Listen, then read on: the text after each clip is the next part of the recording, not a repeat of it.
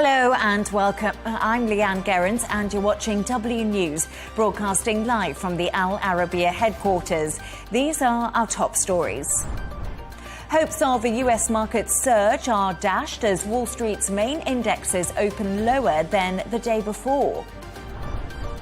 US and Russian officials meet in Turkey for diplomatic talks, but the US says Ukraine is off the agenda. Meanwhile, defence ministers from 30 countries gather at the Coalition of the Willing summit as the UK pledges more military support for Ukraine.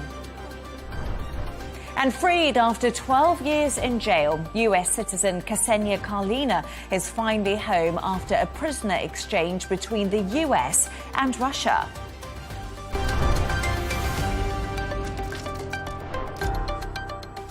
To our top story, and Wall Street's main stock indexes are down today, bucking the trend across European and Asian markets who've had better days in the market. The Dow Jones dropped 1.6% upon opening, whilst the S&P 500 lost 2.3%. The tech-heavy Nasdaq 100 was down nearly 3%. It comes as US inflation fell more than expected in March, easing to 2.4%. Earlier today, President Trump posted his delight at the inflation news. We can now join Hunter S. Gayler, Republican strategist and president and co-founder of Spencer Pruitt. A pleasure to have you on. Thank you so much. So, Donald Trump's tariffs, are they the work of a mastermind or of a maverick? Well, I wouldn't say it's a maverick or a mastermind. I think what we're seeing is an America First policy. I think it's the Trump trade reset. I don't think we're witnessing a retreat. I think we're witnessing a recalibration. And I think by President Trump pausing tariffs globally is not a sign of weakness, but it's a very strategic move to isolate, in this particular case, Beijing, and stabilize our global partners. So, Hunter, as I said earlier, the US markets are down while indexes across Asia and Europe rallied. Are investors spooked over the mixed messages and the uncertainty coming out of the White House?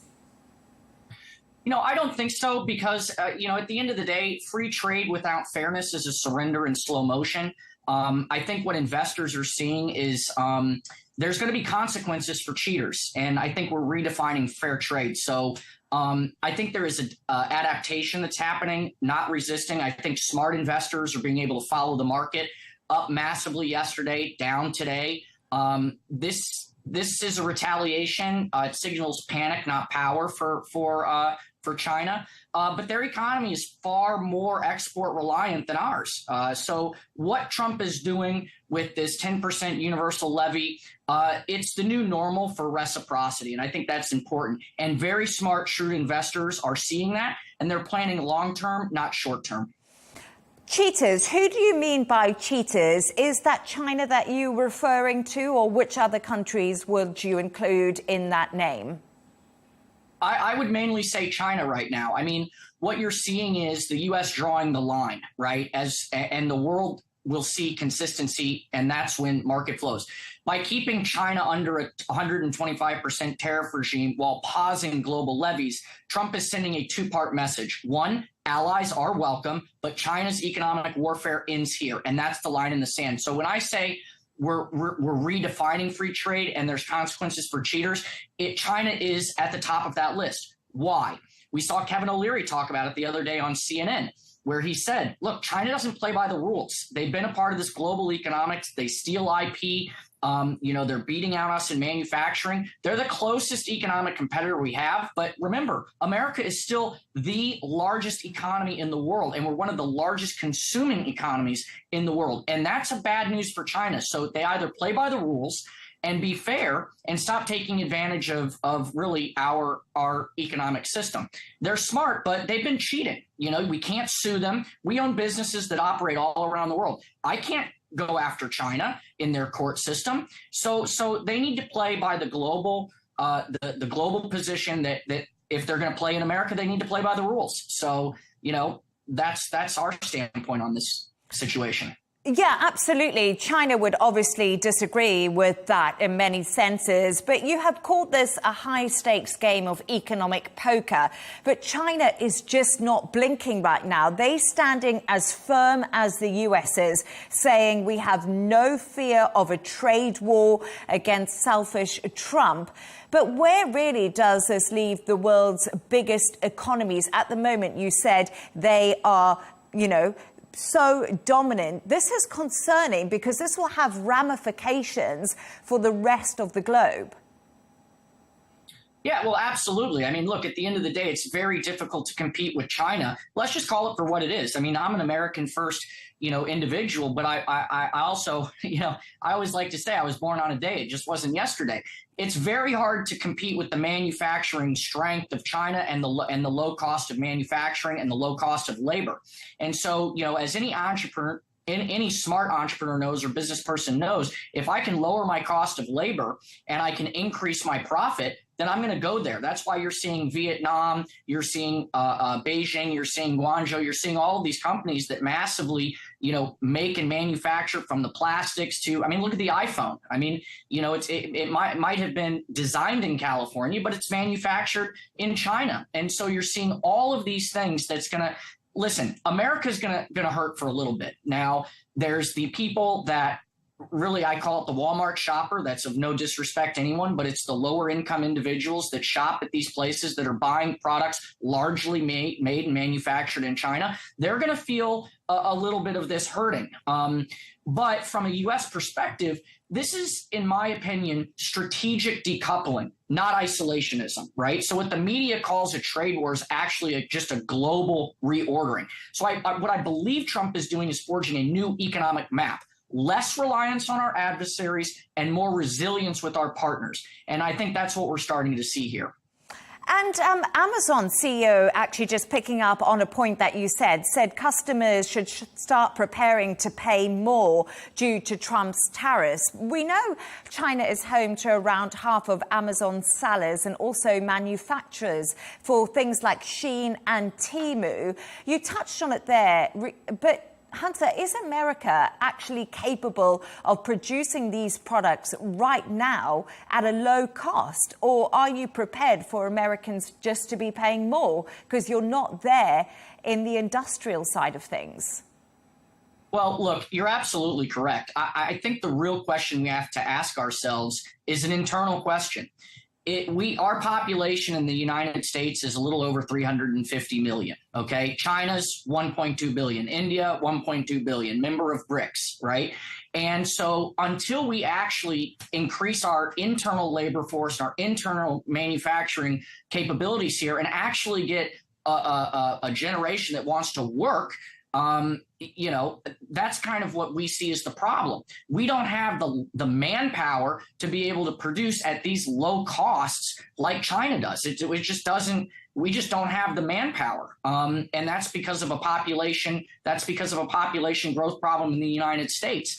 Being that we're a $35 trillion plus market in the United States with consumption and more. Quite frankly, China is getting close. But I think in the economic reality, everyday consumer items, yes, people need to be prepared to pay more. But when you look at core industries, okay, not just economics, but their national security pillars, keeping a 25% tariff ensures that domestic resilience in sectors critical to sovereignty, steel, aluminum, auto tariffs, they're going to be here to stay, and that's for a reason. Hunter S. Gaylor, Republican strategist and president and co-founder of Spencer Pruitt.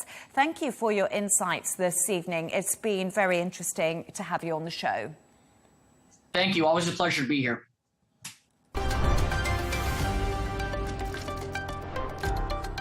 Now, delegation teams from the US and Russia have arrived in Istanbul today to discuss diplomatic ties between the West and Moscow. The meetings take place at the Russian consulate in Turkey's capital. They come amidst Russia's invasion of Ukraine, which has prompted the freezing of diplomatic property.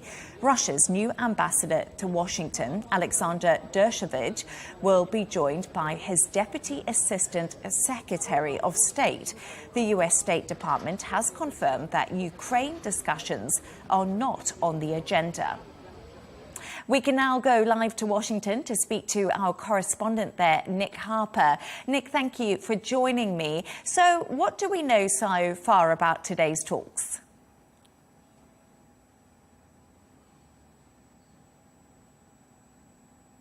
Well, Leigh Ann, there seems to be some positive noises coming out of these talks. US officials were reportedly inside the Russian consulate in central Istanbul for about 6 hours in total.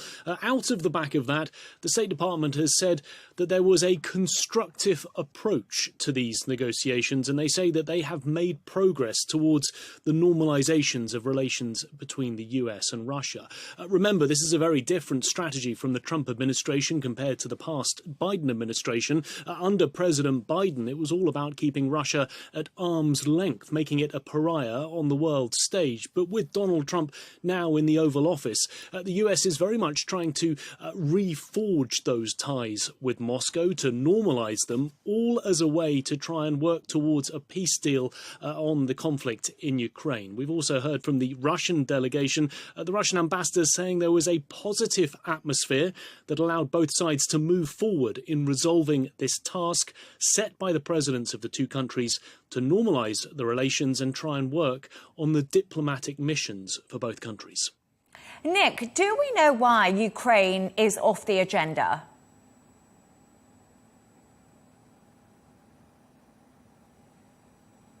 The State Department said earlier this week on Tuesday that Ukraine would not be part of discussions. And I think really this is all about trying to move ahead between working out relations between the US and Russia. That was something that they tried to do in February's meeting. There was a fear at that time that Ukraine was being excluded from any discussions about trying to resolve a peace agreement in Ukraine. Various European allies were also concerned that they didn't have a seat at the table, as was the case back in February. The US is saying, look, this meeting is all about just trying to work things out with Moscow before we then move on to the stage of working out a peace deal in Ukraine itself. So, Nick, this isn't the first time the US and Russia have actually met. As you said, the last meeting was in February, focused on conditions for each other's countries' diplomats after the expulsion of each other's representatives. Do you think this will be something that will also be discussed?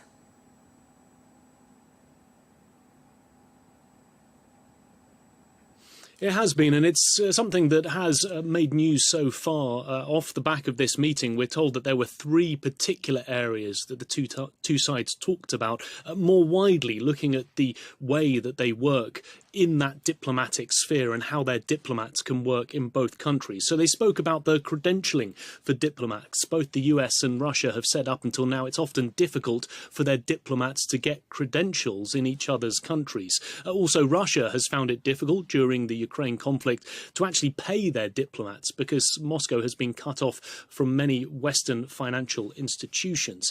And a big sticking point for the United States, they are concerned about an existing Russian policy that's still in place, prohibiting the employment of local staff. The US says that makes it very difficult for them to staff up their diplomatic mission in Moscow. And both sides also saying that they have had reports from their diplomats in each other's countries of various levels of coercion and various levels of intimidation. So they're trying to sort out those diplomatic things as part of this idea of normalizing relations. Nick Harper in Washington, thank you so much for joining me.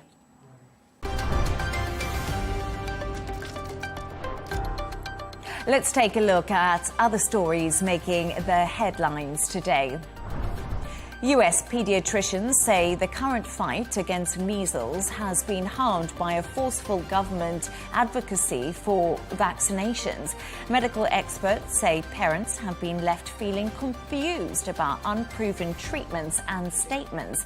Since January, the US has had more than 600 known cases, and 2 children have died in Texas. Hezbollah have said they are ready to enter talks with the Lebanese government. The Iran-aligned group wished to discuss national defense strategies as well as the removal of Israeli troops from Lebanon's territory. Lebanon's President Joseph Aoun will reportedly start talks with Hezbollah regarding its weapons supply. Now, Andrew Tate has been accused of pointing a gun in a woman's face and threatening her, according to court documents. The woman is one of 4 suing the influencer. Another alleges Tate threatened to kill her. Tate denies the claims, calling them a pack of lies and gross fabrications. And King Charles and Queen Camilla have left Italy after earlier meeting with Pope Francis at the Vatican as part of their trip to Rome.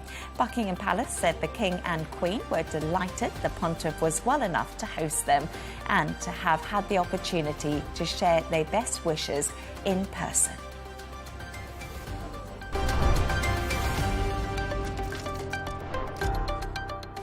Now, Saudi Arabia's Foreign Minister, Prince Faisal bin Farhan, has met with US Secretary of State Marco Rubio in Washington. Their meeting comes ahead of President Trump's official visit to Riyadh next month. The discussions between Prince Faisal and Rubio included Saudi's diplomatic efforts in Gaza and the ongoing peace talks between Russia and Ukraine. The US thanked Saudi Arabia for its cooperation and reiterated the importance of US-Saudi relations. I'm now joined by Al Arabiya's geopolitical security analyst, Riyad Kawaji. Riyad, always great to have you on the show. Thank you so much for joining me. So, Saudi Arabia's foreign minister has met Marco Rubio in Washington. As unrest does continue across the Middle East, what topics have dominated these talks? Most likely, topics dominating these talks would be the big armada now gathering along the shores of the Gulf and the Red Sea. First of all, dealing with this Houthi threat. As we know, as we remember, Houthis were a source of threat to Saudi Arabia. Now there is a fragile ceasefire in the country. However, we have this push by the US today to get the Houthis to reopen the strait. At the same time, we have the threat of possible action against Iran. That's also a big cause of concern to the whole region.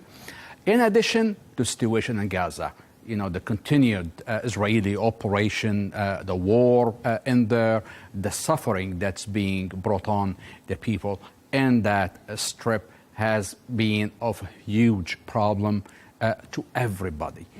So I think on security side, these would be like the top issues. However, Saudi Arabia and the US have a lot of things from investments, partnerships, projects. There's a lot of things on the table between the two, especially with President Trump is scheduled to make his first visit during his new term now in office. Riyad, actually, the US and Iran are due to hold the first talks in years, and that's coming on Saturday, to try to reach a new deal over Iran's nuclear program. You just mentioned the Houthis there to me. How vital are these discussions right now for the region? It's vital for everything in the region. Iran has got its hands in every single problem in the region, whether it is in Yemen or Syria or Iraq or Lebanon. Iran is everywhere. So for a long time, the Arab Gulf countries have been telling or pushing the international community, the US, the Europeans, to include Iran's actions in the region in addition to Iran's nuclear program on the table for the discussions to bring an end for Iran's behavior in the region. These talks, and everybody is looking forward, that these talks will not just be about the nuclear program, but will also take in consideration Iran's proxies. Because if that issue is resolved, then we're going to see a big change situation in Yemen, in Lebanon, in Iraq. There's a lot of change with more stability in the region. That's why everybody is putting a lot of hope of that these talks reaching somewhere, because the failure of these talks would definitely increase tremendously the possibility of a military showdown between the U.S. and Israel on the one side and Iran on the other, and this is bad news for the whole region. Yes, absolutely. How likely do you think a military showdown is, though? Well, this depends on the Iranian perception of the situation, whether Iran still believes that they can play their old games, try to talk only about some modifications, some measures on the nuclear program, but keep everything else, which is now the U.S. is saying, no, there are three things that should be added. There should be the ballistic missile program, has to be some limitations on it. There has to be also an end to Iran's proxies, so change of behavior. And here we're talking about the nuclear program, where some are pushing for dismantling the whole program, and some are saying just ending the enrichment portion of it. Iran is looking just to focus on one issue, which is to put some limitations on their enrichment. And here we could have a problem. If the Iranians insist on not giving up or discussing the whole package, we could see a serious problem. And we could see a quick escalation towards a military action, as everybody has expected and warned off, from the Europeans to the Russians. Everybody is saying that the chances of a war this time around is much better than ever been before. Let's just shift gear back to something that Donald Trump said earlier this week. He basically said he's always said he'd like the war in Gaza to stop, and he said this could happen relatively soon, Riyadh. But would you agree with the president's view? Because it doesn't seem to be moving that way at the moment. I think President Trump, according to the Israeli media, gave Netanyahu a piece of his mind in this last Oval Office meeting, that President Trump was clear, was very forceful in stressing the need to bring this war to an end within a few weeks and to have all the hostages released. That's why many believe that the press conference was canceled, because Netanyahu did not want to hear this or to make this go out public, because it's going to cause Netanyahu a problem at home with his right-wing ministers. Because if it came out that he will have to end the war within, and he has like 3 or 4 weeks to do this, this is going to might end up disbanding his coalition back home. Some of the right-wing ministers have threatened that if Netanyahu ends the war in Gaza, they're going to quit the government, and this will lead to the government losing majority in the Knesset. And this is what apparently the Israeli media is now talking about or expecting, that we're going to see a shift and a change in the strategy inside Gaza. And if we just go back to Trump, he's actually planning to visit Saudi Arabia, they say as early as May, and that's to sign an investment agreement. What more do you know about his visit to the region? Saudi Arabia is going to be one of the biggest partners, business partners, economic partners to the United States during the Trump administration. This has been announced already, talking about investments in the range of $1 trillion and above. For Trump, this is music. The U.S., especially in the current circumstances, badly need this sort of a relationship with a major international player like Saudi Arabia. So I think President Trump has a lot high expectations from this visit, and Saudi Arabia is also has high expectations of its relationship with the U.S., of bringing about more stability, more business, more technology to the kingdom. Riyad Kawaji, Al Arabiya's geopolitical security analyst. Always fascinating speaking to you. Thank you for joining me. Thank you. Thank you.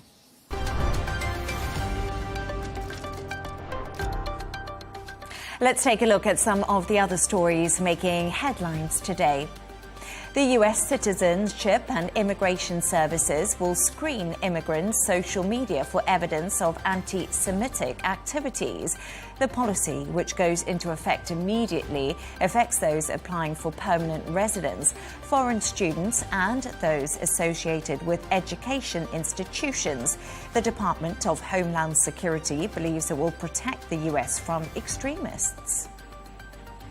Turkish police have detained 2 opposition journalists in Istanbul as part of an investigation into alleged threats and blackmail. Timur Soykan and Murat Ariel are both known for their investigative reporting and have been critical towards government policies and institutions. The amount of electricity needed to power the world's data centres could double in the next 5 years. That's according to an international energy report. It's believed the increase is down to the development and use of AI. And a source close to the Universal theme park set to open in the UK in 2031 has revealed the brands which could appear at the park. James Bond, Paddington and Lord of the Rings are just a few of the well-known franchise being discussed. Rides and attractions related to Harry Potter are not expected to be included.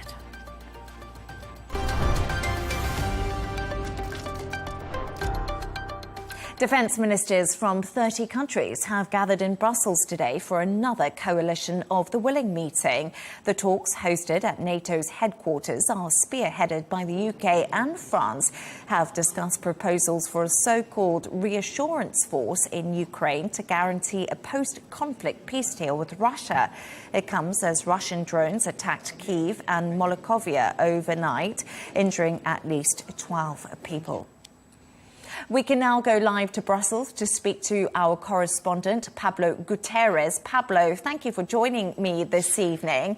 The UK Defence Secretary, John Healey, will announce more military support for Ukraine. What's his message been to other allies which are attending the summit?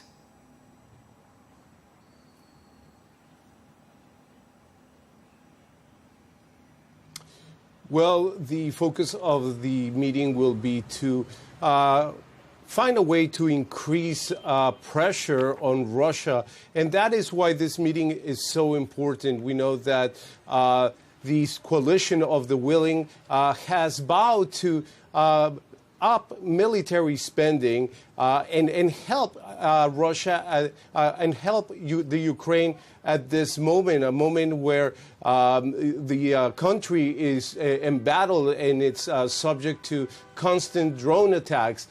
So this meeting, which is by the 32 member states of NATO, plus other nations that have signed up, will be crucial to determine how to proceed in the future and set up what you mentioned at the beginning, some sort of a peacekeeping force once the conflict is over. The Coalition of the Willing does not include the US. How do you think this announcement is going to go down in America as they continue to push for a quick ceasefire deal?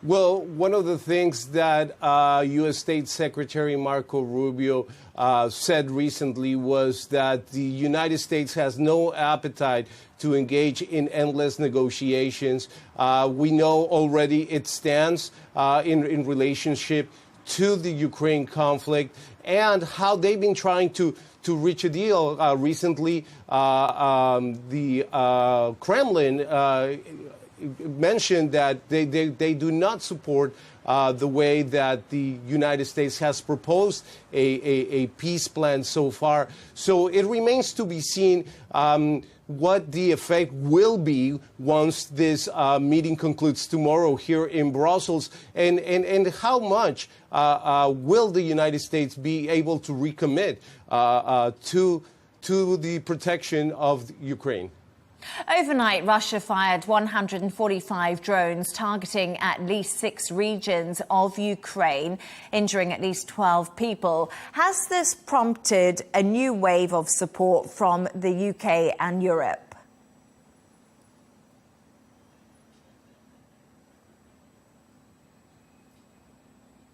And the support for this coalition of the willing is primarily coming from the UK and from France. They are the tips of the spear, per se, to gather as much possible support so that Ukraine has the military means to continue defending itself. We know that for now, the support has been there, but since the United States decided to limit and to pressure both parties to reach a peace deal, Europe is now stepping into the forefront and trying to become a more significant player than it already is in the defense of Ukraine.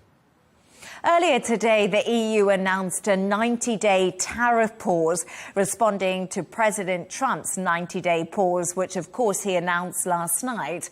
Are European leaders hoping to strike a better deal with the US?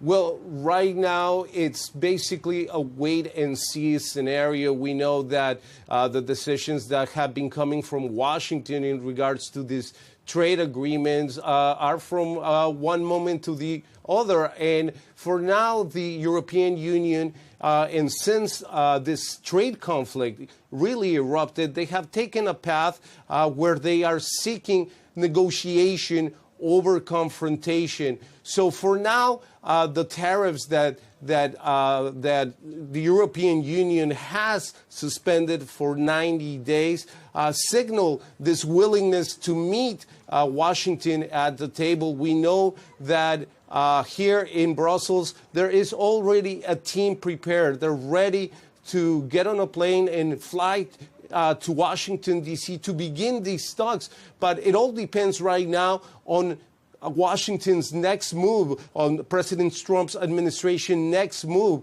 And but the Commission President said that this is a good sign, it's a good step forward, but she's also cautious, mentioning that if these talks are not to their satisfaction, then these tariffs that were signed on yesterday, they were voted on yesterday, a 26-1 vote, then they will come into effect. And they are scheduled to be placed in three different times. They were supposed to start on April 15, then in May, and after that on December of this year, at the end of the year. Pablo Gutierrez in Brussels, thank you so much for joining us.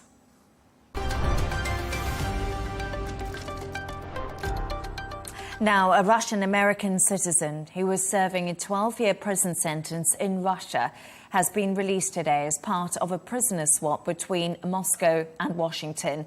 Ksenia Karlina was found guilty of treason in a Russian court, accused of donating money to a US-based charity that provided humanitarian aid to Ukraine.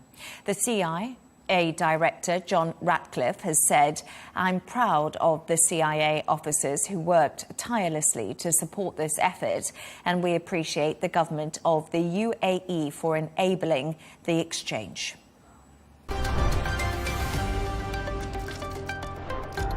Let's take a look at the top business news now. Chinese companies selling products on Amazon are preparing to hike prices for the US or quit the market due to unprecedented tariff hikes. That's according to the head of China's largest e-commerce association, following Donald Trump's increasing tariffs on Chinese exports to 125%. China is home to around half of Amazon's sellers and also manufactures for Shein and Temu. Now, Alphabet's Google unit is partnering with the largest electrical grid operator in North America to roll out artificial intelligence technologies aimed at getting new power supplies connected even faster. The collaboration with PJM Interconnection is the first time AI would be used to manage an interconnection queue. Electricity demand has been rising as big tech builds more data centers to both train and deploy AI. Turning to the sports news now. Barcelona has thumped visitors Borussia Dortmund 4-0 in their Champions League quarter-final first leg on Wednesday. That's after Robert Lewandowski scored twice against his old club to earn his team a sizable lead ahead of next week's return visit to Germany. The Masters is underway on day one in Augusta, with defending champion Scotty Scheffler teeing off against Rory McIlroy, who needs a win to complete the career Grand Slam among the late starters. If Rory McIlroy is going to finally land a Masters green jacket this week, he might need some putting advice from his 4-year-old daughter. Take a look as Poppy stole the show on the par 3 contest at Augusta National.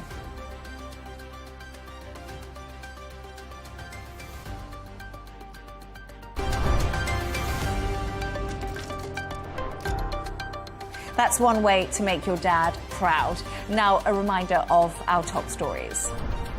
Hopes of a US stock market surge are dashed as Wall Street's main indexes open lower than the day before. US and Russian officials meet in Turkey for diplomatic talks, but the US says Ukraine is off the agenda. Meanwhile, defence ministers from 30 countries gather at the Coalition of Willing Summit as the UK pledges more military support for Ukraine. And freed after 12 years in jail, US citizen Ksenia Karlina is finally home after a prisoner exchange between the US and Russia. And that's all from us on W News. Don't forget to subscribe to our YouTube channel and also follow us on X. Counterpoints with Melinda Nucifora is coming up next, followed by Hadley Gamble's interview with the GOP strategist and former RNC Communications Director Douglas Hayey. Plus, we'll be back in a couple of hours with W News Extra. Goodbye.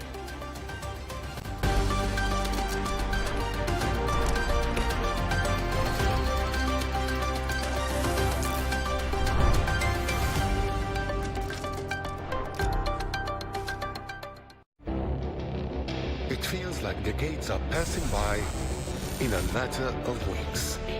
Seismic shifts in the world order. Never, ever will be part of America. With so much happening and so much noise. Whether it's political upheaval, Canada has been ripping us off for years. Economic shifts or social movements. And no one wins from tariffs. I think America can be more friendly to the rest of the world.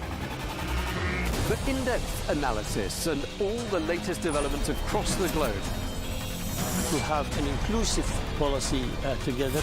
The meetings with Hamas gave me some hope. We're in another nuclear arms race. The most important development straight to your screen. Welcome to the dressing room. I'm on my own. I need backup. And an insightful look at the issues shaping our world today.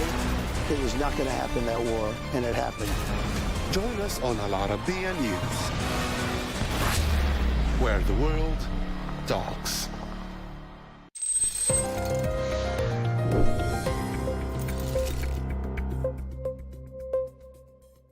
Did you know that it's not about what you're eating, but what's been done to your food that's actually harmful? Chances are you eat ultra-processed foods every day, from breakfast cereals to chips and chocolate bars. They're everywhere. But are they actually harming our health? And should the government step in to regulate them? Here's what we know.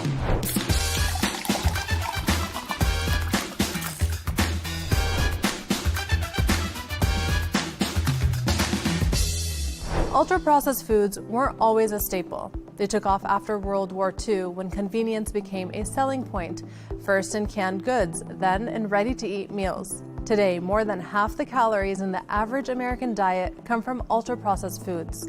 Some experts call them addictive. Others say they're essential for modern convenience.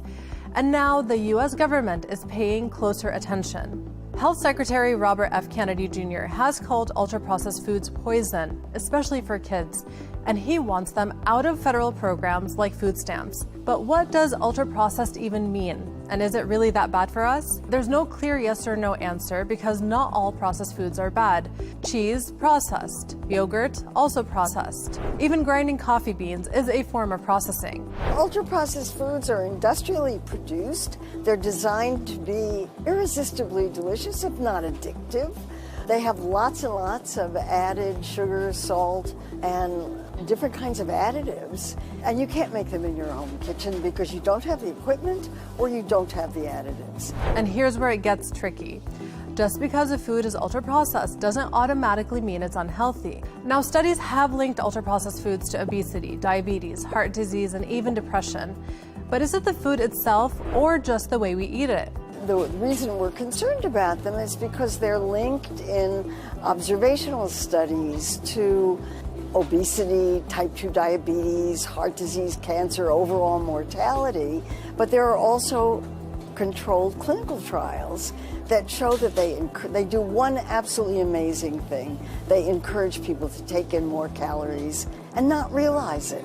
So they make people eat more. That's their whole purpose. In a 2019 study, participants ate either a diet of ultra-processed foods or one made from whole foods. The groups had the same calorie and nutrient content, but the ultra-processed group ate 500 more calories per day and gained weight. The whole food group lost weight. One of the things that we're interested in doing is trying to figure out, is this causal? Is this do these ultra-processed foods cause overeating and weight gain and obesity and then downstream consequences like type 2 diabetes and cardiovascular disease? Some countries already regulate these foods. Mexico, for example, and Chile have slapped warning labels on sugary drinks and snacks. Brazil even warns against eating ultra-processed foods at all. The thing is, these foods aren't just tasty and convenient. They're engineered to keep you coming back. From colorful packaging to targeted ads for kids, ultra-processed foods are often more about psychology than nutrition. So what should you do? Experts suggest keeping it simple. Check labels, limit added sugars, and eat more whole foods when you can. The dietary advice may seem as if it changes all the time, but actually it stays the same forever. The best advice is to eat foods that are as minimally processed as possible, real foods rather than things that come in boxes and packages. Make sure you eat plenty of fruits and vegetables and foods from plants, and don't overeat, and that takes care of it. Oh, and eat what you like. Food is one of life's greatest pleasures. And keep in mind, there's no single rule for what to eat. But if there's one takeaway, it's this. Real food, the kind you recognize, cook, and share, still matters. And in a world full of options, simplicity might just be the smartest choice.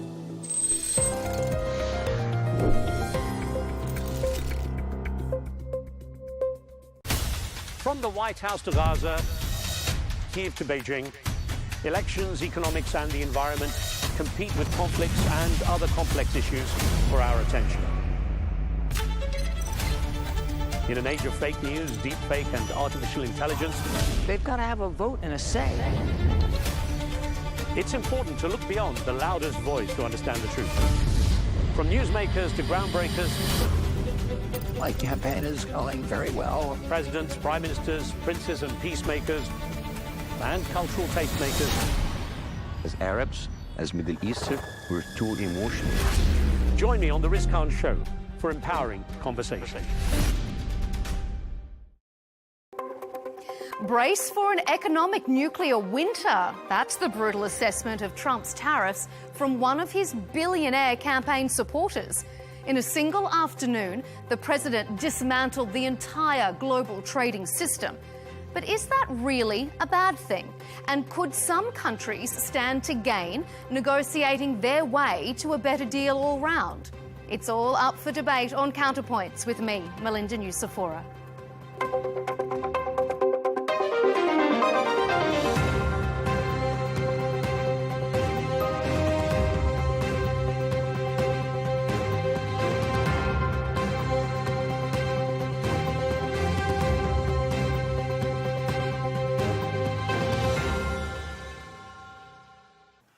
More than $5 trillion has been wiped off the stock market since President Trump took a sledgehammer to the global trading order. JP Morgan estimates there's now a 60% chance of a global recession, up from 40%, and Wall Street chalked up its third worst three-day run ever. President Donald Trump insists you got to take your medicine to fix something, no matter how bad world leaders think it tastes.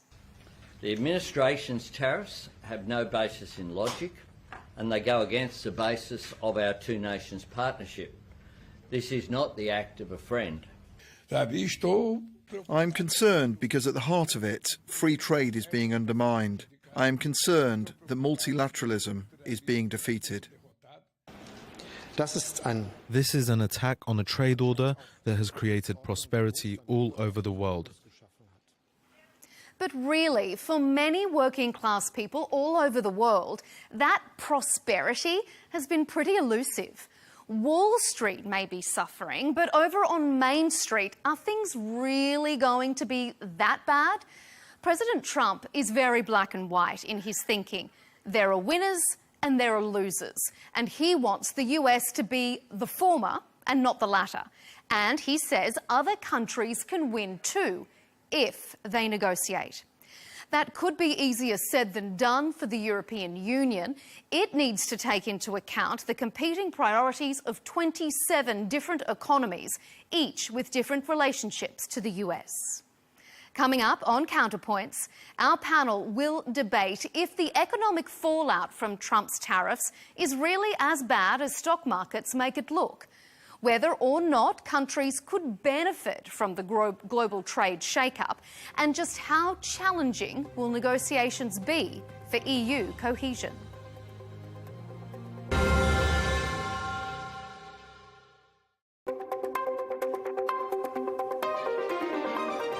Welcome to Counterpoints on Arabiya English to discuss the escalating global trade war. I'm joined by Carla Sands, Vice Chair of the Centre for Energy and Environment at the America First Policy Institute and a former US ambassador to Denmark during Donald Trump's first administration. Bruno Macias is a former Portuguese Secretary of State for European Affairs, a geopolitical consultant and author of the recently released World Builders, Technology and the New Geopolitics. And rounding out our panel, Mark Chandler, Managing Partner at Bannockburn Global Forex and editor of the Mark to Market website. Thank you all for joining us here on Counterpoints. Let's start with markets then. There are a lot of regular, everyday people out there who don't follow the stock market and who probably wouldn't really understand or immediately feel the implications of this market movement. So, Carla, let's start with you. If an average working-class American is sitting there seeing billionaires crying over falling share prices, surely that just reinforces their disillusionment with the whole system. Why should they concern themselves with market slides? Well, I think they might actually feel a little chuckly right now because Wall Street has been really taken care of very well by both sides of the aisle for decades. The wealth accumulated by the top 1% and top 10% is extraordinary in the United States. But that giant middle class, the 50, 60%, of the Americans that haven't benefited from the stock market rise, they've seen their quality of life actually go down over the decades. But now, because President Trump's been elected, the price of groceries, the price of eggs are all dropping. The price of gas at the pump is dropping. So his activities of his team are actually benefiting the working people. And those are the people that President Trump ran on to help. Mark, what do you think about that? Are the price of eggs dropping? Are fuel prices going down? Oh, yeah. I mean, we've seen like oil prices have collapsed. But I don't think this is because of President Trump. I think this is because of OPEC boosting their output. And the policies that are being pursued, this trade war, is going to affect growth, which is demand for oil. But I think that to your larger point about why the average person should care about stocks, is I think that they probably shouldn't directly. But it's really the indirect signal. Because if the stock market goes down, many people see that, especially how sharp and how quickly. Many people think there could be a signal for the broader economy. Because these are corporations. These are the value of corporations. And what they're saying is, I think, is that the lack of transparency and the trade war is going to hurt growth. It's going to hurt earnings. And we're about to begin our earnings season. So I think most people I know don't have a lot of money in the stock market. And they should be concerned because of what it means for their employment, what it means for their wages. And I think that this is not a healthy sign for the economy. Maybe a booming stock market isn't so good, but a collapsing stock market is probably worse. Bruno, what's your interpretation of just how bad this is? Or maybe you don't believe it's that bad at all? I think it's bad. I think I can stake my reputation at this point that there will be a recession in the United States. I think that was already likely before Liberation Day, but it's now inevitable and certain that it will happen. So people should be worried. They'll pay that with their incomes, with employment numbers. I think we'll start to see that. You have to remember these are the largest tariffs in 100 years or more than 100 years. I think after the latest round with China, the U.S. probably has an average tariff above 30%. And this will have an economic cost also for small businesses. If you spend time on social media, you see small businesses complaining nonstop about how, where are they going to get their inputs, their parts, which in many cases were imported from China. Carla, what do you think? Is a recession in America now inevitable? Well, they've been talking about recession both under Joe Biden's presidency and now Donald Trump's presidency. The fact is the American economy is extremely resilient. I don't know that we're going to have a recession. Nobody knows. We're speculating. But the fact is that this is a momentary blip in the stock market. It was overdue for a correction. We have seen a stratospheric rise in stock prices, and everyone knew that it was frothy out there. Everybody knew. And as a matter of fact, what President Trump is doing is purposeful. He broadcasted and openly, he didn't hide what he was going to do. He said that he was going to reset trade. He said he was the king of tariffs, that he loves tariffs, the word tariff the most. Everybody knew what was coming. And many countries had already been messaging, look, we want to invest in the U.S., we want to build a plant there.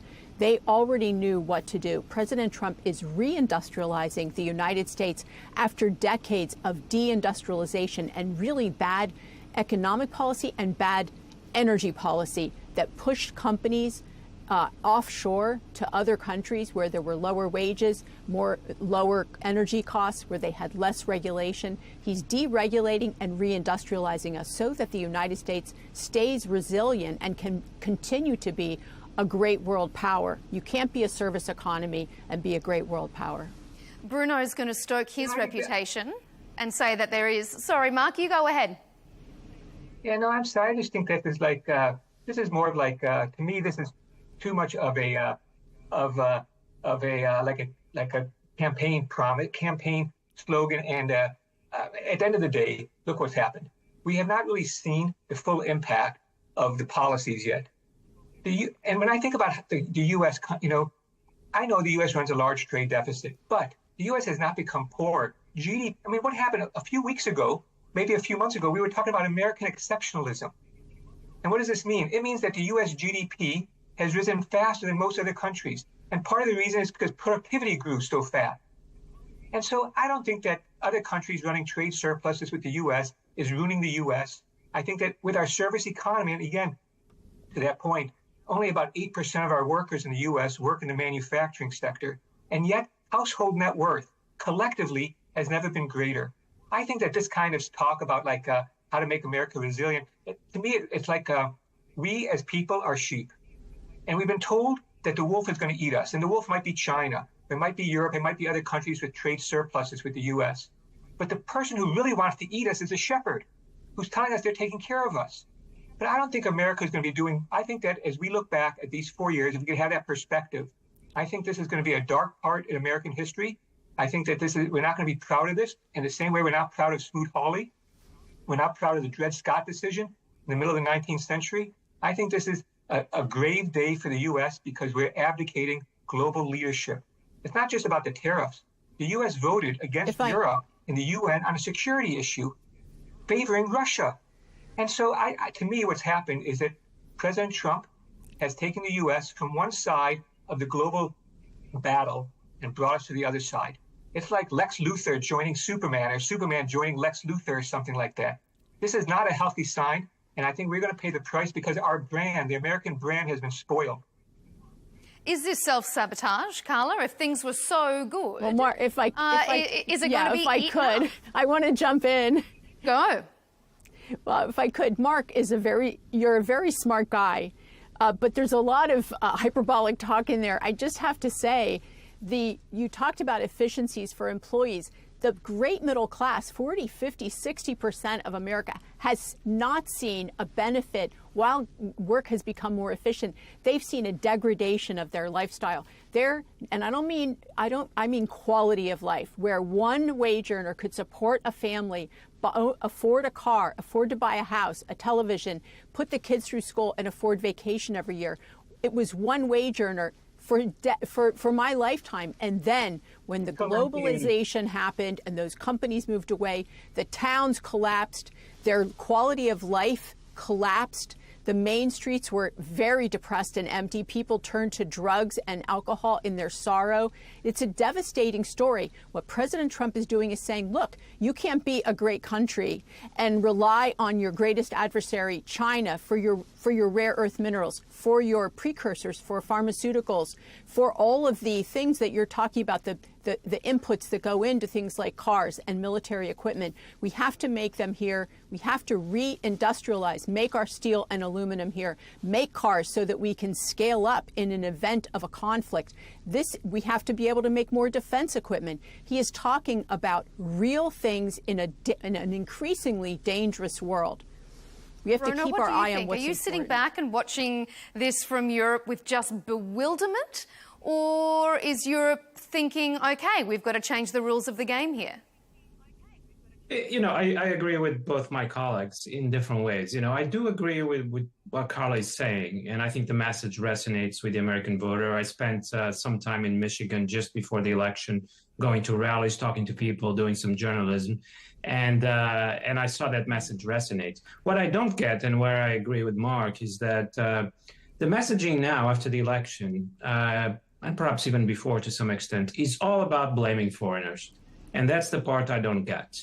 If you travel to the United States, as I have for now 40 years, you see, for example, how infrastructure has degraded. To arrive at Newark Airport and to travel to Manhattan now, you are just shocked at the state of American infrastructure. And if you go to a Chinese city, you see the difference. And I could go through a number of variables where there's been a serious decline. And so to just think that it's because foreigners are scamming us that the U.S. is no longer a manufacturing power, no, it's not because of that. But the messaging over the last week is entirely about that, to the point where it becomes actually ridiculous that the people in Lesotho are scamming the United States and enriching themselves at American expense. No one can take this seriously. So, maybe Carla has the ears of the president and can tell him that this is not working even with his own voters. Carla? Well, to your point about, regarding our infrastructure, it's true. The American infrastructure is deteriorating. Our roads, our bridges, our airports, it's embarrassing. I go through places like Abu Dhabi or even India, and the airports are gorgeous. America infrastructure needs to be refurbished. We need a rejuvenation. And President Trump, being a builder president, He's just the guy to do it. All the money that we were shoveling to bad projects around the world, if you look at USAID and the corruption and how we were trying to export ideologies that most countries do not want, they don't welcome it, and we were forcing it for trade and aid, that ended on President Trump's watch. Now that money will be reinvested here in the United States on real projects. When Joe Biden talked about infrastructure, that was all BS. That was cronyism. We're going to rebuild the United States with President Trump's help. Okay, I am going to move us on to negotiations here. Sorry to interrupt you, Mark, because we have some interesting breaking news saying that just recently the president has posted on social media saying, I have authorized a 90-day pause on tariffs effective immediately, except for China. He's issued a pause and substantially lowered reciprocal tariffs during that period of 10%. So, Mark, can we assume from that maybe it didn't go the way the president thought it was and he's backtracking? Yeah, I think it's not only that backtracking, but these on-again, off-again, which he did to Mexico and Canada too. If you were a foreign company, a multinational company, what would you do in face of this great uncertainty and this back and forth? One, it tells me there's not a great strategy. Secondly, if I was a large multinational, I would say, to hell with it. I will pay the tariff for the next couple of years, because when the next person gets elected, by the time it takes me to build a factory in the United States and have it operational, not just break ground, but have it actually producing goods or fabricating materials, it's going to be 3 or 4 years in a minimum, probably closer to 5 or 6 years. And so by that time, I'd be betting that the tariffs come down, because this is a case of us shooting ourselves in the foot.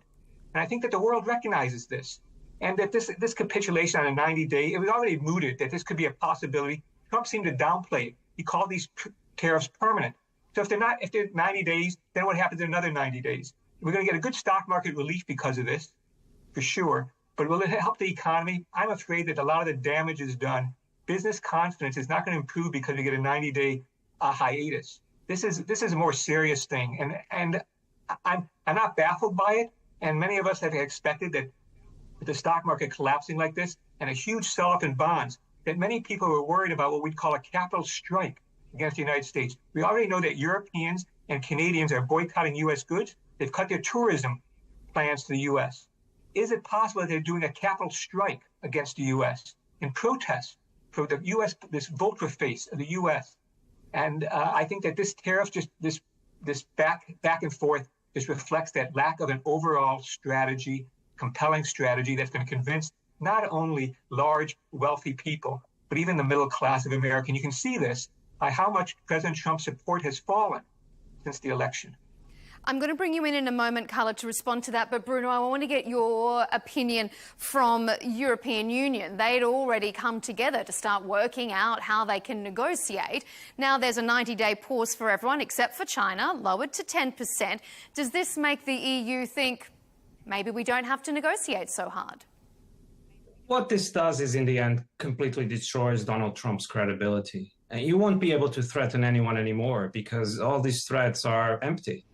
After he gets into a little bit of trouble, a little bit of heat, he immediately backtracks. That's already happened in the past with Canada and Mexico and with many other issues. And I think now everyone knows that. You could even say, I hope I'm not exaggerating, we'll see the next few days, you could even say Donald Trump desired presidency came to an end today. If this is true, I'm seeing it on the cover of newspapers. His presidency was supposed to be an exercise of American power against the world. It's not going to happen because the rest of the world understands that American power is actually quite vapid and that Donald Trump is so vulnerable to public opinion. He's so vulnerable to small moves in the market. He's so vulnerable to the panic that threatens to install itself that he will immediately fold. He folded. China didn't fold. This is what the rest of the world is going to be concluding, including the European Union. Carla, what's your response to that? Well, I understand why he would want to make a pause so that other countries, they've got already 70 countries that have reached out and said, we want to renegotiate our tariff deal. And I'm sure that Scott Bessent, the Treasury Secretary, and his team and Commerce, USTR, I'm sure they're overwhelmed with responding because remember, these are bilateral trades. Multilateralism is over. These are bilateral deals, and it's different on all the different kinds of inputs. And so I think that they need this time to negotiate, and I'm sure you'll hear good news coming out about new trade deals, because let's not forget, the U.S. had the lowest tariffs among the world, and almost all of our trading partners had much higher tariffs on our goods. It was an inequitable situation. They weren't treating us the way they wanted to be treated, our trading partners. President Trump is going to renegotiate and have more reciprocal trade, and the fact is that the worst actor of them all has been China.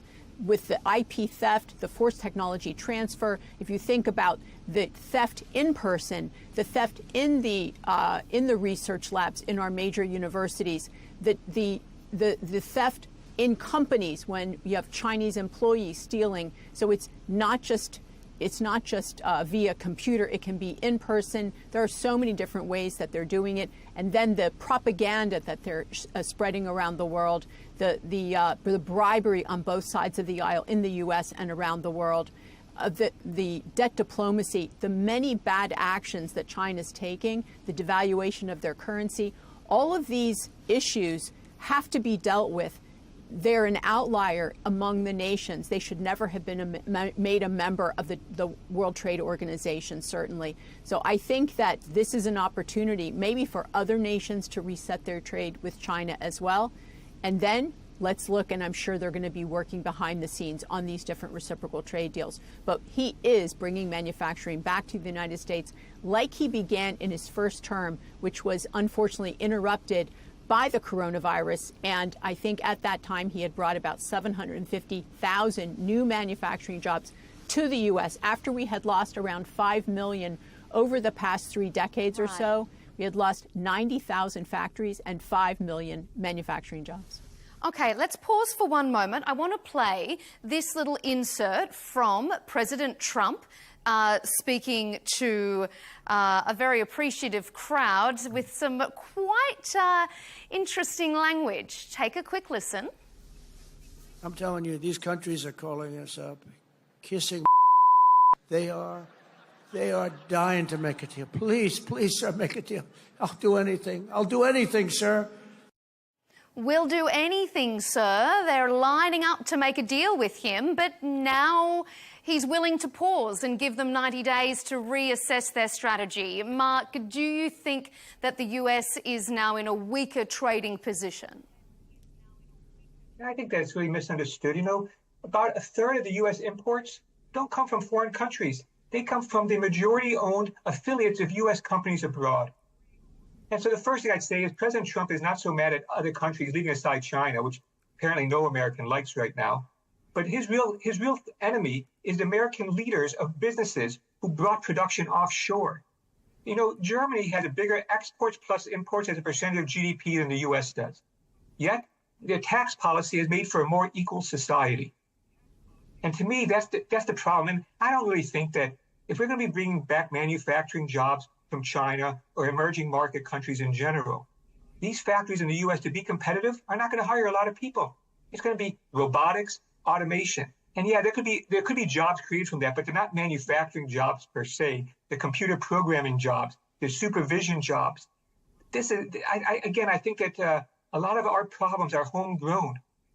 They're not triggered by foreigners. And the point about the tariffs, it really misses the point. A lot of these countries have offered to cut their tariffs with the U.S. The U.S. rejects it because they say there's non-tariff barriers to trade. The GATT, the General Agreement on Trade and Tariffs, and the World Trade Organization has lowered tariff barriers to trade. The real axe that the Trump administration is charging is that the U.S. gives public goods. We provide the dollar, we provide military assistance, defense for a lot of countries, and we want to get paid for those public goods, which sort of contradicts what the public good is in the first place. And again, we provide those public goods not because we really like other countries, but because we've learned, and our parents have learned, our grandparents have learned, that the U.S. cannot have peace and prosperity if Europe's not at peace and prosperity. And if many of our allies in Europe do not have peace and prosperity, we cannot have peace and prosperity. We knew that the U.S. would go after, say, Canada should be the 51st state, or that we should take back the Panama Canal. We should take Greenland, which is Denmark possession, a NATO member. These are the destructive forces that are much bigger than just the tariffs and the trade issues. And I think this is what poisons the relationships. We are going to lose you in just a moment, Mark, because I know you have another pressing engagement that you need to get to. But before I let you go, I just want to ask you one really quick question. President Trump has come out today saying that the US is already raking in $2 billion a day from his Liberation Day tariffs. Is there any facts to substantiate that you have seen? Yeah, I don't know. To me, a lot of these things that he's claiming, I just don't see the data for it. He might have access to data. I'm not aware that we can have that data in 2 weeks' time. They would really know. And I think that what happens is, as we sort of business people have thought that their tariffs are coming, we try to front load them. I'm told that, say, a company like Apple had planes and brought in a lot of inventory of iPhones into the U.S. We see this in the trade numbers as well. People, homeowners, households, they stepped up their auto purchases in front of the tariffs. So I'm not so sure that we really have that data that says what's happened in the last 2 weeks is worth $2 billion. It might be, I have no clue, and I sort of suspect that other people don't either. OK, I'm going to get a response from our other guests, but first of all, Mark Chandler, thank you for joining us on Counterpoints. I know you need to leave us. Mark Chandler, the managing partner at Bannockburn Global Forex and the editor of Mark II, the market website. Thanks for being here on Counterpoints, Mark. Thank you. OK, so over to Bruno and Carla. First of all, let's go back to Donald Trump's statement or comments saying that they've been lining up. They're lining up to do deals with us. Bruno, is the European Union lining up to do deals? I mean, the European Union has been interested in a elimination of tariffs on both sides for, you know, it was in politics back then, 10, 15 years. We would always be very interested in that.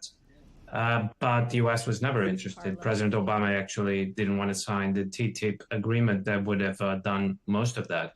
So that's not the issue. The problem is that Trump believes that it's not about tariffs.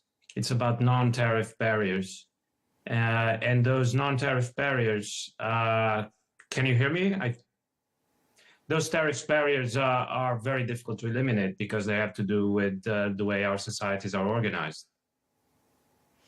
And what about, Bruno, the comments from President Trump saying that there have been $2 billion a day from these tariffs already?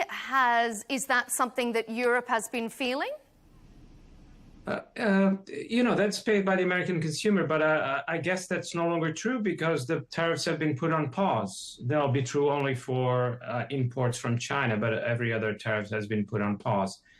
We shouldn't lose track of that. I think that's the takeaway from this wild roller coaster of a week, that in the end, Donald Trump decided that it was too hard and too risky to continue on this strategy, that he had announced it was inflexible. That just yesterday, there was an official denial from the White House that there would be a pause. There was a rumor on the internet, and the White House officially denied that there would ever be a pause. Everyone in the world understands there is a pause because Donald Trump felt too much pressure from the markets and from the economy, and from what he was reading, that there was a tailspin in financial markets and that there will be a meltdown. Now, how is he going to keep any leverage to talk to other countries during these negotiations that start today if everyone knows he's that vulnerable, he's that afraid of what the reaction is? From now on, there'll be a lot of words, but I fear his trade policy has just collapsed. There's a trade war with China, but his broader trade policy has just completely collapsed. The EU was definitely the weaker partner to begin with. It was dependent on the US for trade rather than the other way around. Do you think the EU is going to approach negotiations very differently now? Well, again, I think it will be difficult to take these negotiations seriously. And I imagine the word in Brussels is going to be, you know, we'll talk, we'll hear what's happening. We'll probably try to delay some of these processes. The European Union is going to be relatively happy with a 10% tariff, which I guess from the news that I'm seeing now, is going to be the amount that's going to be applied to the European Union. Maybe we'll keep some of the tariffs that we announced today still will still be applied. And otherwise, there will be some talks. I think people will be convinced that Donald Trump is not going to be able to reinstate these tariffs again. And so maybe this will be the outcome, 10% tariffs that we can live with. And everything else will have to wait for conversations, negotiations that I imagine are not going to be very productive, particularly, as I was saying before, because Donald Trump will bring things to the table that are non-negotiable. European Union is not going to have hormone beef. It's not going to have chlorinated chicken, and it's not going to change our VAT structure because that has to do with fundamental decisions, sovereign decisions about tax policy and social policy.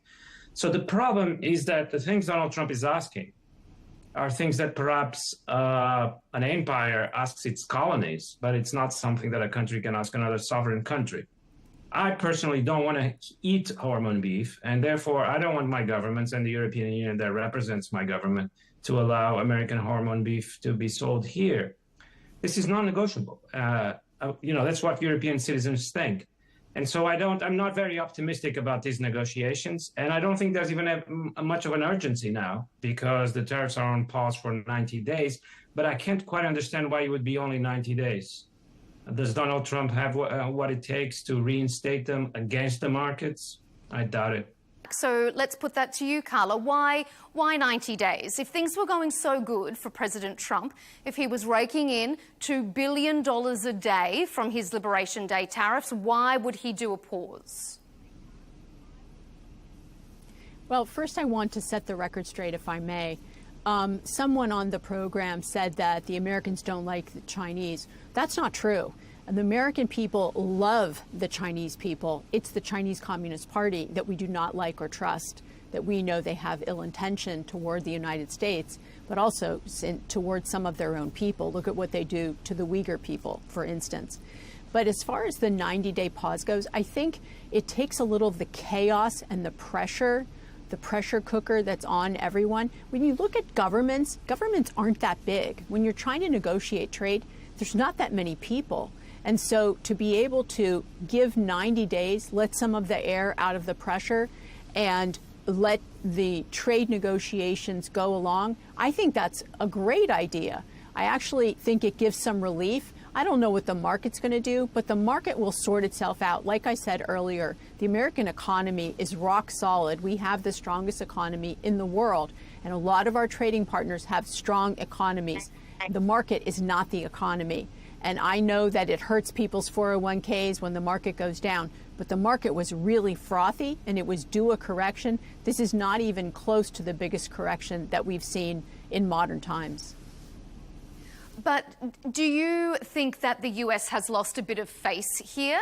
We heard from some of our other panelists that no one will trust or believe Donald Trump anymore. I think it was you, in fact, Bruno, who said that this is the day that his presidency ended. What do you think about that, Carla?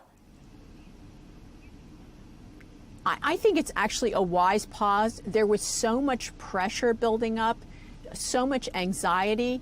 It's kind of like when you need a break in the corner, when you have a boxing match and the two boxers go to their corners. But it just feels like that's what the president wanted. He kept saying he wants to put on pressure. That's what this is about. We're going to put pressure on the world. So now he doesn't want the pressure.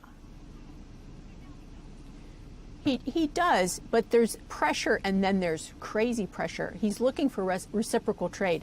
But the fact is, at the end of the day, this is about China and the unbelievable unfair trading practices in every way that China uses against everyone. And so that has to be addressed. I'm glad he left it on China. They've escalated when he said, please don't escalate. They already had unfair advantages. I'm going to be interested to see what gets done with China, reevaluating our trade with China and pulling some of those productions out of China and nearshoring and onshoring them. Like I said earlier, the rare earth minerals, the pharmaceutical precursors, certainly steel and aluminum. So as we have been discussing, Donald Trump has just issued a pause on tariffs to countries that haven't retaliated, except for China. Absolutely, that one's been left out. But perhaps the damage has already been done. The United States has inadvertently opened the way for China to form stronger relations with historic US allies. We've seen EU and China already discussing how they can work together to reduce a global trade war. The EU and China account for just over 30% of global GDP.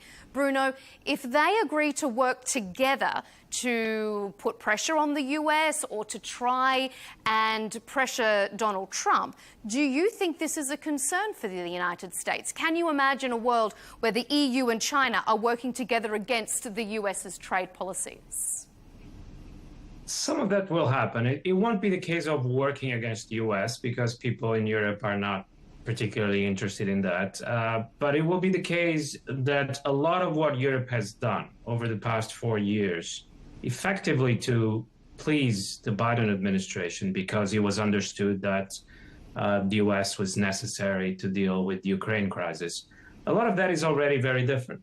There's no appetite in Europe to do what the Trump administration wants us to do.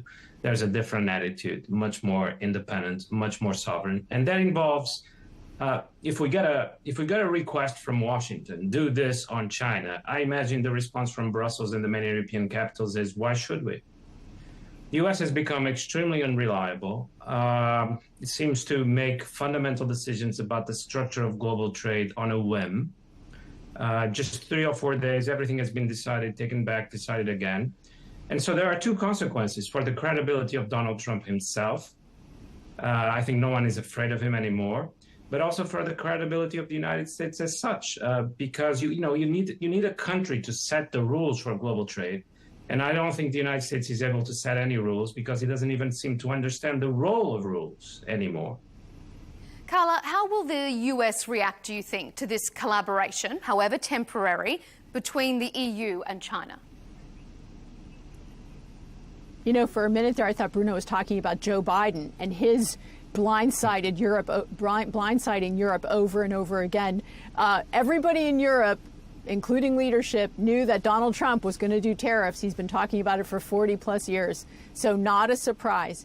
We want great relations with our European allies. That's the tightest global relationship in the world, where most Americans are related to Europeans. We consider that transatlantic bond to be strong and unbreakable. We have so many great ties. I wish that the rhetoric from Europe was not as hot and hateful toward the United States. When I worked in Europe, it was not friendly when I went to the EU and tried to work on trade issues. It was not welcoming, and it didn't seem friendly-like. I wish it was better. I'd love to see better relationships and more trade, more economic prosperity on both sides of the Atlantic, and I'd love to see Europe stronger in their security efforts. I know they're working on it, but also I wish Europe would have a better energy policy so that they had cheap and abundant energy and they weren't having a net zero kind of anti-human deindustrialization agenda. Bruno, what do you think about that? Does the US really want to see tighter relations with their EU allies? I mean, it didn't sound like that's what the Vice President J.D. Vance was saying at the Munich Security Conference. Yeah, what I keep hearing in Europe is that Trump is actually at this point a lesser evil, which is quite surprising compared to what people thought in 2016. And there are a lot of people that are concerned about a J.D. Vance presidency. The difference between Trump and Vance is that Trump is not a Europhobe. In fact, I think Trump likes and admires Europe. Certainly his parents had a great admiration for Europe and he absorbed it. J.D. Vance is a Europhobe. J.D. Vance seems to have some kind of problem with Europe. He seems to go to bed and to wake up with some European obsession. He has built this imaginary Europe in his mind that sort of brings together everything that he hates. And therefore, I mean, this is not without importance because the difference between 2016 and 2025 is that people no longer assume that these changes in America are temporary. as they did in 2016. They now assume that they're more or less permanent, and there's a lot of rethinking going on. It's very difficult to negotiate with the United States when you have someone like J.D. Trump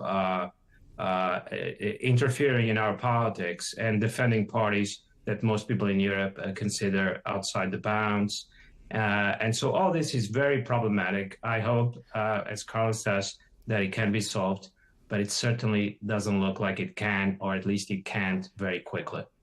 Carla, is the Vice President a Europhobe? Yeah. Bruno, yes, I didn't realize that you were a psychologist as well, or a psychiatrist as well as a minister. As a matter of fact, I don't know that J.D. Vance doesn't love Europe as much as many Americans do. But it's America first, but not America alone. We need all of our allies, and we want strong ties with our allies around the world. That's essential. Oh, and also, when you talk about interfering in politics, please, Europe tried to interfere with our just past election. They were in the U.S. campaigning for Kamala Harris and Tim Walz, which would have been a disaster. You would have lost your great ally, the U.S., to economic ruin and also a very weak, continuing weakening military. And so be glad that you got President Trump and J.D. Vance, and that you'll have a strong United States that will continue to help protect our great ally, Europe, and also continue to be a strong economic partner. You see you smiling there, Bruno. Do you and Europe feel glad that you have Donald Trump and Vice President J.D. Vance, especially when you look at the European stock markets over the last few days? Well, I think Carla would make a great ambassador again to some other European country. I mean, that's the kind of messaging that we need. It's not the messaging we've been getting from the White House. And in particular, it's not the message we've been getting from the president and the vice president. Let's see what happens. I mean, it's going to be received with some relief that the tariffs are down to 10%. And if they can be kept there, then I think the situation is stabilized. I don't think we're going to be the same kind of front against China that we were under Joe Biden. I think that's lost. I think there's a lot of distrust of the White House. But in terms of the bilateral relations and the economic trade relations between the EU and the US, there's actually now an opportunity to stabilize the situation. If nothing else happens, and perhaps some kind of deal, not very ambitious, but some kind of deal can be reached. I would just appeal to the White House that they drop some of these demands that are simply not feasible. Because they have to do with the way Europeans want to organize their own societies. And as democracies, we should be free to do that. And it shouldn't be the United States to dictate what we eat or don't eat and whether we want to eat hormone-modified meat or not. Again, it's just an example. But this is a decision that has been made by the European public. And, you know, I saw Peter Navarro write an op-ed in the Financial Times that was essentially a list of what Europeans should eat. It was like a menu. No, thank you. I want to ask you, Carla, just before we wrap up, US and EU relations have already been strained recently over Ukraine. Then we've got these tariffs dispute, and then some very bitter anti-EU rhetoric aired by senior US officials during that Signalgate debacle. Do you think that this economic dispute could potentially flow over into a diplomatic dispute? And do you think that the damage is done? Can the relationship go back to the way it was in the short term? Things can always change in the long term, but in the short term, can things go back to the way they were? Well, you know, it's been great to be with you and your audience. Thank you for having me. I will just say in closing that things shouldn't go back to the way they were. That would be retrograde. We want to move forward in better cooperation with better trade deals. We want more trade, but we want it to be reciprocal. So that is the goal of the Trump administration. I don't speak for the Trump administration, but I understand the goals of the American administration, and really the American people hope for this as well. And, you know, I can't speak to what happened there with some of the security leadership, It's unfortunate.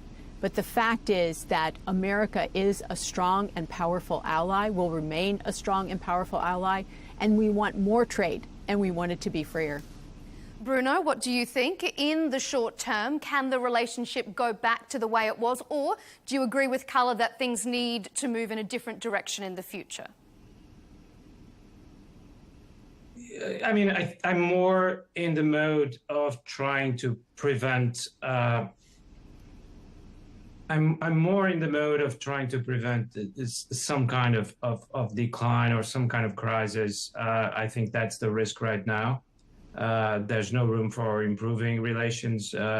We should all be focused in trying to prevent some kind of rapid deterioration, which already for a number of times, it's only been 2 months or so since Donald Trump took office. Already for a number of times, we've seen significant crisis.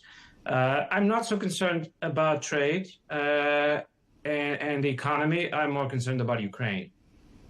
This is really where the future of transatlantic relations is going to be decided, because if the United States abandons Ukraine, that will be regarded in Europe also as abandoning Europe, and I think it will be very difficult to recover from that. In the meantime, after this week, Ukraine has disappeared from the headlines. But I guess we'll go back to that issue soon enough and try to make the ceasefire work. But I think that's where the critical issue lies, really. It is going to be an interesting time ahead, and indeed, Ukraine, we will, I'm sure, perhaps be calling on both of you when we get to another Ukraine show. But as you say, it seems like tariffs are just dominating our headlines.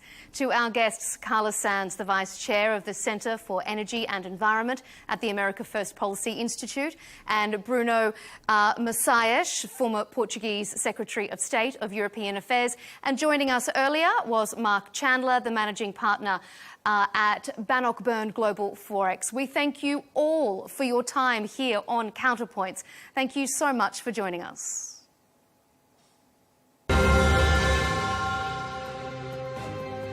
And thank you to you at home for your company this episode. Remember to subscribe to Al Arabiya English's YouTube channel and follow us on X and TikTok. Thanks for watching.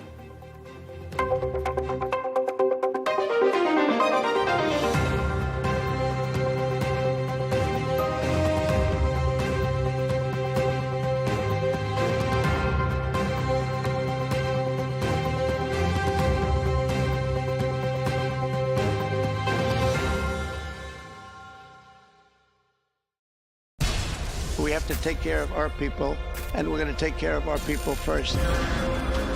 For in-depth analysis and all the latest developments across the globe, make sure you join us every weekday.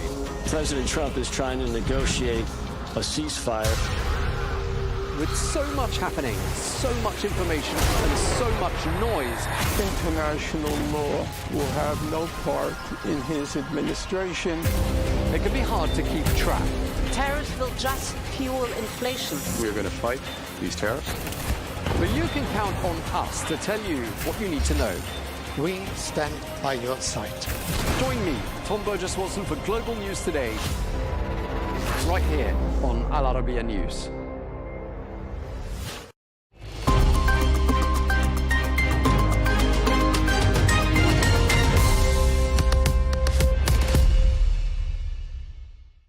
Hello and welcome. I'm Rawia Alami, and this is The Dailies, where we take a look at important news stories, reports, analysis and articles published in newspapers and media outlets across the world. The news of President Trump's latest retaliatory tariffs on China, which went into effect last night, constituted the main story in most newspapers today. The economic shock waves as a result clearly echoed in most opinion articles and editorials published in the past few hours. The Chinese media outlets and newspapers reiterated China's official stance regarding those tariffs. The Global Times editorial, for one, not surprisingly, criticized President Trump's retaliatory tariffs on Chinese imports, labeling them as economic bullying, and the threat also to globalization. It emphasizes that economic globalization is an irreversible trend driven by interconnected trade and mutual dependence among nations. The article highlights the benefits of globalization, including increased trade volumes, technological advancements, and improved global prosperity, while pointing out that the US has been its biggest beneficiary. The editorial argues that Trump's protectionist policies are misguided attempts to solve domestic problems by external means, citing historical failures like the Great Depression and recent tariff experiments that raised consumer costs. It warns that such unilateral actions could lead to de-Americanization of global trade, as he calls it, rather than reversing globalization. The piece concludes by advocating for open cooperation and inclusive globalization, calling on the international community to resist protectionism and work towards a balanced, universally beneficial economic system. On the other hand, the China Daily editorial stressed that tariff coercion won't work against China, which will fight US bullying to the end, as it says. The editorial critiques the United States America First trade policy, particularly President Trump's additional 50% tariffs on Chinese imports, labeling it as economic coercion and a form of global bullying. The article argues that China's firm countermeasures are not confrontational, but necessary to defend its sovereignty and economic interests. Despite US pressure, China remains committed to modernization and global cooperation, emphasizing fairness and mutual respect in trade relations. The piece highlights China's resilience, noting its ability to withstand US tariffs while keeping the door open for dialogue. It also outlines potential retaliatory measures, such as tariffs on US agricultural products, bans on poultry imports, and restrictions on US businesses in China. The editorial warns that unilateralism harms global trade and isolates the US, while China's approach aligns with fostering a shared future for humanity.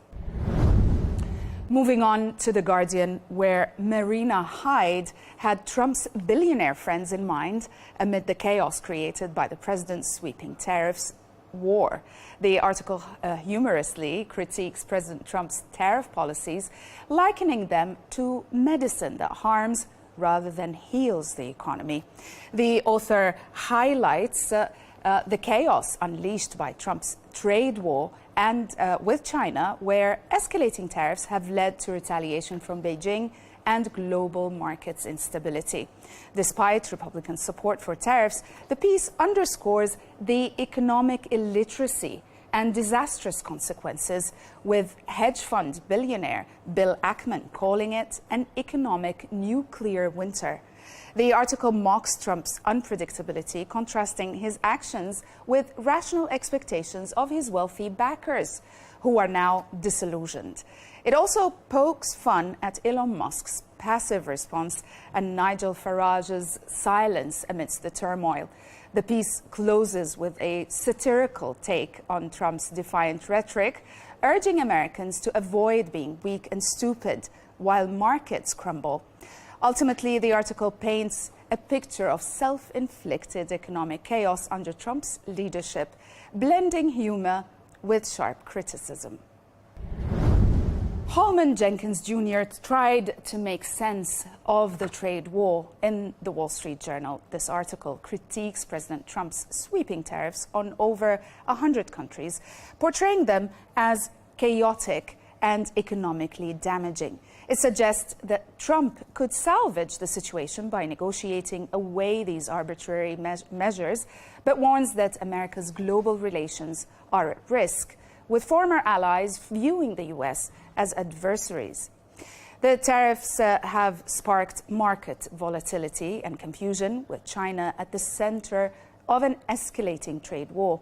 The article highlights the broader, as you can see here, the article highlights the broader economic impact, including a modest effective tax increase on U.S. consumption and also potential benefits for selected domestic manufacturers.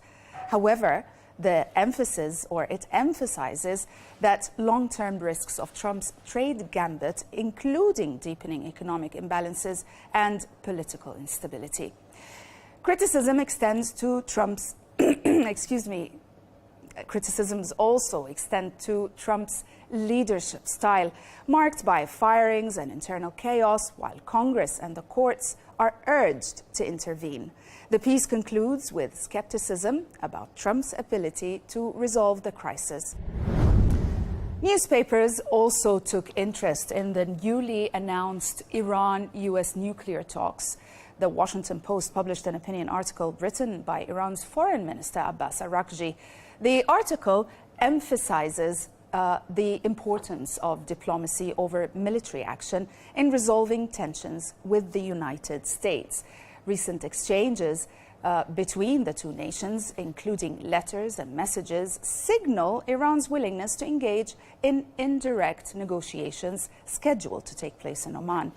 Araghchi highlighted Iran's commitment to peaceful solutions, referencing past indirect talks mediated by the European Union in 2021 as proof of their feasibility.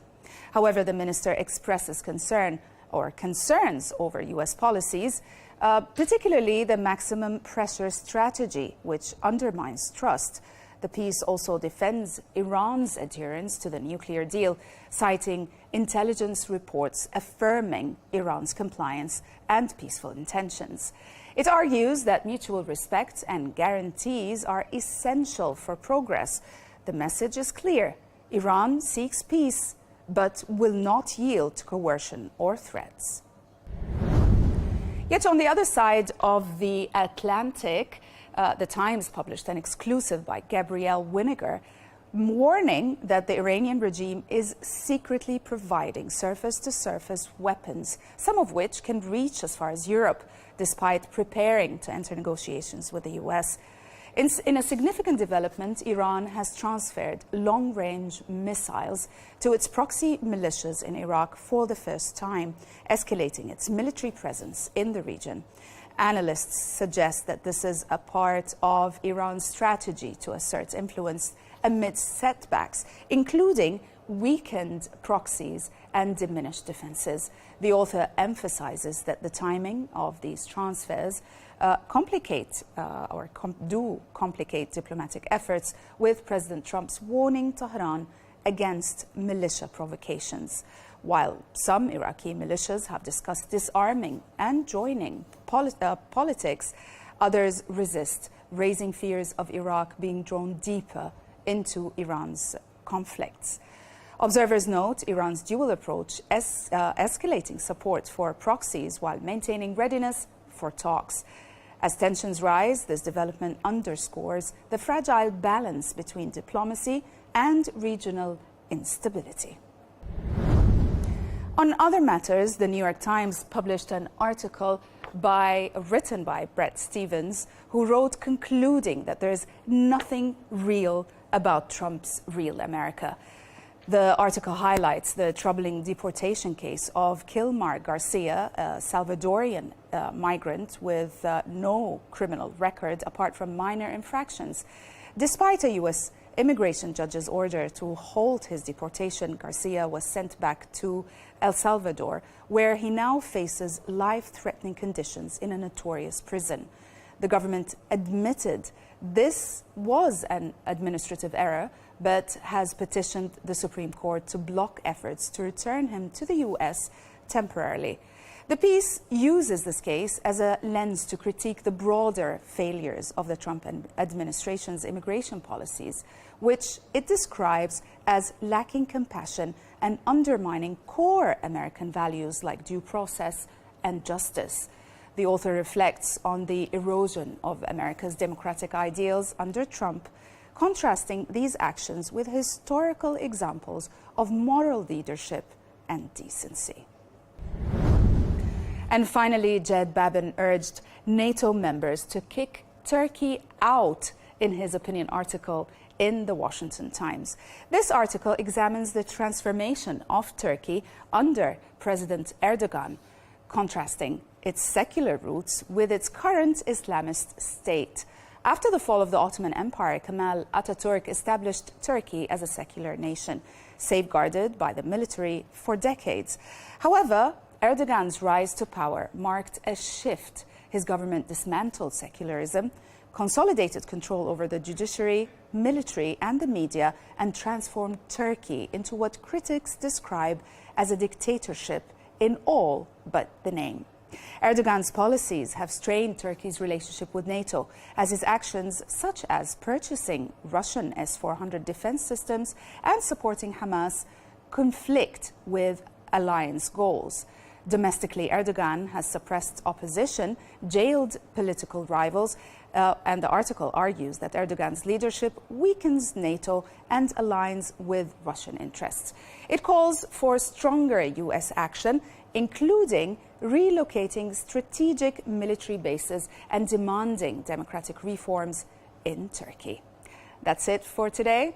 Thanks for watching.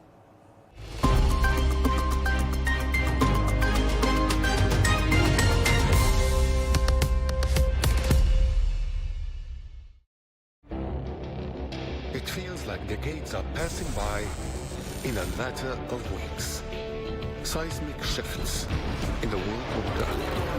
Never, ever will be part of America. With so much happening and so much noise.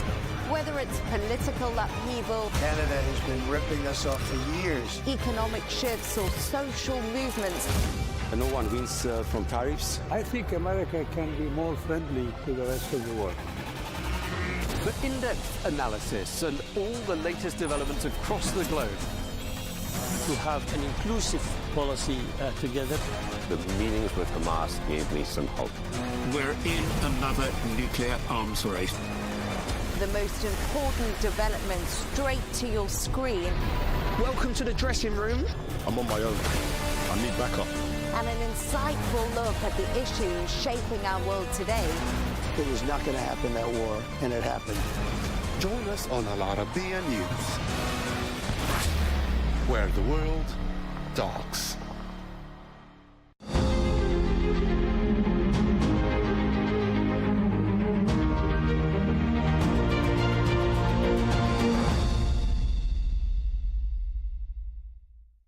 Doug, hi, it's great to have you on Al Arabiya. It's good to be with you. Thank you. Thanks so much for joining us. I want to get a sense from you of how you see Washington today. Where are we? I'd use the words nervous and anxiety, and real high anxiety in Washington, just because there's so much uncertainty. And what we remembered from the Trump years that we had forgotten for 4 years under Biden was that there was a constant churning of news. Quite often, you would forget on Thursday what you were talking about on Monday. That's really true now, but it's even more so. With a relentlessness from this administration on executive orders and things in a way that we just haven't seen done before. And as you know, when I worked at the Republican National Committee and in House Republican leadership, we talked about Barack Obama's imperial presidency because he was signing a lot of executive orders. Trump has blown by that at record speed, and it's why people are really struggling to keep up. That's obviously by design as well. Walk me through how the Republicans en masse are viewing this, because there is discomfort in the party. Well, there's the public versus the private. The public is overwhelmingly public comments from members of Congress, senators, united behind the president, really loath to say anything negative about what they're doing. Sometimes maybe something that an aide or a cabinet member does. Signalgate is a good example of that, because it wasn't about Donald Trump. So you could make your criticism, say, look, I'm being an objective person here, but you're not criticizing Donald Trump. Privately, there are a lot of concerns about what DOGE is, what its impact is, and what those impacts will be in specific districts and states. And so when you start talking about things like research universities, if you represent one of those universities or you're impacted by it in any way, you're talking about obviously important medical research. You're also talking about jobs in your district and neighboring districts. Yeah.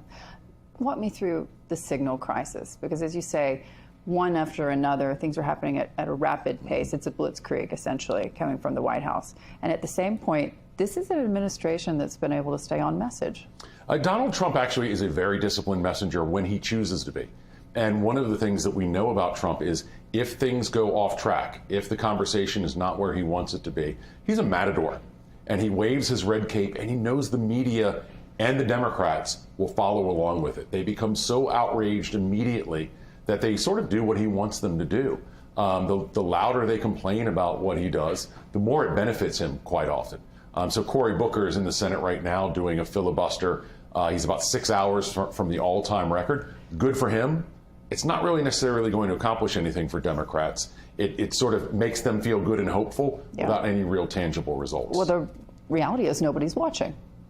And nobody's watching. And nobody's watching for two reasons. One, a lot of political news just gets tuned out or doesn't reach to that level of anything that really is about Donald Trump. And two, it's April 1st in an off year. And so we're going to have special elections that are happening right now in Florida and Wisconsin. Washington, D.C. will overinterpret, overanalyze those. And the impact of today to 16, 18 months from now on a real election day, zero. So the signal crisis essentially guaranteed to make the Democrats and anyone who opposes Donald Trump basically apoplectic. And yet the Democrats as a party haven't been able to make it stick. Why? Well, I think partly because this was not about Donald Trump. And there were a lot of Republicans who spoke out as well and said this was careless, this was foolish, all of which is true. Yeah. But it wasn't about Trump. So that's number one. And number two, there's so much other news that really impacts everyday life for everyday Americans constantly, that while things like this were a flashpoint, because there was very little dissension within Trump world, there was some, but not much, Trump was able to move past this.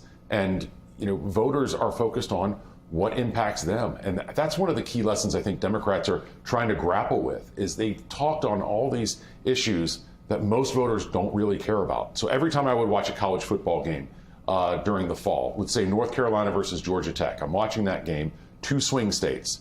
Every commercial break, Kamala Harris cares about they, them, Donald Trump cares about you. That was a really important message for Trump. It's one of the reasons that he won. In your mind, are we going to see any kind of blowback because he didn't fire anybody? Only if we see more.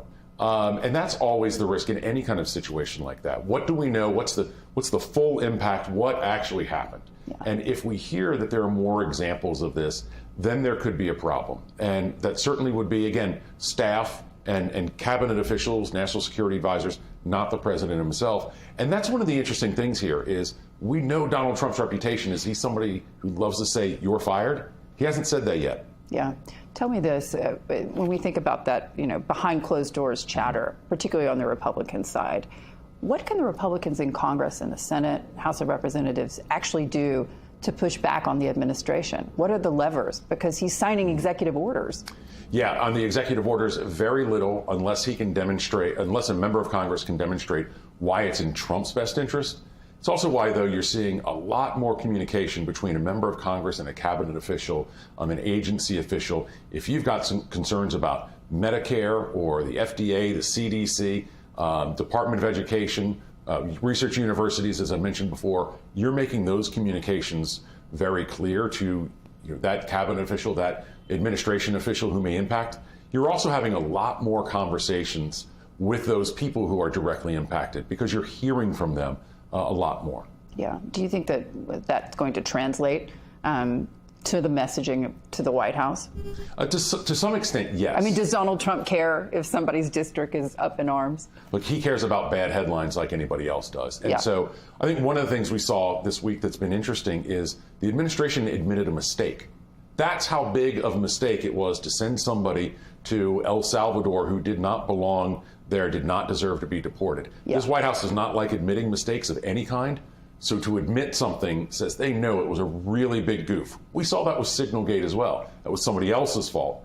And this is where the administration, I think, is very sensitive. A bad headline, especially if it's about Donald Trump or can be tied to Trump, it's going to be very dangerous for him. Talk to me about those headlines and the people who write them. Mm-hmm. This is an administration who, they've been very clear from the very beginning that they're going to listen to other outlets, not just what they term the mainstream media. We've seen a lot of changes in the White House press room. When you take a step back and think about this, I mean, you and I have been dealing with the Washington press corps for years. I've been a part of it myself. Is this worrying to you? On some levels, yes. On some levels, no. Look, people are consuming their news in very different ways than they were just 5 years ago, certainly 10, 15 years ago. A lot of that is technology. Some of that is political.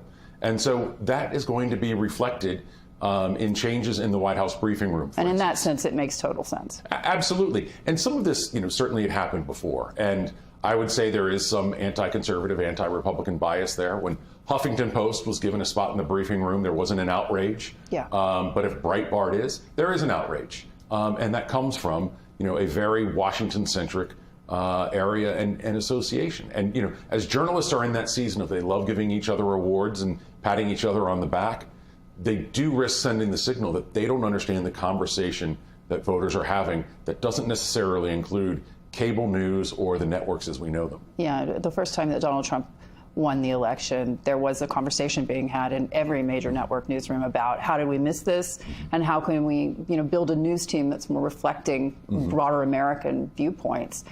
I will say, in the media's defense, and in my defense on that, I thought Donald Trump was going to lose in 2016 because Sean Spicer and Reince Priebus were telling everybody that, this race is over. By the way, I'm looking for work. So, and he looked like he had lost that day when he went to the voting absolutely. booth. Nobody was more surprised than him. But there was clearly something happening in the country that was hard to really get a hold of. And the news organizations attempted, to say, okay, well, we need outside voices. NBC hired Megyn Kelly, for example.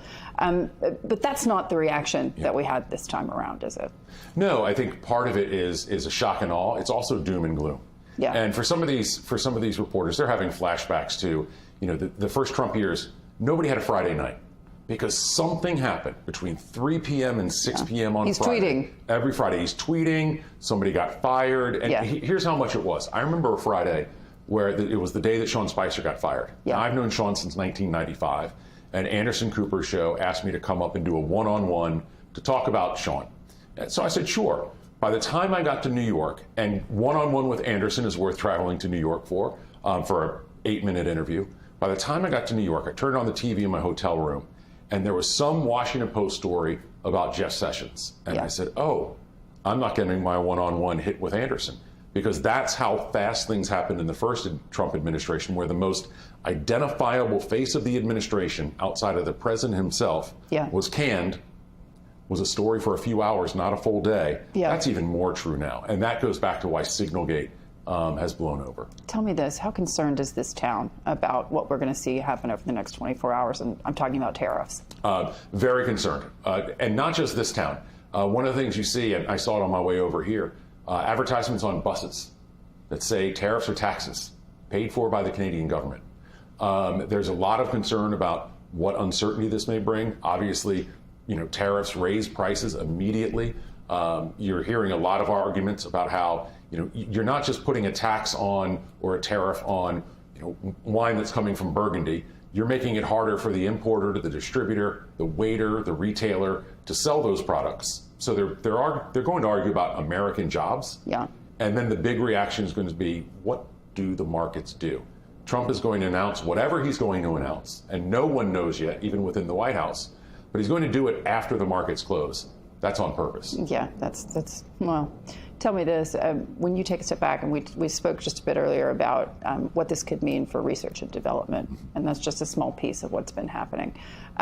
DOGE, that's not something we saw in the first administration. How do you see this town grappling with DOGE? You're hearing a lot of mixed messaging, especially the public versus private conversation. No doubt. You'll hear Democrats say Elon Musk is not elected. That's true. A lot of non-elected people do a lot of big things in government. And they always have. Always have. This is obviously a much bigger scale of it. We're seeing him host rallies. Because he's out in front. Absolutely. They're not hiding him. But they're not hiding him. But there's also concern within the administration. If you're the head of the Veterans Affairs Department, you may have an issue there. And we hear about these conversations that cabinet officials are having, whether it's in a cabinet meeting or privately. Members of Congress are feeling the same thing because they're hearing from their constituents that, if you're going to close the Social Security Administration office in my district, I have a problem. And that may be a blue district, that may be a red district, but ultimately is a problem for that member of Congress and their voters, who are going to have real problems. Senior citizens are not necessarily the most tech savvy or the most mobile to go to, offices outside of their home. So this is one of those things that becomes an issue. No doubt. And what do Capitol Hill folks do about Elon Musk? I mean, is there anything they can do other than to raise that concern at their peril to the president? Right. Well, that's where they raise their concern, especially privately, and want to work with administration officials throughout this process to lessen the damage. A lot of this is going to happen. So hoping that you don't get affected by it, hope is never a strategy. Yeah. But communicating directly with your constituents on how these impacts are going to happen. And that's a two-way conversation. That's not a member of Congress telling constituents. It's both of them having a real dialogue and then relaying that to the administration. Walk me through how you see the impact of at least Trump so far when it comes to foreign policy, because the Trump administration has said, just as they did in the first term, that his first trip outside of the United States is going to be to Saudi Arabia. Yeah. Well, look, Donald Trump, again, he can be consistent when he wants to be. He doesn't always choose to be. They didn't like it the first time around. No, they didn't. But now, look, Republicans are fully bought in on Donald Trump. The people who aren't are real outliers. And there's clearly nervousness from our allies in Europe. And we've seen how they've reacted and proactively come here. I think Keir Starmer did a very good job when he came here, with a lot of questions about Starmer really being new on the job and having to face Trump. But there's real unease, and there's unease about what happens in Ukraine. There's unease about what that means for NATO. And sure, most Republicans, and overwhelmingly so, and even Democrats will tell you, yeah, it's important for Germany and France to spend more. We've been footing a lot of these bills.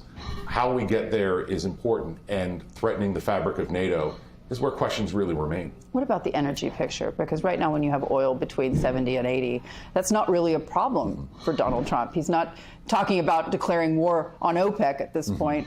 But do you anticipate this to come up, at least when he's finished with everything else? Well, he's going to Saudi Arabia first on purpose. Clearly, energy is going to be a part of that conversation.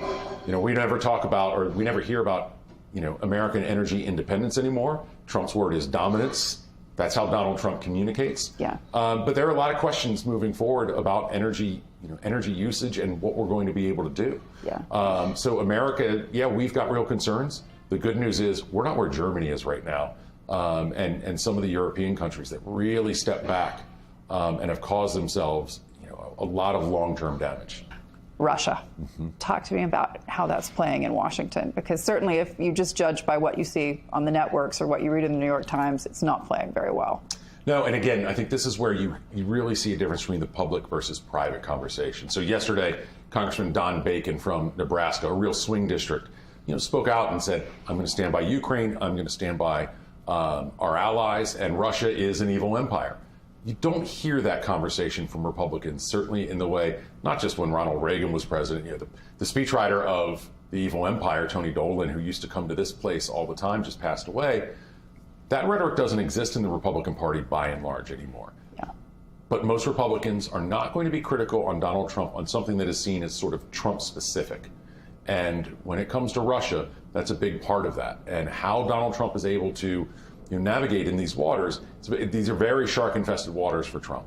And what he's able to do and how he's able to, has he fully formed a plan and only he knows about it that comes out perfectly? Is it the art of the deal? Does he even need one? I mean, that's the question. On some level, yes, of course. Well, if we all recognize, and that's Republicans and Democrats, even if they don't want to say it, that the United States can't afford to continue funding this when it comes to funding European defense as well as Ukraine's defense. The question becomes, how do you end it? Right. Look, and clearly Trump also wants to move with more of a focus towards Asia. I don't think there's any doubt about that. Ukraine remains a flashpoint. And I think for a lot of Republicans privately, especially if they're on the Foreign Affairs Committee and Armed Services, they're very mindful of what they're hearing from Poland and countries near Ukraine, that if you're not going to spend the money in Ukraine, and most voters don't understand here in the country that it's not planes full of cash that are going to Ukraine. It's American wheat. It's American arms on American flights. So it's not just sending cash over. That would be one of the more foolish things that we could do. But Poland's very clear. Moldova is very clear. If this isn't one, we very well could be next. And I, having been to Poland a few times in the past few years, that atmosphere is very real. If they see you're an American, they're going to come up to you, point out their anti-Putin mural, and there are a ton of them, Yes. and tell you how important they are for, ultimately the future of Europe. Do you think that that's totally lost on this White House? I don't think it's totally lost, but clearly Donald Trump has other issues that he's focused on as well. And Trump and Russia are one of those things that nobody's really been able to get, to the bottom of. If we go back to 2016, there was talk about the collusion with Russia. That Trump After the meeting in Helsinki, I was there. Yeah. And Trump has called it a hoax. He's right. And the argument from people who weren't necessarily Trump fans is this campaign, and remember it was a campaign of like 6 or 7 people at that point, they wouldn't know how to do this even if they wanted to. So no, none of that was real. But there are still very real questions about what is his relationship with Putin, because everything he seems to say falls in line with exactly where Putin wants Trump to be. So again, either he has this art of the deal, grand strategy that nobody knows, or there's real concern, there's real reason to be nervous. Tell me this, you have these conversations more regularly than I do, and you're sitting at the bar at Cafe Milano, you're sitting with the folks that matter. When you think about what happens next with regards to China, do people actually believe today that the United States would defend Taiwan? Really? By and large, no. And it's something that I think we hear more and more. And our efforts around Ukraine, I think, speak to that as well. China's not without its own problems, right? We see all of the things that China can do, and it's pretty massive, and we've allowed them to get away with a lot, both in the country, how they treat dissidents in the United States, for instance, where they seem to have a free hand. The UK did that with Russia, as you know. You poison somebody in Salisbury, it turns out it's not that big a deal, ultimately. Yeah. But China has its own problems as well. And so I would say that a lot of the people who are sort of almost fatalist to, well, the next century is going to be the Asian century and China is going to be the big winner, China's got a lot that it's got to take care of as well. Speaking of undue influence and taking your eye off the ball, that's certainly something that the United States has done for decades in the Arctic. Mm-hmm. And, despite the rhetoric, Donald Trump is not going to invade Greenland. Right. What do you think is going to happen next in that conversation? Because at the end of the day, this is about security. It's about securing the United States and its interests, and something has to be done. No, absolutely. And I think what we've seen so often is the Trump rhetoric on this. Obviously, the Danes are furious. People in Greenland wouldn't meet with JD or Usha Vance when they came, to the point that they didn't even really go in the country. They just stayed on the base. Security is paramount. The Arctic has obviously been ignored for a long time. And that's part of the next, not generation, but probably 4 generations as we have to prep for potential global conflicts. But picking at an ally that really hasn't done anything to us, again, I think sort of frays some of that NATO framework that has been the most successful alliance in global history. And it's very easy to forget. With everything that's going on, obviously, in Israel and Palestine and Gaza, Ukraine, nobody's talking about Sudan, for instance, South Sudan and the conflicts there. We are still in this unprecedented era of global peace and prosperity. That doesn't mean much to you if you live 30 miles outside of Pittsburgh and you're not happy with your situation in life. That's where political leaders need to step in and I think really shore up those things that have worked as we try and prepare for what the future may bring. Tell me this. As you mentioned, a lot of things are not on the radar. One of them, perhaps, is Jerome Powell, the Fed. Mm-hmm. When do you anticipate President Trump is going to move on the Fed? I have no anticipation on that because it could be happening while we're talking, and it could be 6 months from now. Yeah. This is one of the things that Donald Trump does on purpose. He is intentionally unpredictable. And sometimes you can try and see patterns in that, but it sometimes also is like looking at one of those paintings that you have to stare intensely at to see that it's a ship in a lighthouse. And if you don't do it the right way, you'll never see it. But there's no telling. And you do know that Trump has that card to pull whenever he wants to. Donald Trump has suggested that he might be involved in a 3rd term. He might run. Mm-hmm. There are questions of the legality around that. In your mind, what does that say to those in the Republican Party who were hopeful? I think the ones who including J.D. Vance. Absolutely. Look, the ones who are hopeful will, I think, eventually start to talk about, Donald Trump, you have been a great leader, and we are so appreciative. And it is time now to follow the constitutional processes. And again, this is, as I was sort of referencing about NATO, our Constitution is and should be sacrosanct. You remember a whole lot of conservative Republicans walk around, members of Congress and senators, with the Constitution in their pocket.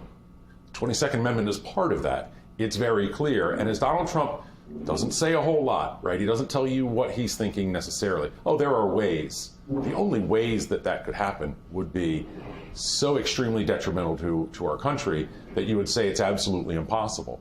But I woke up on a day called January 6th and decided to go for a walk around the Capitol in the morning, just in case things got a little dicey in the afternoon. And by that I meant people planking and waving signs like they did when Ruth Bader Ginsburg died. Obviously not what we then saw. So where does that leave the Democrats? In total chaos? Democrats are in total chaos, I would argue, in part because of their own making. Yeah. If we go back... I think it's entirely of their own making. Come on. Well, but also a self-created one since the election.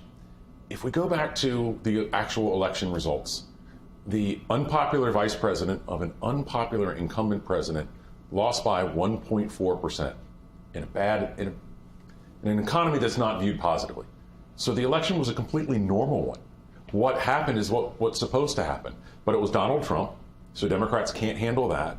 And they're now doing serious soul searching in a way that would make you think that Donald Trump not only got more than 50%, which he didn't, but somehow got 55 or 60%, that Donald Trump had this overwhelming win that causes Democrats to rethink everything of who they are. And I would tell them that if they really want to be smart about it, you just need to learn a few lessons. Joe Biden didn't do anything about the border. Neither did Kamala Harris. She never really went there. And who was actually running the country? No one seems to be even asking that. And we're going to learn that as more books are coming out, clearly. So, have a president who people have confidence in that they can be vertical. They may like, they may not like, but can be vertical. Fix the situation at the border. Inflation is obviously a difficult issue, but talk about it and show that you get it. And fourth, don't go down these rabbit holes that the rest of the country is just not in. And when you go down those rabbit holes, you say to the rest of the country, I have no idea what your life is like. So if you're using terms like birthing parents or the they, them, and you're pronouncing things to death, and anybody who doesn't subscribe to that is then somehow evil, you're not just losing voters who were going to be against you anyways or lean that wrong direction for you. You're losing people that you could otherwise communicate to, because that Trump they, them ad, I think, was that powerful. And it was consistent with Trump's messaging from 2016. I remember Trump in a speech said, there's all these Hillary Clinton signs. And he would do this with his hands and say, Hillary, I'm with her. And he said, but I'm with you. Yeah. That's a very powerful message. It's a very simple message. So he then just took something that Kamala Harris said, where she went far, far, far to the left on, paying for transgender surgeries for prisoners, which is a conversation 99% of voters aren't having. Yes. And if they do, they're going to be very negative on that. And said, this is not what I care about. I care about what you're going through in your everyday life when you go to the grocery store and you're upset and you see the images of people spilling over the border at will, and I'm going to fix that. With an unpopular president, unpopular vice president, the election's closer than it should have been. Yeah, they've got and 4 Democrats years. should know that. They've got 4 years to figure this out. Do you think they can? Sure. And look, these things come in cycles, right? When I was at the Republican National Committee, Republicans were, we had a president who was at 70% approval rating in Obama. Time magazine ran the Republican elephant logo on its cover. It said endangered species. 16, 18 months later, we picked up 63 seats in the House, several Senate seats.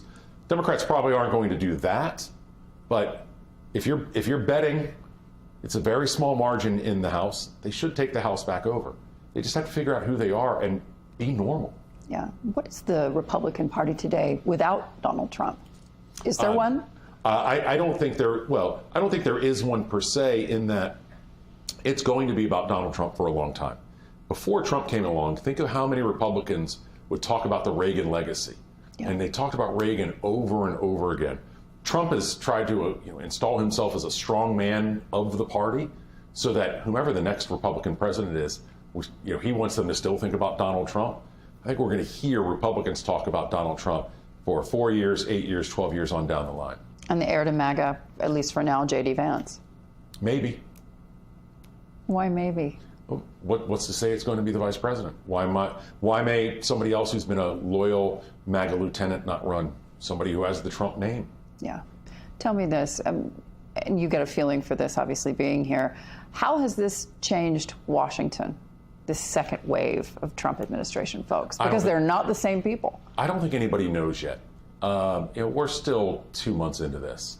And as everybody is struggling to keep up, Republicans and Democrats, on what's happening on a daily basis, and that's weekends as well. So if you work at a law firm here, you're having to prepare memos on Saturdays and Sundays because Donald Trump signed 1 or 4 executive orders. So it's very hard to even, see the forest at this point. You're not even looking at trees, you're looking at individual leaves. And the longer people do that in Washington, I think the more it benefits Trump. And what about the disconnect between the real economy, which is essentially, what Trump talks about and that got him elected, and the Wall Street numbers? Because those are not looking very good. No, they aren't. And you have 2 things happening at once. By and large, the American economy is doing well. Wall Street has very real concerns. And then voters have concerns. It's the grocery store this morning. Eggs were $5.99 a dozen. That's lower. By the way, they've fallen for several weeks. Why we haven't seen Donald Trump at a grocery store touting that surprises me. But busy elsewhere. You're never more busy than being in a place that voters can relate to. Remember Donald Trump going to that McDonald's? That might have been his best political event. Gold. Absolutely. That Kamala Harris couldn't do the same thing and do it well. She had worked at one.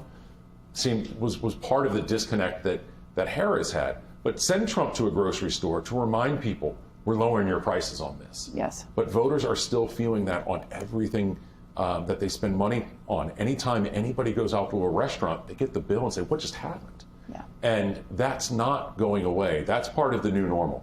Prices, inflation can fall, prices don't, by and large. And that's, I think, going to be the other struggle for Trump moving forward on the economy. Yeah. And does the recession, if there is one, mean that the Trump 2.0 is a failure? Because it's interesting. The folks I speak to say, well, recessions happen. They're cyclical. Well, they are. I think the risk for Donald Trump is he is more closely associated with strong economies, big business, however you want to define it, than any president we've ever seen. That was his brand before he even ran for office. And so that we've seen, while his numbers have fallen a little bit, but while we've seen his economic numbers fall to the first time he's underwater on the economy, that should be a very real concern for his presidency. Because who is he about? What is he about if it's not about jobs in the economy and business? And is that the thing that would stop him, make him pause, or perhaps turn him around? Well, I don't know that anything turns Donald Trump around, right? He is who he is. He's not changing. But that is what cost Democrats the presidency.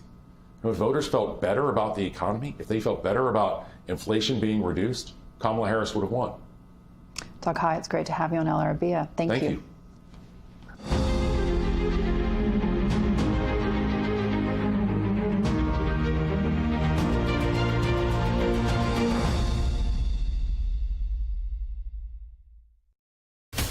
From the White House to Gaza, Kiev to Beijing, elections, economics and the environment compete with conflicts and other complex issues for our attention.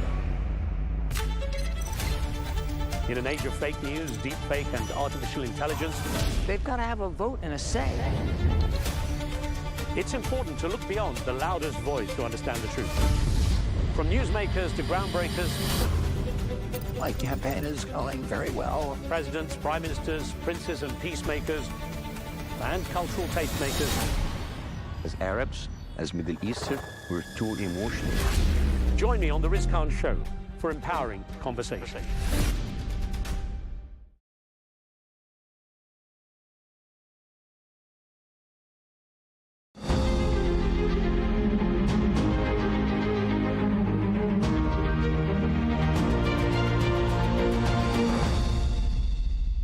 Good afternoon, everybody, and welcome, of course, to the Saudi House. Today we're going to be talking about climate change, Saudi Arabia in particular, their contributions to addressing global environmental challenges. His Excellency Adel Al-Jubeir is here with me. Your Excellency, it's wonderful to see you as always. It was a pleasure. I want to kick off, though, by asking you about what we've seen in just the last 48 hours. U.S. President Donald Trump signing a raft of executive agreements and pledging to withdraw from the Paris Accords. In your mind, does that damage the world's ability to fight climate change? I don't believe so. I think there are different ways of achieving the objective that we all want, and countries can pursue whatever path they believe is best for them. I think the important thing is the bottom line. The Trump administration in the first term actually did a lot to reduce carbon in the United States. So this is a very positive development. I think the important thing is that we look at these discussions as cooperative discussions, not as negotiations, because we're all trying to find the most optimum path forward to dealing with the challenges in a way that's unemotional, that's logical, that's scientific, so that we can overcome this challenge that we have. We're all in this together. There are no winners or losers. We all win or we all lose. That's the attitude that we in Saudi Arabia bring to this discussion. Just 2 years ago here at the World Economic Forum, Al Gore described what was happening in climate as boiling oceans and rain bombs. A lot of people pushed back on that at the time privately, but they didn't necessarily feel comfortable doing so on a public stage. In your mind, how are these words changing when we describe climate? We have a challenge that is before us with regard to climate change and with global warming. Nobody can dispute that, and the impact that it has on not only our climate, but on our politics, on conflicts, on not in dispute. I think what we need to adopt is a rational, scientifically based conversation, not grandstanding and not threatening, because it will be like the shepherds who cried wolf too many times and then nobody believed them. We know we have a problem. We know we have a challenge. So now that we know this, let's not talk about how it's going to kill all of us. Let's talk about how we extricate ourselves from this problem. We can do it by education. We can do it by more rational policies. We can do it by more efficient production of energy. We can do it by more efficient use of energy. We can do it by investing in alternative sources of energy. We can use it by combating desertification, by land restoration. We can use it by funding research to experiment with transformative technologies. And we are in Saudi Arabia doing all of this. We are setting aside 30% of our territory, land as well as sea, to be protected areas so that they're untouched. We are investing in greening. We are investing in transforming waste into energy. We are investing in solar, in hydro, we're looking seriously at nuclear power. We're investing in capturing carbon from the atmosphere. We're investing in a blue economy. We're investing in our seas and sustainable fishing. We are doing all of it because of two reasons. One, we live on this planet. We breathe the same air everybody does, and it's important for us that it's a healthy planet. And two, it's also very profitable. So there's an economic incentive to do this. And we have taken our experience and we expanded it into initiatives like the Middle East Green Initiative, which includes more than 22 countries, to teach countries how to incorporate the circular carbon economy approach so they can deal with environment and climate change issues the way we have been, so that we all benefit in our region. Because, as I said, we all win or we all lose. We are all in this together, and climate and pollution doesn't differentiate between one country and another. That's why the effort has to be regional and it has to be global. Would you say then perhaps that the election of Donald Trump and his presidency is the great reset that the climate conversation needed? I hope it will be, because I think everybody is concerned about environment, and everybody is concerned about climate, and it's important that all of us, individuals and nations and companies, do everything we can to deal with this challenge. But we will deal with this challenge. We have the technology, we have the financial resources. We need the political will to engage in a positive, cooperative conversation where we all come up with the best way forward, rather than engage in an emotional, argumentative, political scoring, hypocritical conflict that serves nobody. Speaking of hypocrisy, over the last several days in the Financial Times, there's been reporting that billions of dollars have fled out of green ETFs and green investing. In your mind, are they jumping the gun there? I don't know why they pulled out and what investment criteria they have. I do know that in Saudi Arabia, the investments that we have made in renewable energy, in solar, in turning waste into energy, in when we're looking at nuclear, when we're looking at efficiencies, ensuring that we don't have flaring of oil and gas, that we don't have leakages, that those have been extremely profitable. We have huge investments in electric vehicles. We're looking at producing electric batteries. We're looking at storage facilities. And for us, it's been these have been very profitable investments. So we are committed to continuing to invest in this. But in terms of the withdrawal of funds, I don't know what was the reason for them investing in those funds in the first place. I don't know what the returns are, so I'm not in a position to comment on it. But what I can say is it could be a function of people getting excited, wanting to do politically the right thing, and then realizing maybe the funds should have gone somewhere else.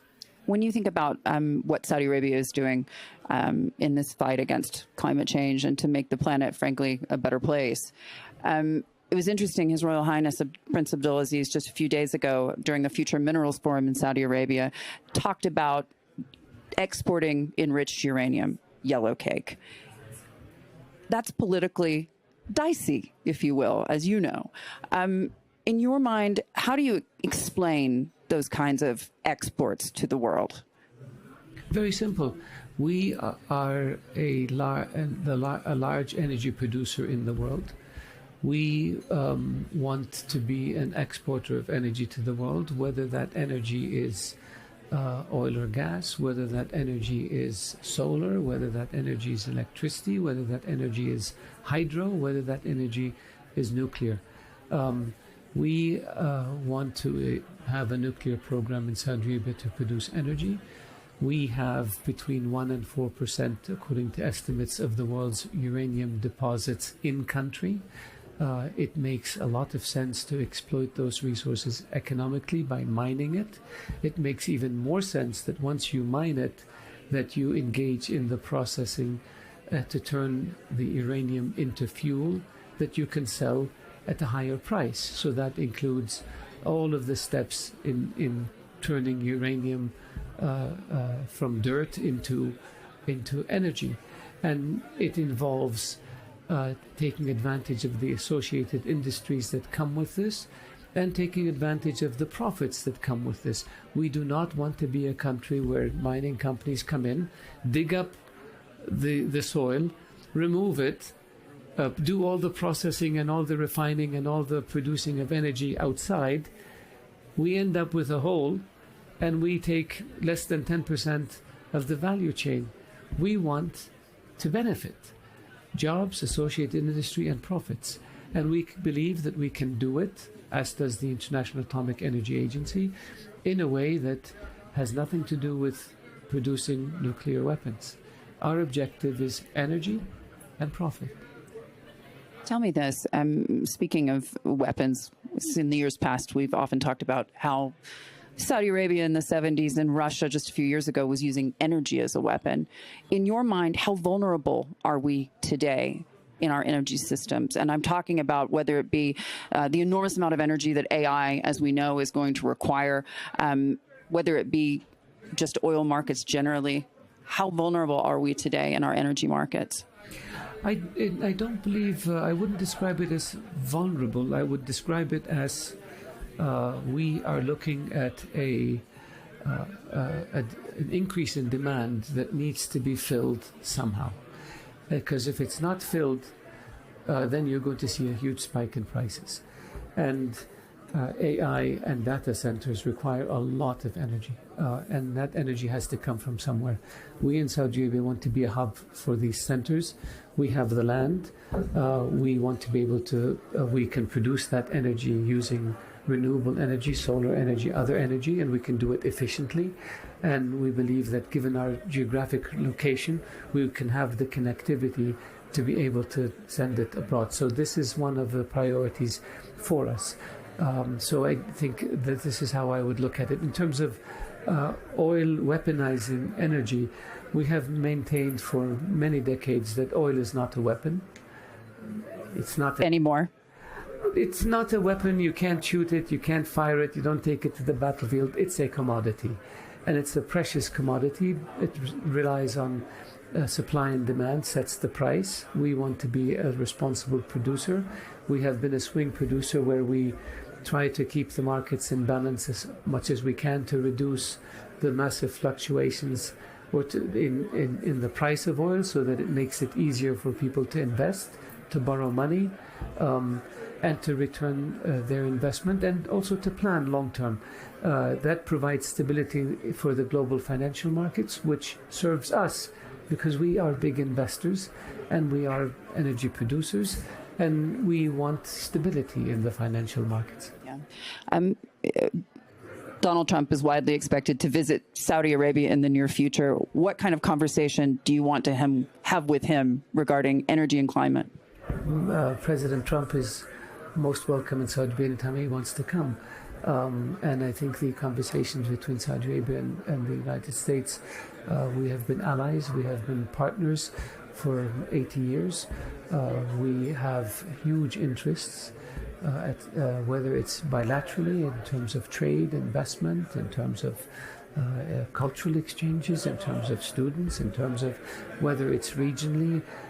We work very closely together on bringing peace and stability in a region, maintaining security in a region, whether it's globally, the same issue. We have very important relationships on technology, on energy, on investments. We are large investors in the U.S. economy. American companies are large investors in the Saudi economy. So it is a huge relationship, and it has many, many dimensions to it. And every time our two countries have worked closely together, they have been able to achieve great things, whether in terms of stability and security and peace regionally and globally, and in terms of prosperity for both countries when it comes to trade and investment issues. There's a lot of speculation about what the U.S.-China relationship will be in the future. Saudi Arabia, of course, has a strong relationship both with the United States and, of course, with Beijing. How worried are you about the possibility that a trade war between the United States and China could derail your agenda as a country? We have very strong relationships with both countries. Our relationship with the U.S. is a strategic relationship. China is our largest trading partner. We believe that stability in the global financial system and the global market serves everyone, and we hope that the two countries will be able to negotiate their differences, because a trade war does not serve the interests of either. And I believe that we have seen in the past that the two countries have been able to negotiate or resolve their issues and reach understandings through by discussing it rather than by turning it into trade wars. Talk to me a little bit about the region when it comes to climate. Obviously, we see the UAE made a great deal of strides, obviously hosting COP28. In your mind, as Saudi looks forward to its own hosting of a COP, what are some of the things you're hoping that the region is able to achieve? Our region, the Gulf region in particular, has done, I think, an outstanding job in terms of dealing with climate, the challenges of climate, as well as land degradation, as well as biodiversity. So the Rio Trio, the three COPs, we have invested tremendous resources in it, beginning with education and all the way to implementation. In Saudi Arabia, we have more than 70 initiatives domestically that deal with all of these issues. We have initiatives globally. I mentioned the Middle East Green Initiative. We established the Global Water Organization. That was an initiative by His Royal Highness the Crown Prince to bring clean water and how we use water more efficiently to as many people as possible. We are part of the Methane Pledge. We are involved with cleaning oceans, and we're involved with reversing pollution of plastics. We are involved in a lot of initiatives, and we have provided investments to many countries around the world to help them with resilience, to help them with beefing up infrastructure, to help them with desalination, to help them with on and on and on. We are doing a lot of things. We hosted COP16, the Earth COP, or the Land Degradation and Drought COP, and our objective was to raise the awareness level and highlight the link, the nexus between land degradation and security. If you have land degradation, people don't have food. They move to places where they can plant food. Chances are people live there. You have conflict, you have bloodshed, you have violence, you have extremism, you have terrorism, you have migration. The migrants end up in a country where there could be a reaction that leads to extremist politics. So when you look at extremist politics in Europe, you can trace its linkage to a particular place in Africa or in the Middle East. And you can trace the origins of that conflict to drought. You look at the countries in the Sahel, 90% of the Chad River evaporated since the 1960s. It created dislocations for millions of people who moved, created conflict, and then we're paying the price. Darfur, Sudan has been engaged in a conflict for almost 40 years. And it started with drought, and it turned into a conflict, ethnic conflict, civil war. People are paying the price, and our objective is to highlight this to people, invest early in land restoration, and avoid the consequences that will cost us 50 times more to deal with than if we had dealt with it at the outset. And the irony of all of this is investing $1 in land restoration generates between $7 and $30 in profit. This is better than investing in high tech. Why don't people do it? And this is what we're trying to show people. And this is not an issue, land degradation, that concerns North Africa and the Middle East. Germany has a problem with the waters of the Rhine. Southern Europe has problems with drought. This is an issue that impacts everyone. Sweden gets dust from the Sahara Desert, as does Costa Rica. We get dust from as far away as the Chinese desert. Now, we have a lot around us. So this is a global issue, and it's straightforward to deal with. We just need to focus on it and get it done, and this is what we're trying to do in Saudi Arabia. You may remember President Biden's Secretary of Defense, as well as the current Secretary of Defense in the United Kingdom, have cited climate change as their number one worry for the planet, their number one concern. Now that we have Trump in the White House, is climate your number one concern for the planet?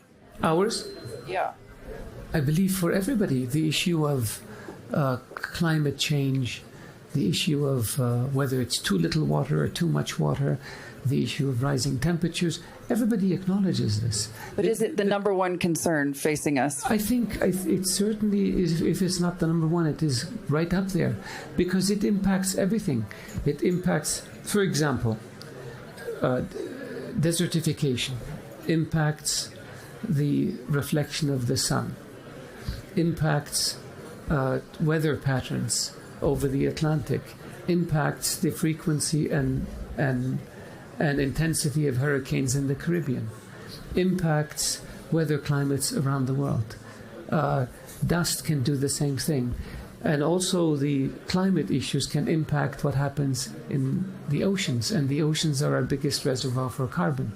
And that impacts, again, the rain patterns. And so it's a cycle that impacts everything we do, and it's linked to economic development, it's linked to wars and conflict, it's linked to prosperity. 800 million people on the planet are undernourished.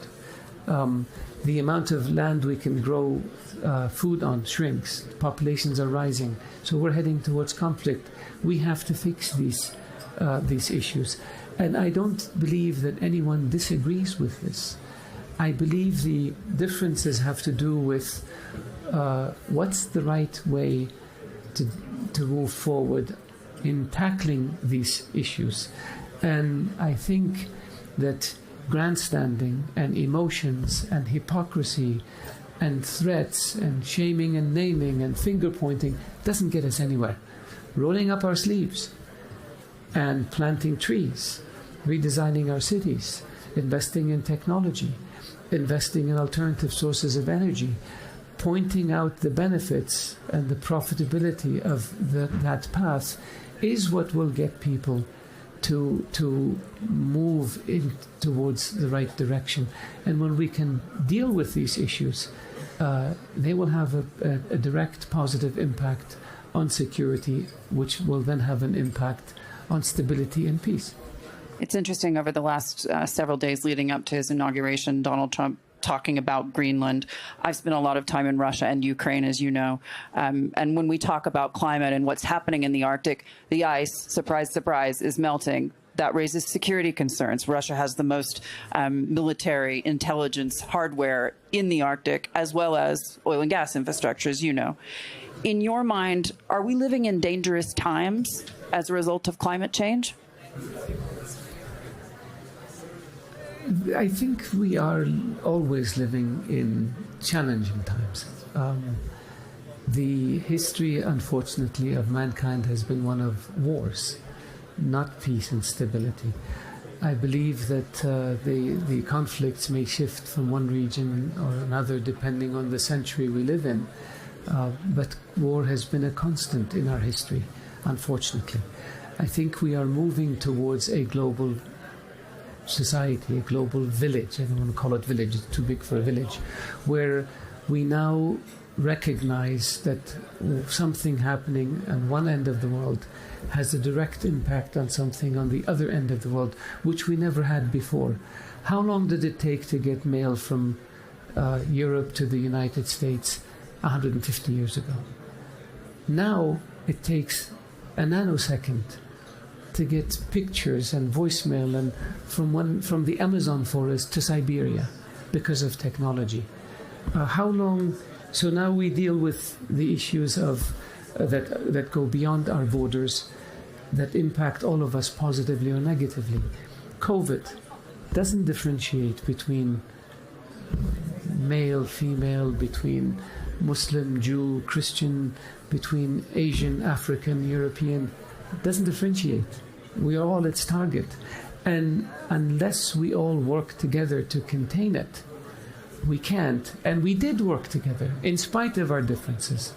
Maybe not ideal, but in a very effective way to contain it and push back against it. So we are, in one hand, yes, business as usual, challenging world, you called it dangerous world, but also business as unusual, which is a recognition that we need to deal with each other to handle global issues like pandemics, like climate, like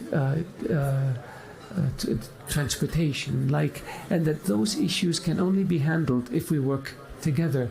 So on one hand, you're seeing the world coming together much more closely than before, while at the same time we're the same in the sense of our tensions. And my hope, and I believe this is where we're heading, because I'm an optimist, is that as we learn and more, as we learn of the benefits that we get by working together, the side of the side of the equation that spells cooperation grows, and the side of the equation that spells conflict gets diminished. Because where does conflict get us? Nowhere. We can have conflict for 30 years and we'll be worse off than we were when we started. Whereas if we have cooperation, technology, artificial intelligence, trade, in 30 years we can be many, many times wealthier than where we are today. Which vision do you want? Going forwards and upwards, or going backwards and downwards? Are we, as he says, safer, the world, with Donald Trump in the White House? I don't see why people talk about this. I think, yes, the world is safer. the world is safer with anyone in the White House. The world is safer because the world is beginning to recognize that we need to work together. We need to deal with challenges that are beyond us as nations or as ethnic groups or as religious groups, and that we have to deal with problems or challenges or dangers as humanity, that we can't escape that. And I believe that we are beginning to do this, and we will continue to do more of this. And so I'm hopeful that our children and grandchildren will be living in a world that is more together and more calm and more prosperous and more healthy than the one we live in. Your Excellency, thank you so much for joining us. Thank you.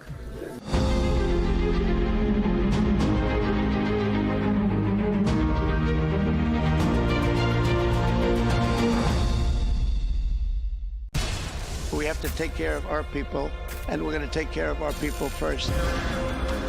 For in-depth analysis and all the latest developments across the globe, make sure you join us every weekday. President Trump is trying to negotiate a ceasefire. With so much happening, so much information, and so much noise, international law will have no part in his administration. It can be hard to keep track. Tariffs will just fuel inflation. We're going to fight these tariffs. But you can count on us to tell you what you need to know. We stand by your side. Join me, Tom Burges Watson, for Global News Today, right here on Al Arabiya News.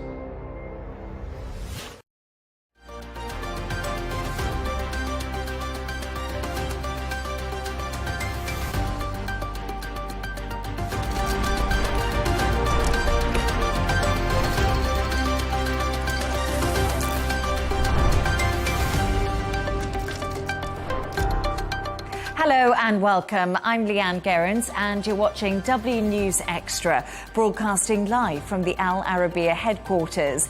These are our top stories. Trump admits there's a transition cost to his tariff policy and acknowledges economic problems and says he hopes to work out a deal with China. US and Russian officials meet in Turkey for diplomatic talks, but the US says Ukraine is off the agenda. Meanwhile, defence ministers from 30 countries gather at the Coalition of the Willing Summit as the UK pledges more military support for Ukraine.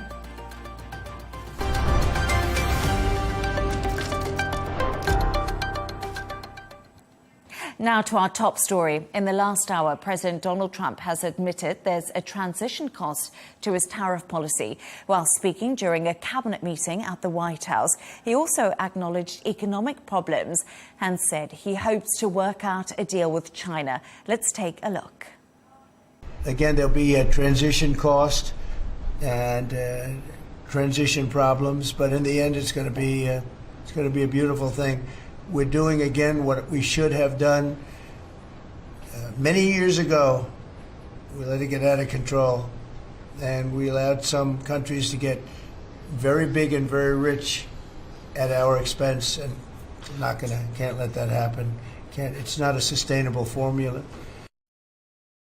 Earlier this evening, I spoke to Republican strategist and president and co-founder of Spencer Pruitt, Hunter S. Gayler, if Trump was a mastermind or a maverick. Well, I wouldn't say it's a maverick or a mastermind. I think what we're seeing is an America First policy. I think it's the Trump trade reset.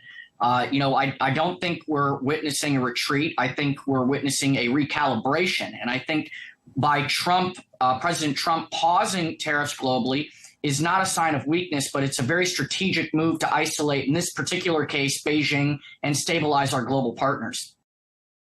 To discuss this and all of today's stories, I'm joined by Dr. Eli Al-Hindi, Professor of International Relations at the American University in the Emirates, and Shane McGinley, News Editor at Arabian Gulf Business Insight.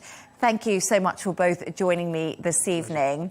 Great to have you both on. So, Shane, Trump finally blinked. Yes, yeah. When I was here on Tuesday night, we did say who's going to blink first. And I honestly didn't think I'd be here 2 days later saying this is all that's happened.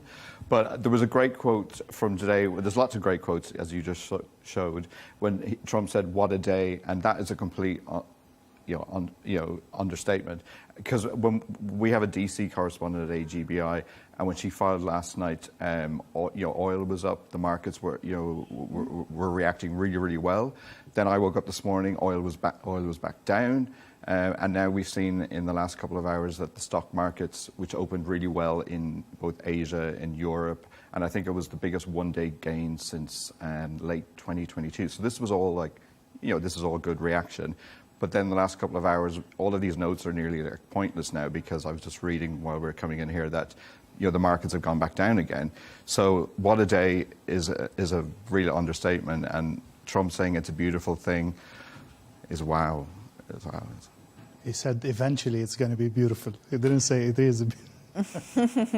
Yeah, but then how long can people wait for it, That's the eventuality, and how long is that eventuality going to be? Because there was one great stat I saw earlier today as well, which was the Consumer Price Index, which is basically the people on the street. We're not talking the Elon Musk billionaires. We're talking like the people on the streets, real Americans, people who voted for Trump. That was actually down 0.1% in last month.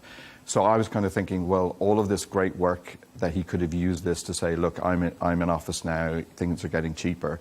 All of the analysts that I read that were on Reuters were saying that this is going to now be reversed. And when we're at the end of this month, when we're looking at the Consumer Price Index, it'll probably be the opposite. Yeah. What do you think? Yeah. I think he definitely have a big challenge, and pressure is going to build up until the midterm elections. By that time, if things don't start to show real fruits for the average American person, I think the Republican Party is going to take a very big hit. And I think this was really interesting that you mentioned that, because I was reading earlier, obviously a stunning turn by Donald Trump. We had that news come out that he would possibly pause for 90 days. The White House said it was fake news. 2 days later, he did pause. But a lot of people are speculating that that actually came from Republicans and the concern over the midterm elections. Definitely. I think many significant supporters of the Republican Party have lost huge amounts of money in what happened. Definitely they feel the repercussion on people, and they asked him to take it a bit slower. I think this is a fact. That said, I still think that the majority of the American people see in what he's doing as something positive, as something that should have been done a long time ago, because where the U.S. or how the U.S. was going is really not sustainable, whether in the international debt or the trade deficit or all of these things. So something very crucial had to be done. Now, Trump is doing it in Trump's way, and this is definitely brings all the demons out, and definitely some recalibration was needed. Dr. Leigh Ann Gerrans, a question for both of you. Dr. Leigh, for you first. Reputation, we know Donald Trump, he's a big man of reputation. He likes to be seen as strong on a global stage. What do you think this is going to do for his reputation? Definitely, this is a big challenge. He has blinked, as we said. He stepped back on something that he's doing, but still he's on the same course that he promised he would go for, and he is still fulfilling very rigorously all his election promises. So I think he's careful on that side. Now, his image and his reputation in the world is already very damaged. I mean, he's not on good terms with almost 90% of the leaders of the world. They fear him somehow, but they definitely don't like him. Even those who are somehow on good terms with the U.S., they have this hesitance on how to deal, how unpredictable he is, and how he's going to react to all things. This does not mean that he cannot get the work done through his deals, through his push, through the power that he has, through the American economy and the American power altogether.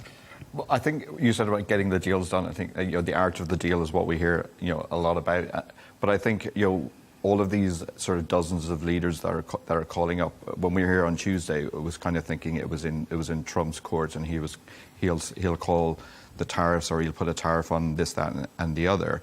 But now that he's pulled back, I think that loses a little bit of his bargaining chip. Sure. And because they'll think, okay, well, if we just let the S&P suffer a bit more, oil has gone down. A lot of his sort of trump cards, you could say, are sort of falling by the wayside. But as we've seen, 24 hours is a long time, and things could change again. We're kind of, it's now back in China's court, so to speak. Like, how are they going to react? And I think that will be the key. So is Beijing going to blink? It's just really, it's scary, to be honest. And I think the problem is that all these measures are going to take a really long term to start to show fruits, like on bringing back industries into the US, like companies shifting their production and all of that. This is a very long-term thing. How long is this transitional period, and how much suffering will it take? This is where the big challenge is. And this is where I think he needs to keep pulling the people towards his policies, keep transparent communication with his people, and of course keep raising their hopes that we're still on the right track and eventually things are going to be beautiful. Do you think he wants to bring manufacturing back to the US, but is that realistic? Because if the reason that there's so much... I'm not an economist. I know. But I think like that's the sort of ultimate goal. But if you bring all the manufacturing back to the US, where are the low-cost workers that are going to do all of these manual jobs? Yeah. You would have said it's immigrants, but that's a completely another debate. So I'm not really sure that's going to be realistic, and I'm not sure that's going to be achieved within 4 years, the way manufacturing timelines are. And even one of my reporters was looking at a story in relation to cars. If you want to do more sort of car manufacturing, a lot of the car parts are built in other parts of the world. So that means American cars are going to get more expensive immediately in the short term. Which our American consumer is going to be happy with more expensive cars. But on the flip side, I just saw as well that BMW has said that it's going to boost its production in the US to appease Trump. So that will be interesting if all of these international players do actually kind of look at increasing their manufacturing capacity if they can. So it's a bit of sort of give and take on both sides. So yeah, it'll be interesting to see how that all plays out. I feel like we use the word uncertainty a lot, but I think we've really got into that uncertain territory. And I think Donald Trump said that the markets had the yips yesterday, something I'd never been heard of in business news before. But I think that's the thing, isn't it, right now? Like both of you say, we don't know what the future holds. It's a wait-and-see situation at the moment. But I'll be back with both of you in a second.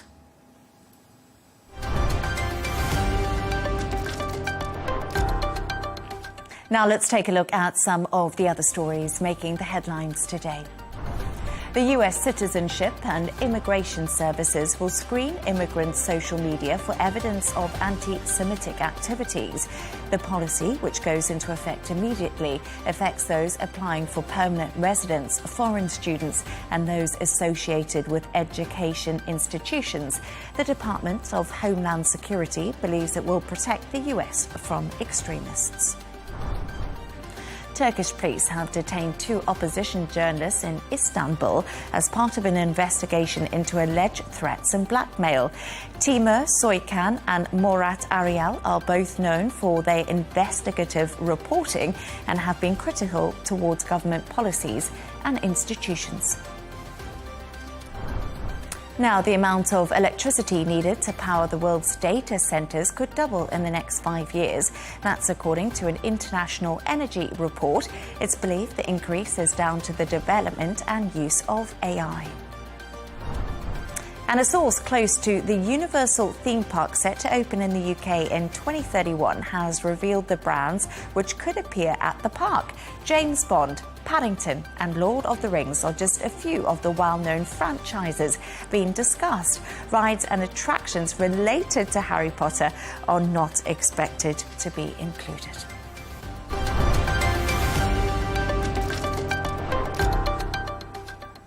Delegation teams from the US and Russia have arrived in Istanbul today to discuss diplomatic plans between the West and Moscow. The meetings, taking place at the Russian consulate in Turkey's capital, come as Russia's invasion of Ukraine continues, which has prompted the freezing of diplomatic property. Let's get into this more with Dr. Ellie and Shane. Dr. Ellie, to you first. So, what's the focus of these discussions? It seems, first of all, it came as a surprise. Why Turkey? Why at this time? But it seems from the information that we're getting that this is going to be a side parallel track of the American-Russian negotiations, focusing specifically on re-establishing proper diplomatic channels and fixing the situation of both embassies. Because due to sanctions, due to the unhealthy relation, they've had so much trouble even in processing the very basic diplomatic actions. Like, for example, Russia was complaining that they cannot even pay their diplomats due to the sanctions and financial controls and so on. So I think we're looking for trust-building talks that could advance the Russian-American overall talks a step forward. Yeah, definitely. And Shane, the US State Department has confirmed that Ukraine discussions are completely off the table. What do we make of this? Yeah, I was surprised by that. It's kind of like the white elephant in the room. So I think it might be difficult to discuss like what's going on in your countries without speaking about Ukraine from a Russian perspective. But you were saying earlier when we were chatting that is realistic and that it's probably likely that they will not speak about it. I think so. I think we still see a hesitance of Putin to delve into the Ukraine issue, and he's going to try to take as much as he can from the US before he gets to the actual giving part on the Ukraine settlement deal. So I think it is quite realistic to say that these are technical. These aim at simply building a little bit of trust and not the full-blown negotiations that's going to handle all of it. But then also we need to remember that there's a lot to be discussed between the US and Russia on the whole world stage. Ukraine is one part of the piece of the puzzle that is, of course, very significant and important, but they have so many other things to discuss. And they made sure to make that clear in the negotiation in Saudi Arabia, that we're discussing the broader relations rather than only the Ukraine. And it's interesting that it's been held in Turkey, isn't it? Yeah, I thought that was quite a sort of a coup by the Turks, because I think there's a lot of benefit to Turkey in Russia coming back into sort of the Western fold, because Turkey's heavily dependent, like a lot of European countries as well, on Russian energy, and also there's a lot of Russian investment in Turkish energy facilities like nuclear power, which was quite difficult to see the money flowing because of the sanctions. So I think Turkey's probably looking, this is good optics for them to have them sitting down, and it will benefit Moscow and Washington getting closer together. And I think it'll benefit everyone in the world, because the Biden administration didn't make many advances in that regard. And we're talking about Iran talks on Tuesday, and I still think all talking is good talking. Maybe Erdogan is also looking for a win with all the internal troubles that he's facing. Yeah, exactly. Good optics as well to have. It makes him look powerful by sort of have all of these powerful leaders in the country, and positive news, I guess, for him as well. Yeah. And just on the Iran talks, Dr. Ellie, we do know that the US and Iran delegations are going to meet on Saturday. Sure. How critical is this right now? I think we're walking at the edge in that sense. Trump, as he usually does, he's threatening with the use of force. He's mobilizing a lot of military weapons and equipments to the region, but at the same time he's opening doors for negotiations with a big difference than Biden. His open door is with very clear terms, with no preconditions set. For example, Iran has always constantly wanted to keep away the issue of militias and the missile program and so on, and negotiate only the Iranian nuclear program. For Trump, it's a whole deal that's going to deal with all of these issues, that's going to deal with the Iranian presence in the region. Now, whether these talks have good chances of success or no, it's a very debatable issue. I do believe that the Iranian regime is looking for a deal, at least to pass the time of Trump, and maybe bet on a longer-term change in the American politics. Very interesting. Thank you so much. Stay right there. We've got more headlines to discuss. I'll be back with you shortly.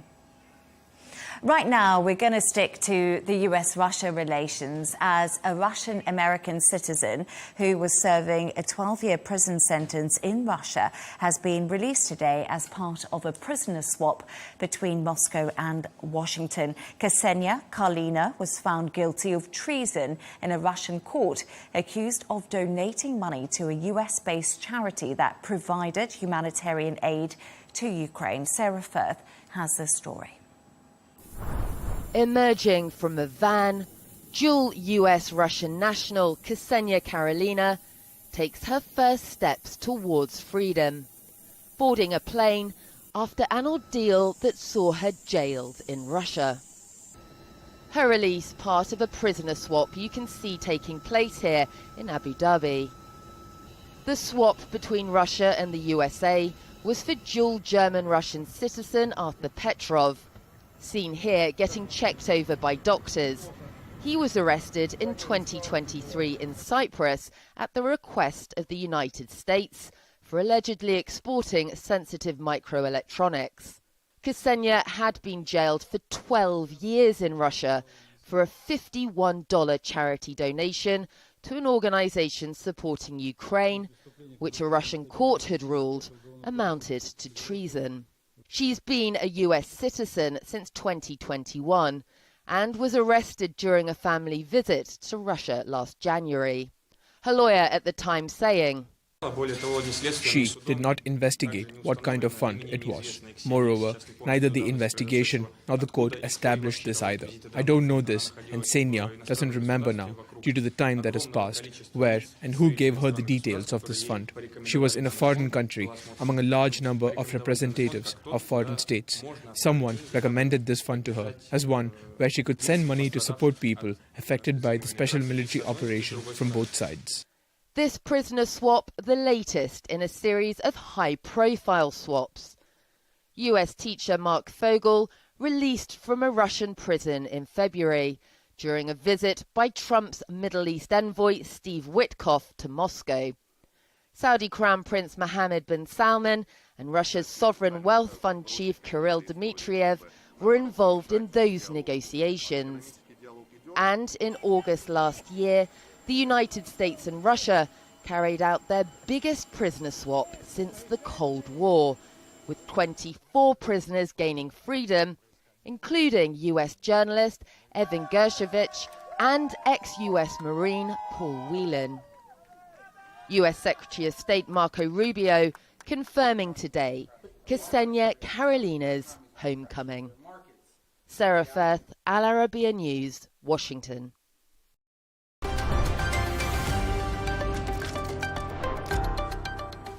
Defence ministers from 30 countries have gathered in Brussels today for another Coalition of the Willing meeting. The talks, hosted at NATO's headquarters and spearheaded by the UK and France, have discussed proposals for a so-called reassurance force in Ukraine to guarantee a post-conflict peace deal with Russia. So, Shane, we were just talking about talks. We've had quite a lot of talks today, haven't we? And we're talking about the talks. But what have they discussed at the summit today? Well, like you said, there was these 30 countries and the reassurance force. So, in a nutshell, it's trying to decide who's going to give boots on the ground, who's going to give what. So they've said that it'll possibly be till the end of this month to decide. But I think the sort of spanner in the works is, again, Trump and the tariffs, because if a lot of these countries are seeing, economic constraints is the best way of probably putting it, how are they supposed to put more of their GDP into defence and then, support Ukraine? So that is the only concern and the sort of potential sort of fly in the ointment that I can see in all of these negotiations, is that they can't ignore what is happening in terms of economic instances. But like you said, again, talks are all good, but trying to get 30 countries to agree on something might be quite difficult, I think. So by the end of this month, do you think that's optimistic? Well, I think even if they agree, the challenge is what's going to U.S. position be with regards to that, and whether are they going to deploy even without U.S. support or not.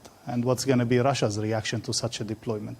So I think the political picture of that adds to the complexity of the technicality and the budgeting and all the agreements that needs to happen first. It's not obvious at all. I think we need to remember that all the war in Ukraine happened when Russia felt the threat that Western forces are going to be on its border.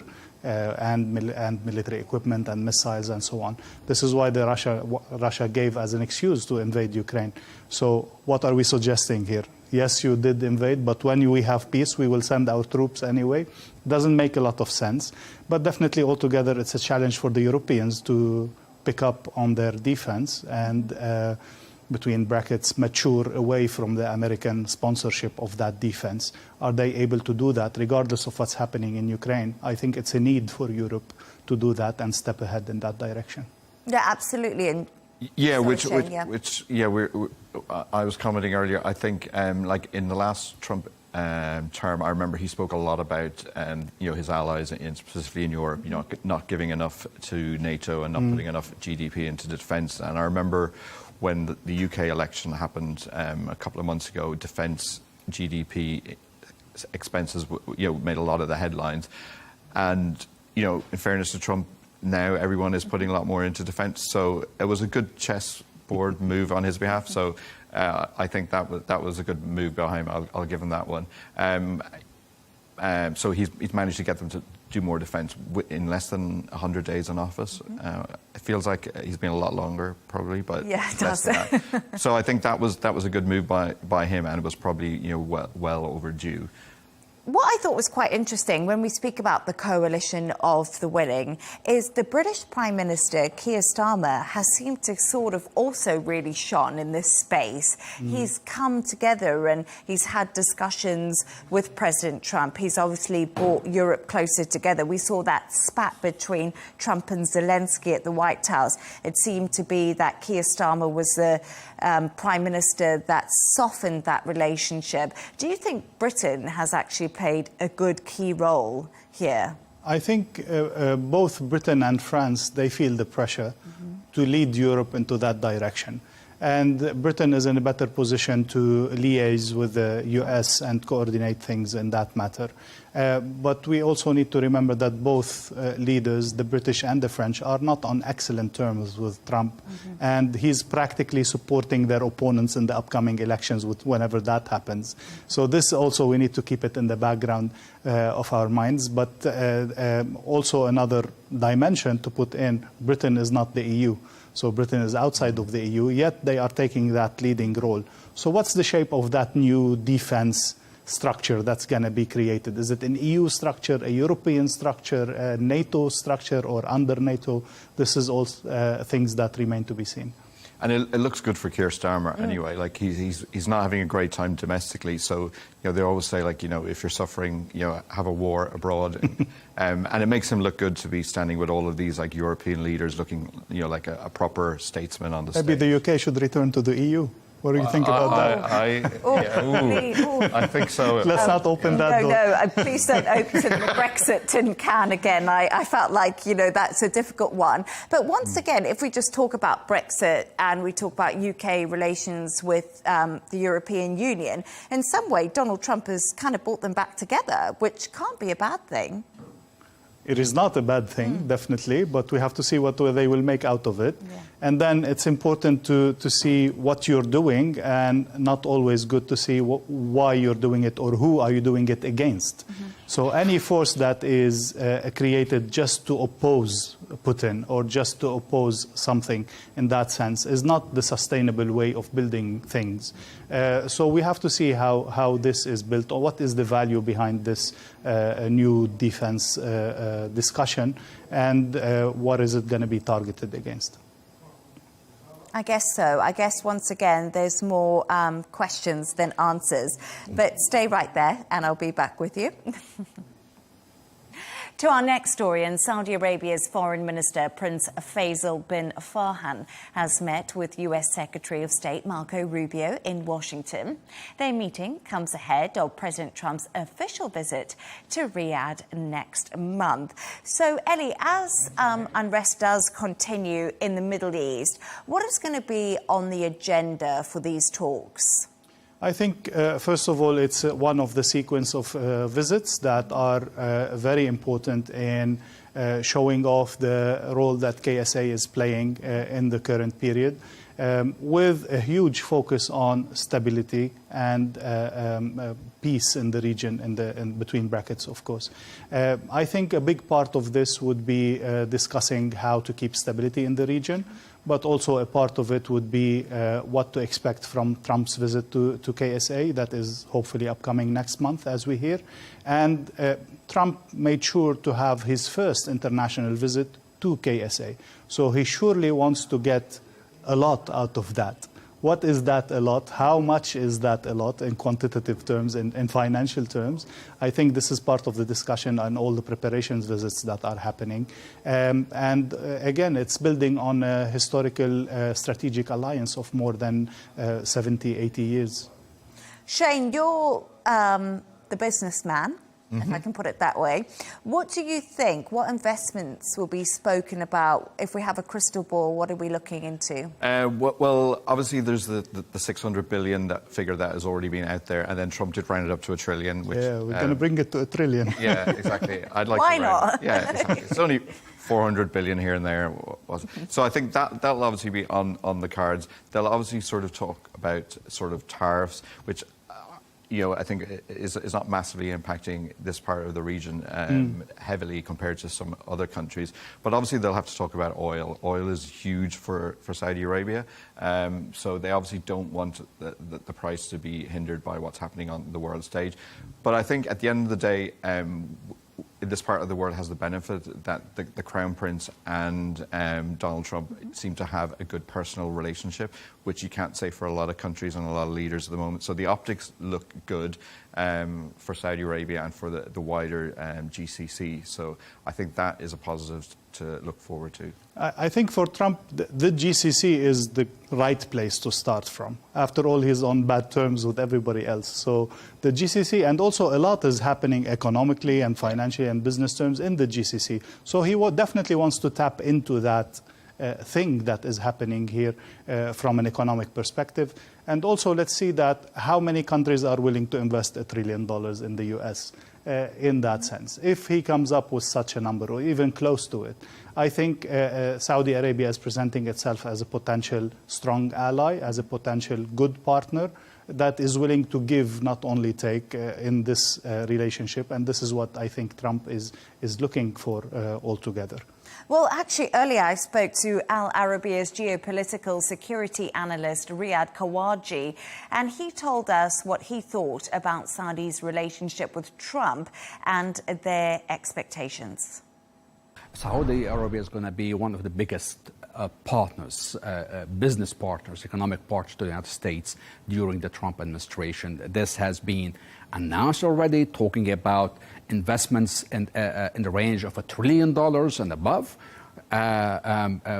For Trump, this is music. The U.S., especially in the current circumstances, badly need this sort of a relationship with a major international player like Saudi Arabia.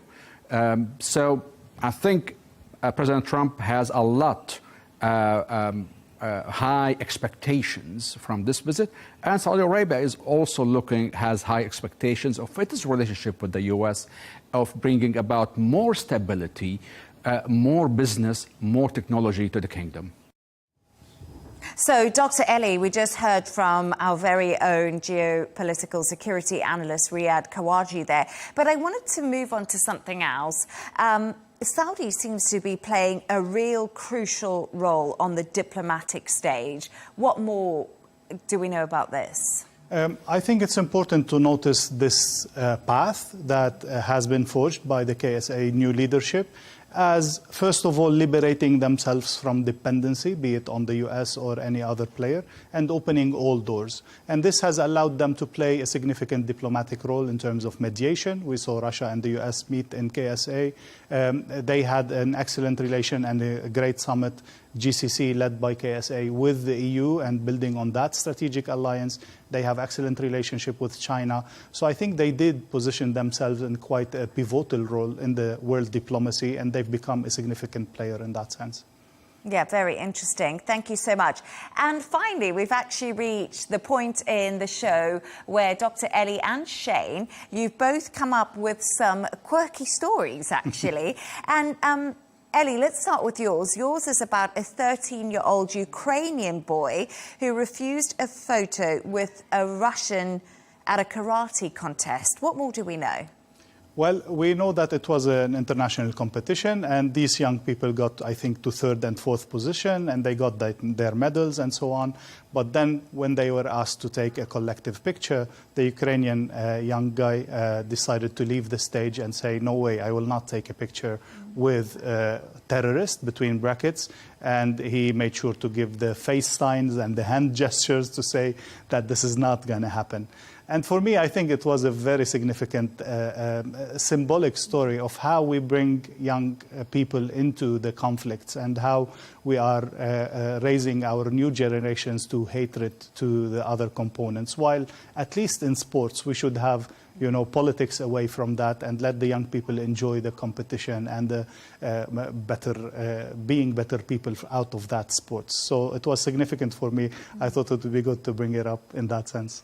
What do you think, Shane? Should sports and politics always be kept separately? I'm sort of unusually on the fence on this one. I think, yes, you should always keep sort of politics out of all sports, but I was kind of putting it into context, and I was kind of thinking, as an Irish person back in the days when things were a little bit more frosty with neighbours, what would I like to see happen? So it is a difficult one, but at the end of the day, humans are emotional, and they're not always diplomatic, as we've just discussed throughout the entire show so far today. Yeah. So I think these things are always going to happen, but as long as they're in the minority, hopefully. Yep, that's very true. I don't know, it's difficult, isn't it? Because I always think you're taught about sportsmanship, and I don't know how you do feel in that situation. But let's move on, Shane. You've got a story which is pretty amazing. It's about a lottery ticket that was really, really lucky. Yes, it was a man in Maryland in the US, and he went to help his mother clear out sort of, she was obviously maybe having a Marie Kondo sort of moment and decluttering, and actually found a lottery ticket and scratched it, and it won $50,000. Wow. So, which, to be honest, the reason I like this story is because when I was home in Ireland recently, my mother did the exact same thing to me, and I did actually find a lotto ticket and a lottery ticket. None of them had any money on it. Oh, no. And there was actually one that I found that was actually out of date, and I thought, can you imagine if you scratched it and there was a winning on it and it was out of date? That would have been just completely, tragic. But I want to put a question to you. The guy did promise before he scratched it that he would give half the money to his mother if he won, and then he did win. Would you do the same? Yes, no. I actually thought about this, and you could probably react to it too. But I feel like my mum's given me a lot of money over the years, I've had times in my life when I've been at university and I was on my last sort of few pounds and I was desperate, and then what do? You ring the bank of mum and dad, isn't it? So I think I owe you a lot to my family. Yeah. But I think not only parents. I mean, if you got the ticket from someone and you promised, okay, you got this ticket, it's not something that you found, and does not belong to anyone. I think I would honor this pledge of giving part of it. I did look at this I went down a complete rabbit hole of looking at unclaimed winnings in these kind of sort of lotteries, and there's a lot of them. I can't really believe this is the case. And there's one out there that's 1.1 billion in New Jersey and has not been claimed yet. So if you're in New Jersey, get looking around in the attic.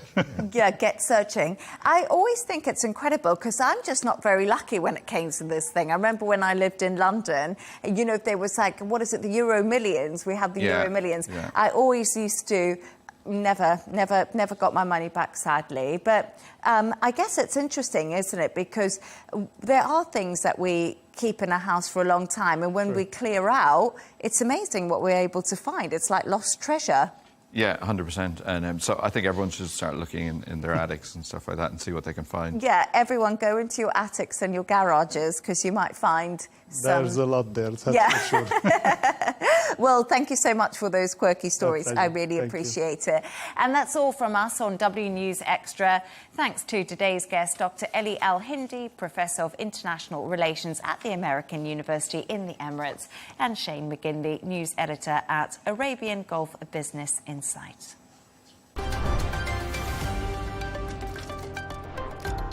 Here's a reminder of our top stories.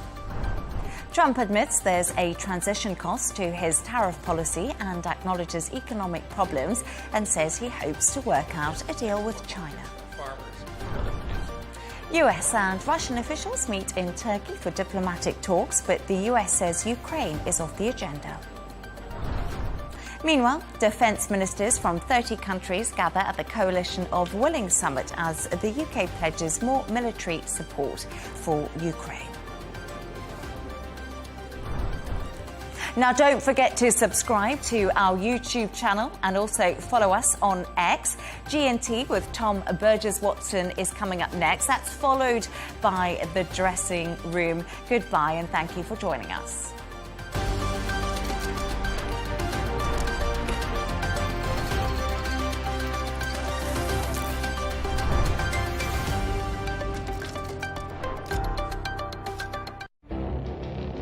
It feels like decades are passing by in a matter of weeks. Seismic shifts in the world order. Never, ever will be part of America. With so much happening and so much noise. Whether it's political upheaval, Canada has been ripping us off for years. economic shifts, or social movements, And no one wins from tariffs. I think America can be more friendly to the rest of the world. The in-depth analysis and all the latest developments across the globe. To have an inclusive policy together. The meetings with Hamas gave me some hope. We're in another nuclear arms race. the most important developments straight to your screen. Welcome to the dressing room. I'm on my own. I need backup. And an insightful look at the issues shaping our world today. It was not going to happen, that war, and it happened. Join us on Al Arabiya News, where the world talks.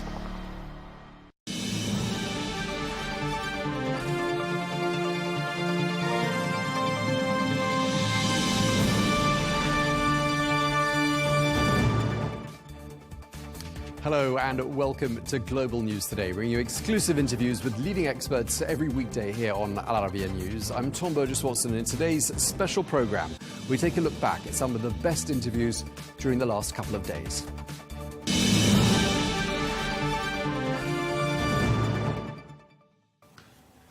Hello and welcome to the programme. It has been 3 days since global markets began plunging after President Trump kicked off a trade war.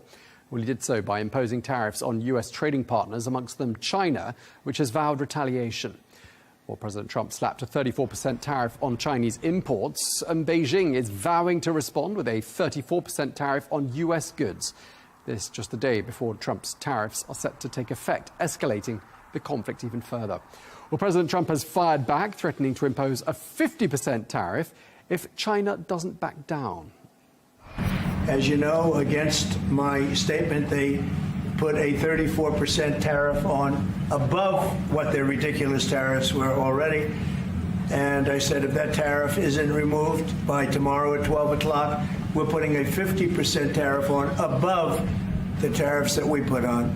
So they've gone for years. They've become a rich country because of people, again, that were in the White House that allowed this to happen. Well, to discuss this further, we're joined now by David K. Johnston, the former New York Times journalist and author of The Making of Donald Trump. Good to have you with us once again here on Al Arabiya News. We're also joined from London by Greg Swenson, the chair of Republicans Overseas. Great to have you both with us. Let me start with you, David.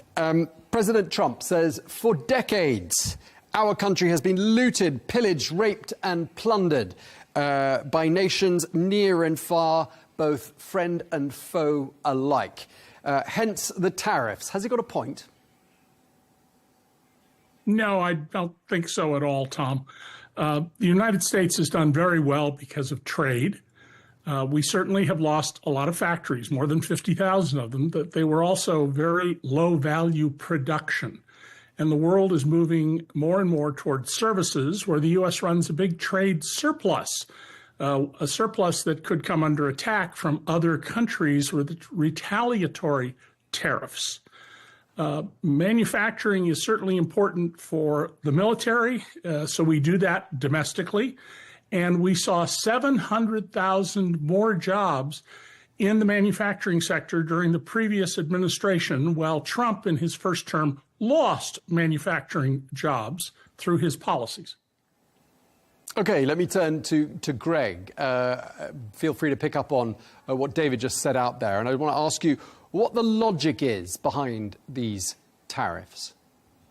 Well, I think there's a few, and David alluded to the factories that have that we've lost, or the industrialization, the deindustrialization of the Rust Belt, especially the middle part of the country. So, and there's some merit to the argument that some of these factories might have been obsolete. We're moving into a more high-tech world, but I do think it's important, especially for national security reasons, to have supply chains at home. So tariffs can be used.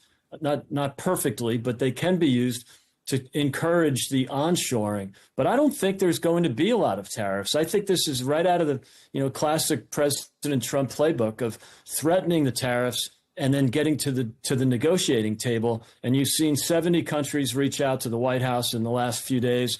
You've got already you're seeing the deals being proposed. Vietnam folded first, or at least offered zero tariffs first. So I think, and then of course you saw the EU yesterday make that, offer at least a promise to negotiate. So look, I don't think there'll be as many tariffs as people fear.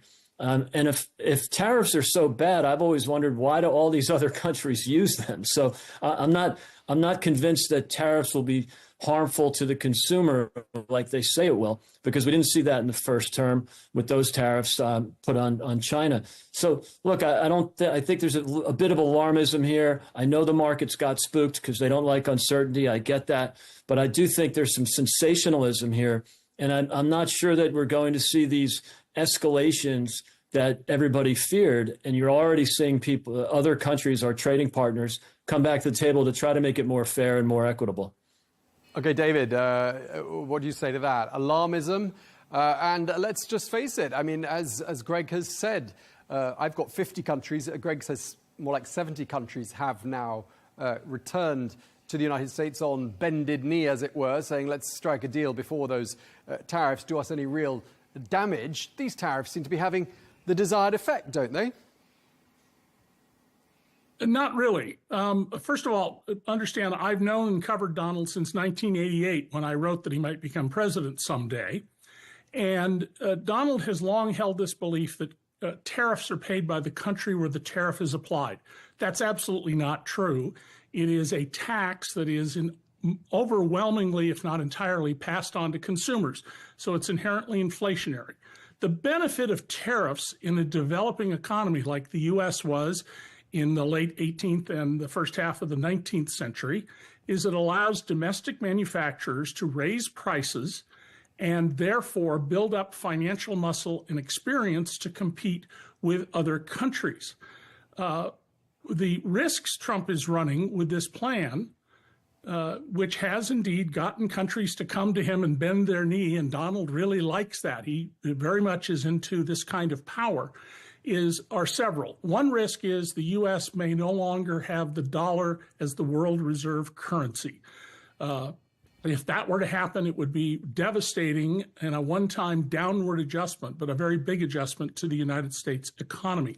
Secondly, countries that are unhappy about this could create their own free trade zone and exclude the United States from it, which would similarly be damaging to the U.S., especially its great and growing success in exporting services, which are not being tariffed at the moment, rather than goods. And then to Greg's question about why these countries have tariffs, in not fully developed economies that are not robust and don't have detailed financial reporting that's widespread, tariffs are an effective way for governments to collect revenue.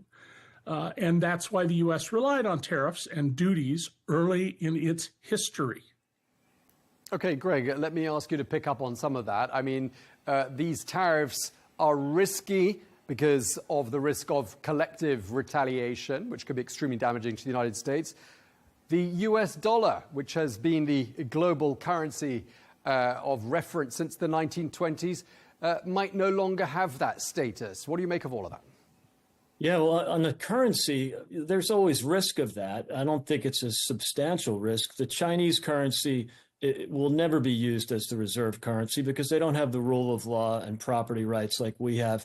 So that wouldn't really work. And then, of course, the European currency, which could be an alternative, is a collection of 28 different bond markets. So I think that's a bit of a stretch. I think in terms of using tariffs, as a revenue tool, it might be.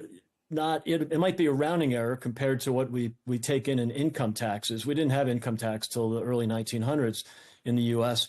There is some merit to that argument, but I do think. And Tom, what was the first part of the question? One was on the currency. What was the other one? Retaliatory. Collective retaliation. Thank you. Sorry about that. Yeah. Look, I think it's clear that there will not be escalation or a so-called trade war with President Trump's response by using tariffs to the tariffs that already exist with our trading partners because of the trade surpluses that they have. The country with the trade surplus always loses in a trade war. So there's a little risk of that. That's why you're seeing the Chinese come to the table. You saw Vietnam come to the table first. The EU, same thing. $300 billion trade deficit for the U.S., surplus for the EU.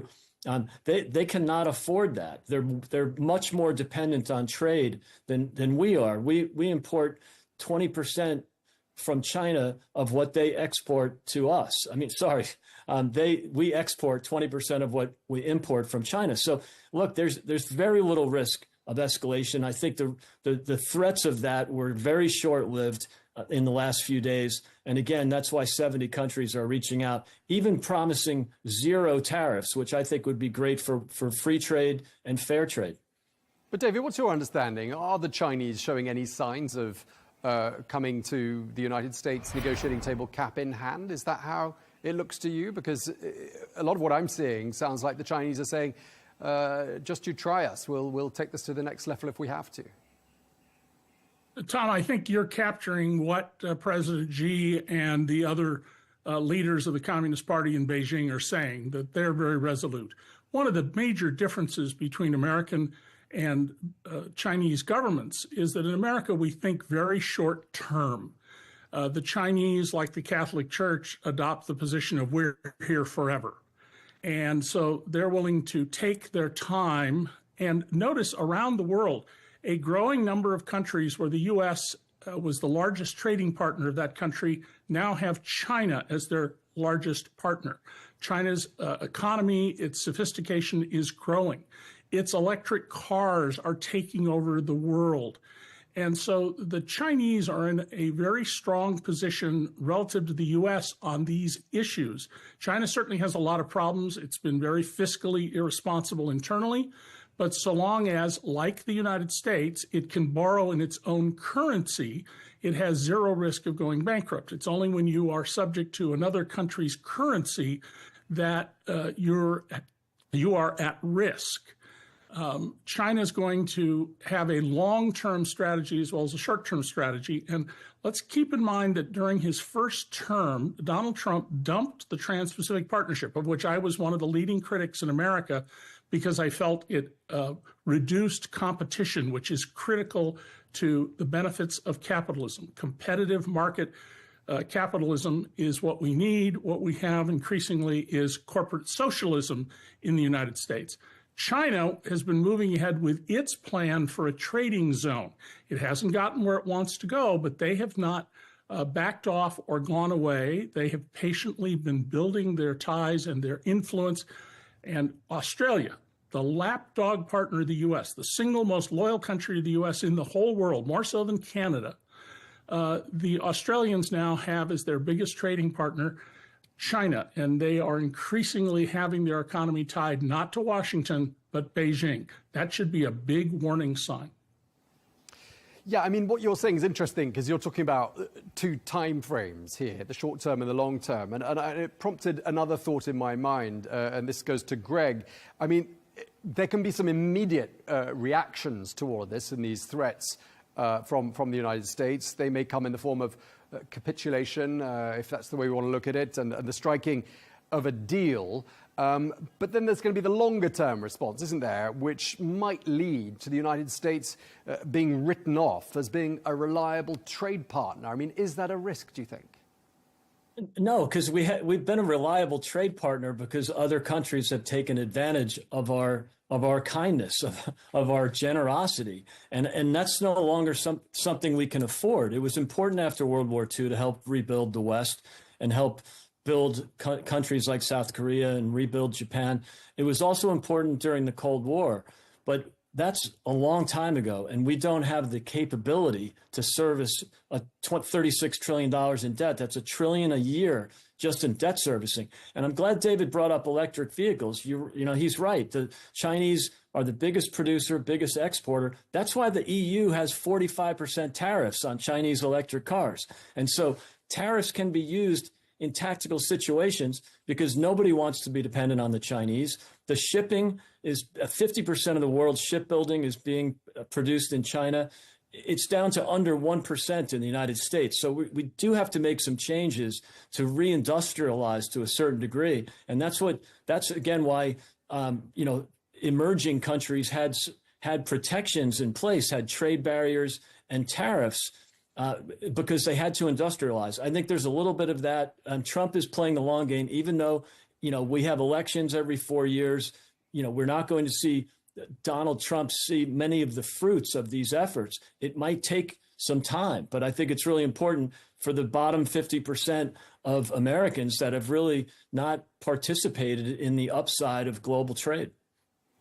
David, I want to turn to you. You're quoted as having said President Trump's ratings will continue to be good until such time as people discover his economics are not good for them. I mean, that's clearly in the context of these tariffs. I mean, what do you see these tariffs doing to the average American consumer? Well, it will help the average American. I don't know that it's good for those of us in the top 10% that own, you know, 88% of the equities in the U.S. and the other 40% own 12% of the equities. 50% of the people don't own equities. So if they had $1 in 2021 when Biden took office, that dollar is worth 80 cents now in purchasing power. If I put it in the stock market on day one of Joe Biden, it's worth $1.80. So I think, you know, those of us with financial assets and property are doing just fine. We do very well. We did very well during the Obama years. The lower quartile, the lower decile, the working class people did so much better in the Trump years. Real wages went up 8% in 4 years. That's 4 times the wage growth in the Obama-Biden years. So I think people will understand this is good for the bottom 50%. And if those of us in the top 50 have issues with that, well, I'm not sure that, you know, I'm worried about it. We're going to do just fine. And so it's time to sort of reindustrialize and help the people that have seen the power of a dollar is worth, you know, the dollar purchasing power is worth 26% of what it was in 1980. And so global trade has been good for those of us in the top half or those of us that live on the coast, not so good for those people living in the Rust Belt. Yeah, Greg, go ahead. Hey, Greg, the question was directed to me. Yeah, it was David. It was David. I'm sorry. Go ahead and let you answer that question now. Apologies. Sorry. I didn't know that, David. So there are a number of things that I agree with Greg that those of us who have property and assets are doing just fine in America. But there are a number of things that Greg said that aren't supported by facts. First of all, under Biden, for the first time, the median wage rose faster than the average wage. I've been documenting for 30 years each year the distribution of wages in American incomes. And under Trump, gains went to the top, combined with massive tax cuts for people in the upper reaches of the 1%, mostly the over $2 million a year crowd. Secondly, in the United States, there is a serious problem with people not having sufficient incomes. The bottom 50% certainly do not. Well, tariffs are inherently inflationary, and we're already seeing inflation has ticked up from an annual rate when Biden left office that was below the post-World War II average to about 4.8% annualized. Now, we don't know if that'll continue. We only have 1 month's data at this point. But tariffs will lead to higher prices, and overwhelmingly because they're on goods and lower income people spend all of their income or nearly all of it on goods and services, it's going to hit people down the income ladder. So this is not good for most Americans. Now combine that with the plan to borrow another $4.5 trillion to continue for 10 years the U.S. income individual and corporate tax cuts, which are being financed with borrowed money. And you're creating increasing problems for people at the bottom half, and I would argue basically the bottom 80% or so of Americans. Tariffs will be helpful if we were to get factory production that paid living wages, which would mean the revival of unions, and this is a virulently anti-union president. And I also want to make sure viewers know about a hypocrisy of Donald's. When Donald was involved in building his hotel in Las Vegas, he went to extraordinary lengths to evade a tariff on Chinese steel. He talked about American jobs, but he bought Chinese steel and went through a series of sham companies to hide that the steel was Chinese. And that's indicative of how Donald does business. Do as I say, not as I do. And so I don't see at all how the tariffs are going to benefit the bottom 50% and probably the bottom 80% of Americans in the short run or in the long run. Okay, Greg, let me ask you to respond to that. Plus, the comment that from the same section I was quoting from just a moment ago when I put that question to David, who says that Donald Trump is a con artist at heart, he says. What do you make of the fact that he's also a misogynist and a fascist and a racist and anti-Semite? Yeah, we've heard it all. So that's, I'd like to stick to what's important here. And I think, a few things. One, on the tax cuts for in the first term, 93% of Americans got tax cuts. When you have across the board tax cuts, yes, rich people get the bigger chunk because they make more money. So, that's just natural. But they were not just for billionaires. That's just a typical Democrat talking point. The other thing to keep in mind is inflation in the Biden years was caused by reckless spending and hostility to the supply side, to the private sector, especially in the energy sector. So are tariffs inflationary? I'm not sure, because the data doesn't really prove that. They weren't inflationary in the first term. The MIT is saying that only 20% of the tariff gets passed through to the consumer. And I do think that if they were so inflationary, why does the EU use them? Why does the UK? Why does China? Why does Vietnam?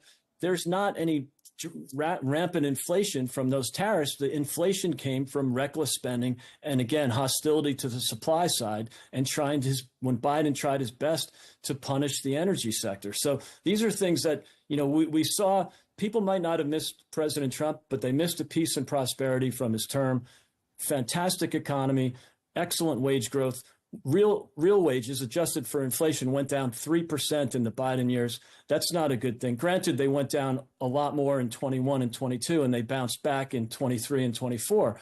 But net down 3% in 4 years after being up 8% in the Trump years and up 2% in the 8 years of Biden Obama. So I think the economic argument is laughable from the left, and I think that this is disruptive. Absolutely. That's the nature of this president, but it'll work in the long term for workers by reshoring production, by returning some good blue-collar working-class jobs to the Rust Belt, to the middle of the country.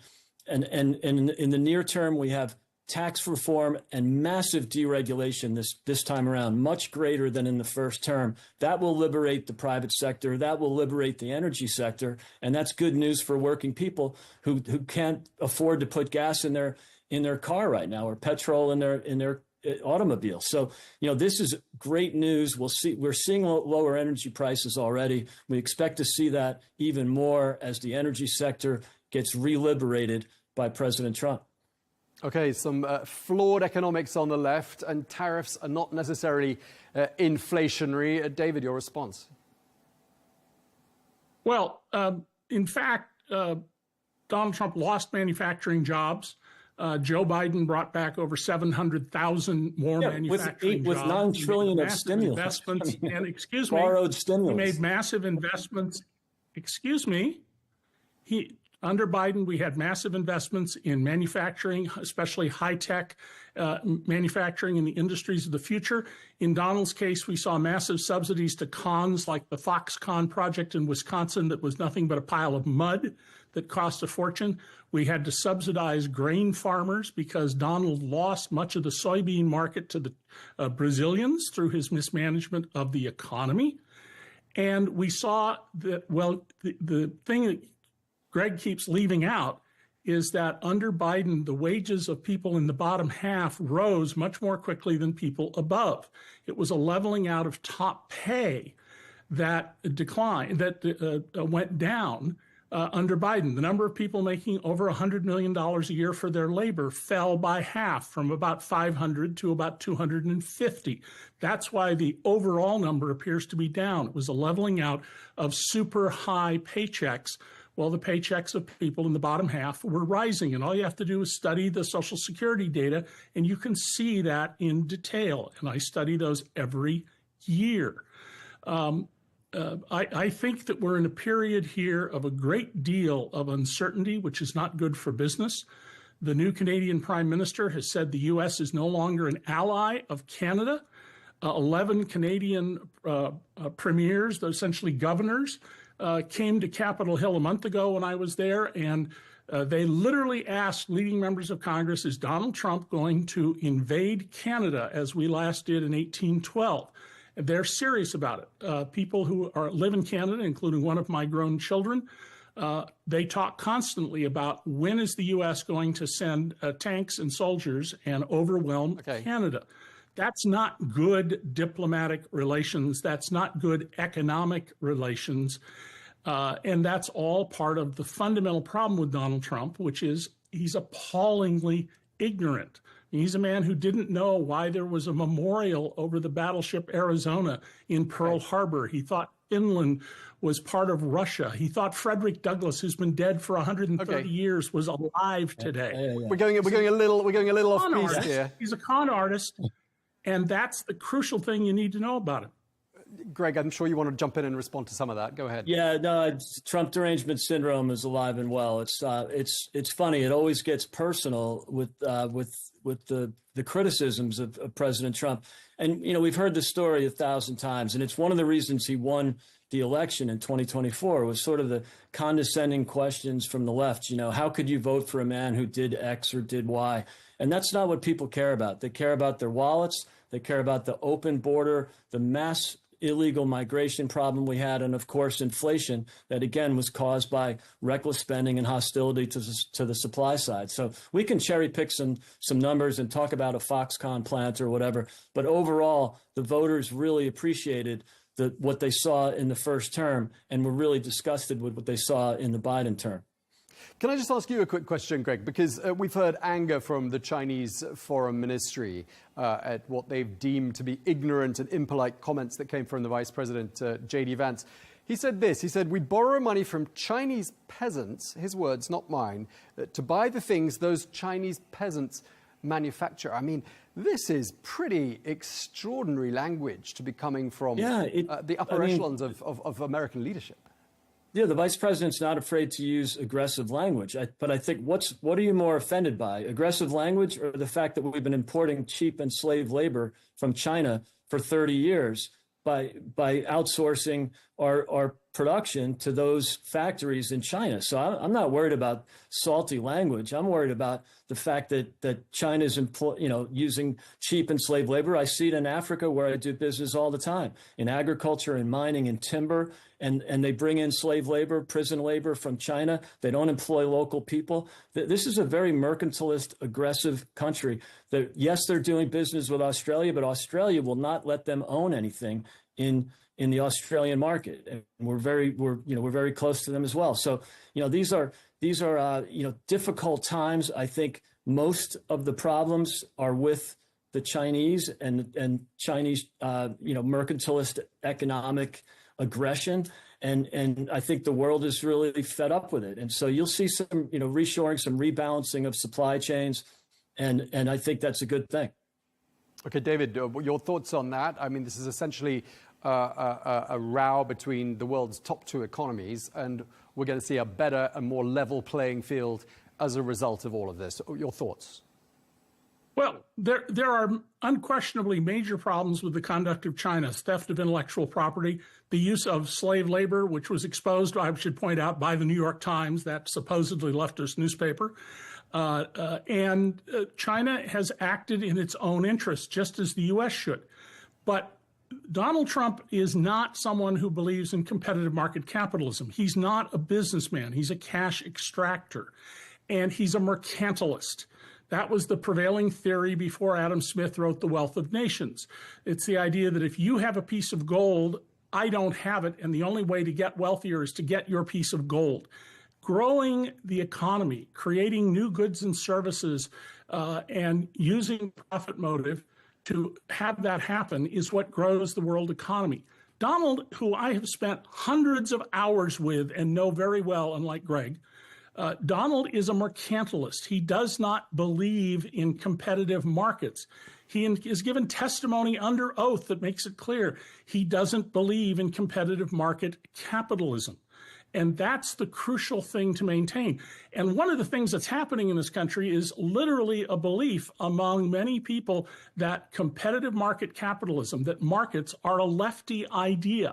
That's absurd. And some of Greg's comments I find offensive because my best-selling economics books champion competitive market capitalism, and they expose corporate socialism. And Donald Trump, through and through, is a corporate socialist.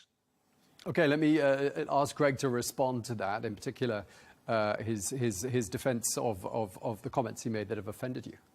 No, I mean, I think President Trump's liberating for the private sector, for the private economy. I think that's absurd. If he was, competitive as a businessman, and any businessman wants to be mercantilist, wants to be in a monopoly position. That's called business. You try. It's not something that works ultimately because we don't believe in monopolies. But I think what David just described was the Chinese economy, a mercantilist economy.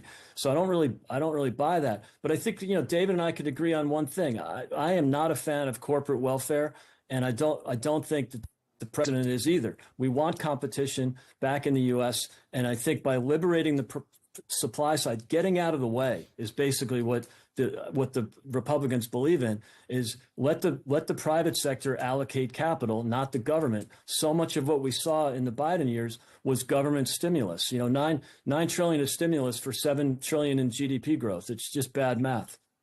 Okay, David, we gave you the first word. We're giving Greg the last word, and that was it, because we're out of time. Thank you both very much indeed for your time today. Greg Swenson, Chair of Republicans Overseas. David. David Thanks, K. Tom. Johnson, thank you very much indeed to you as well.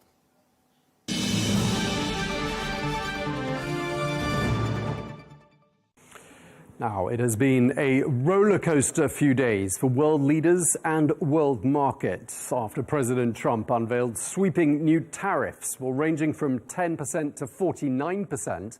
The president called these levies reciprocal and says they'll break America's dependence on foreign imports.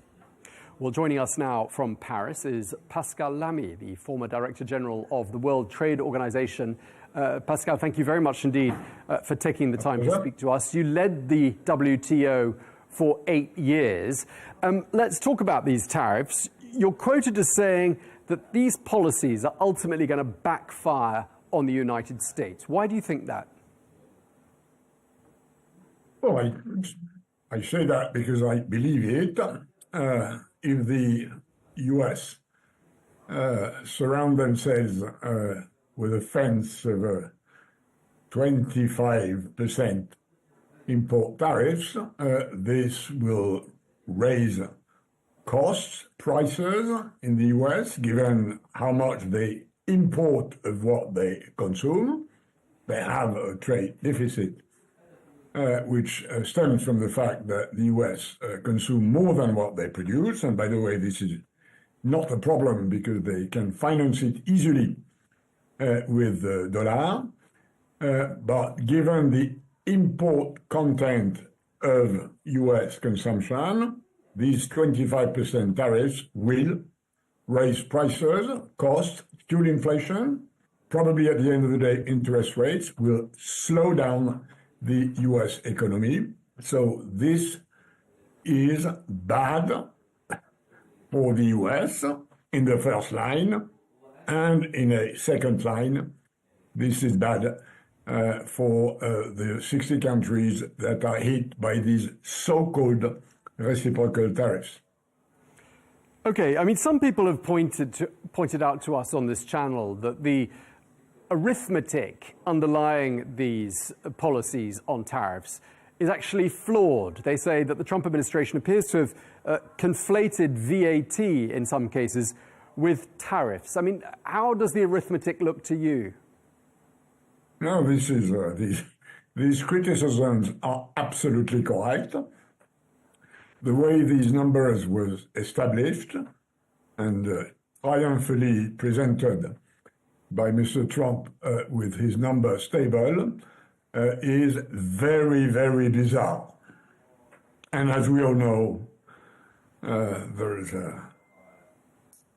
obvious proof of that in the fact that two islands in the Southern Ocean where you have only penguins and zero human have been hit by Trump's tariffs.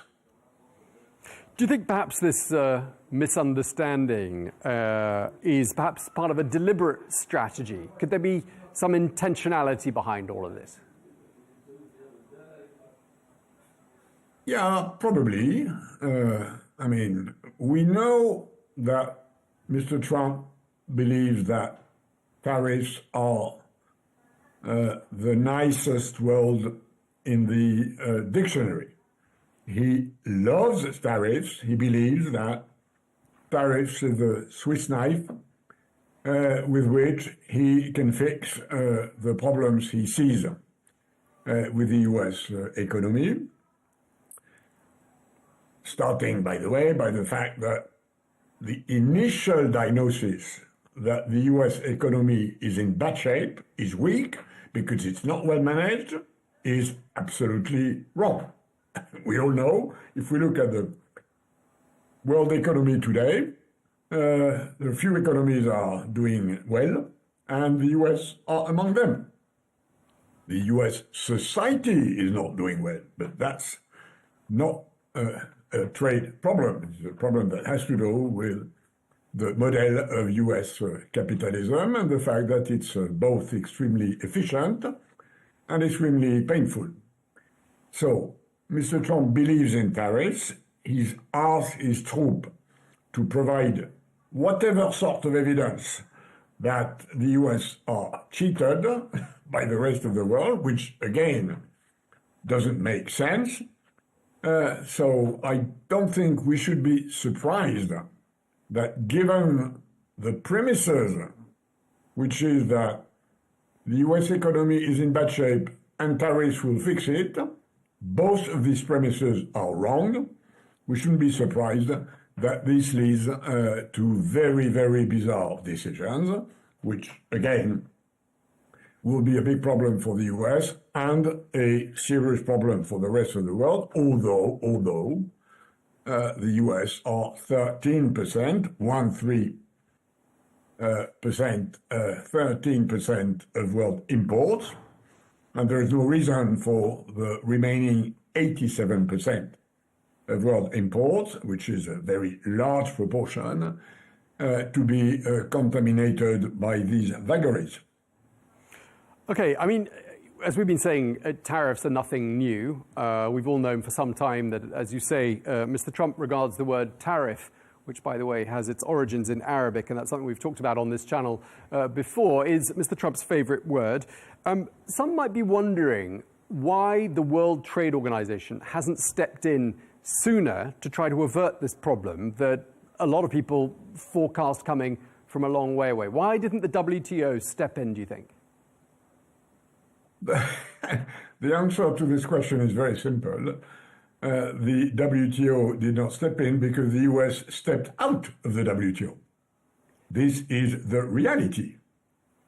In doing what he does, in doing what his predecessors have done, Mr. Biden and Mr. Obama, by the way, and what he did in his first mandate, the US, which were one of the big pillars of the WTO 20 years ago, have progressively stepped out of the World Trade Organization. They don't believe anymore they should be bound by the commitments they have taken, and that's it. And the WTO members have to learn how the WTO can live without the US. Now, the DG of WTO yesterday said, look, guys, there's a table here where you can talk, if necessary, negotiate.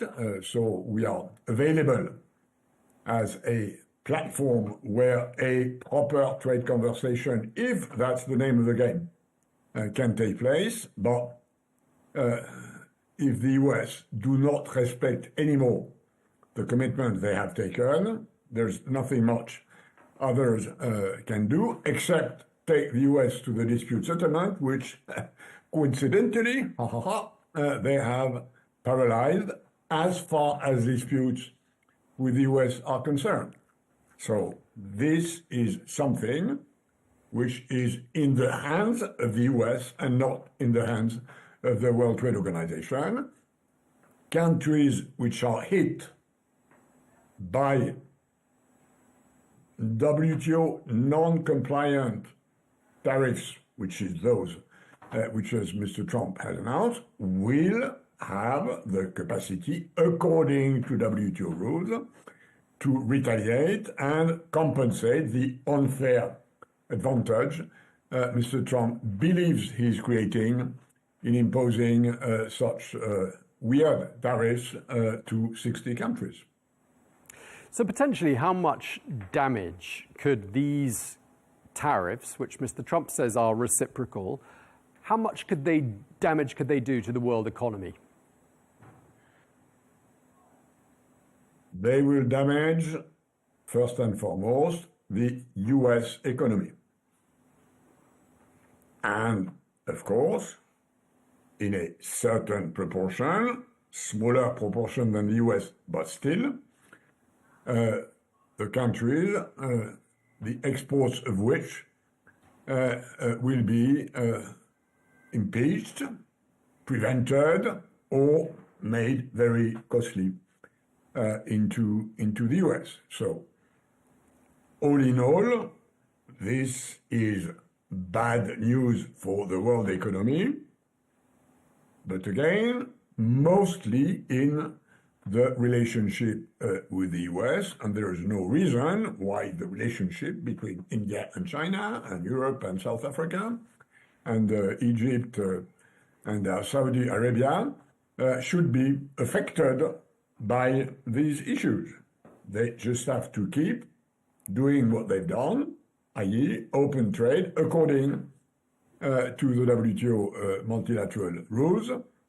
This is not at stake. What is at stake is the behavior of one WTO member, which happens to be an important one for the world economy, not so much, by the way, because of the size of its trade, as all major countries, the US, relatively to their GNP, trade less than others, and small countries, relatively to their GNP, naturally trade more than average, and this is a constant of geography. But again, this is not a global trade issue. It is a bilateral trade issue between the US and 60 countries. So how would you advise countries to bring this unpleasant chapter to an end? Would you advise negotiation or retaliation? Depends on your retaliation capacity.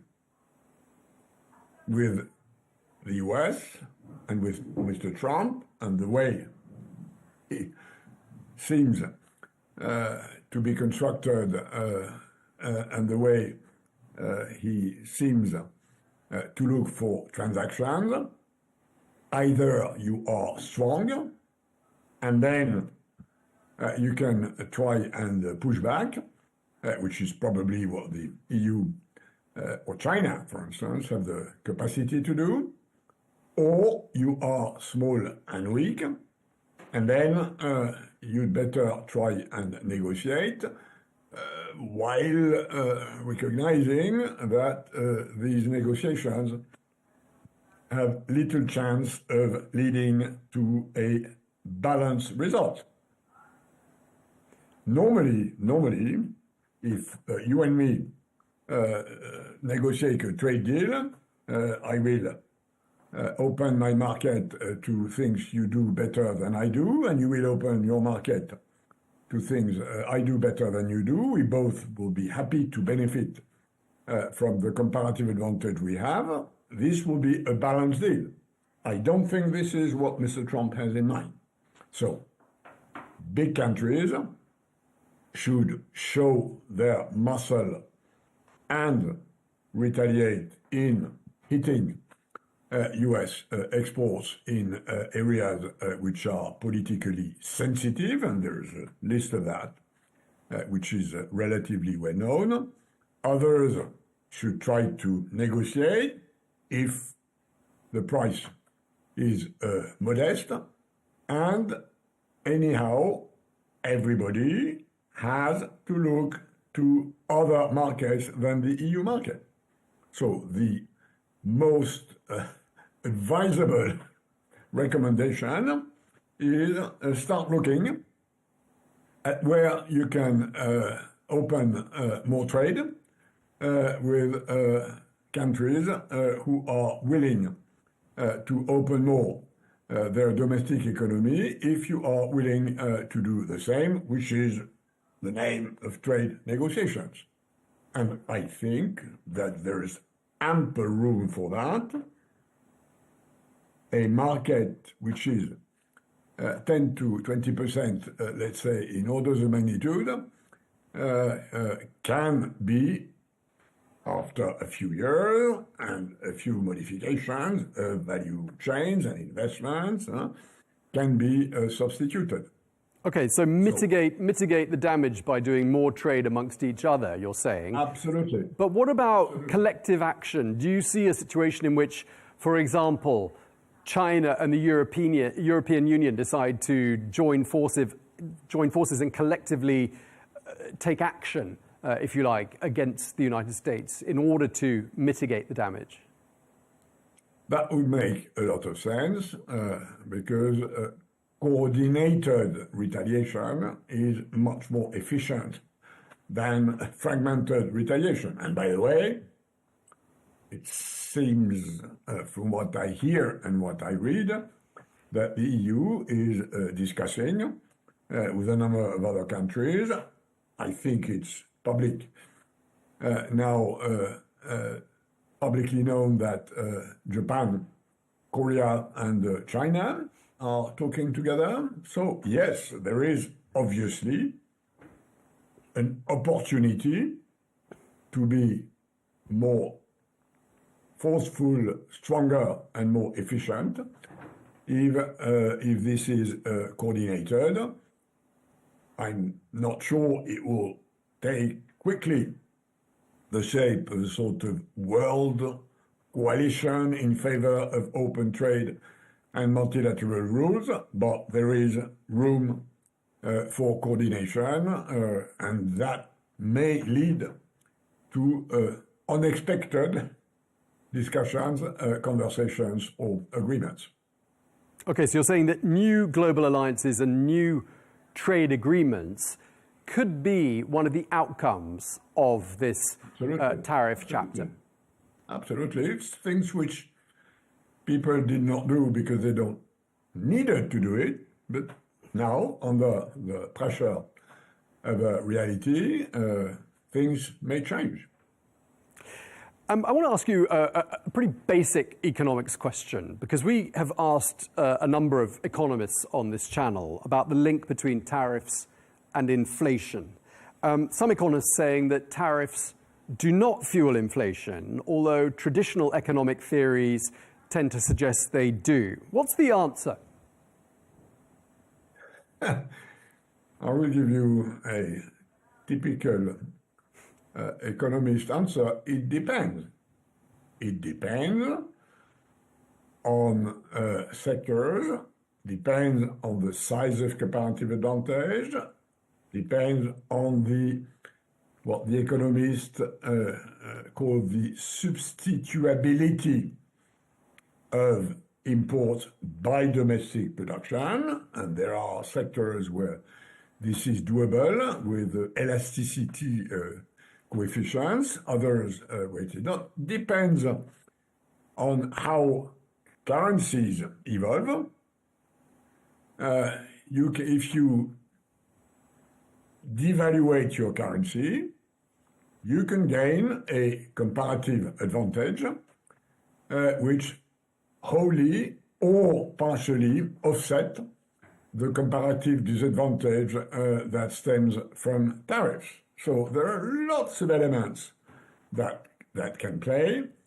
Plus, in the case of these so-called reciprocal tariffs, the fact that, contrary to the past, the US tariff will depend on the country, and that these differences, which sometimes are huge between countries, will probably lead to trade diversion and to some sort of cheating with rules of origin.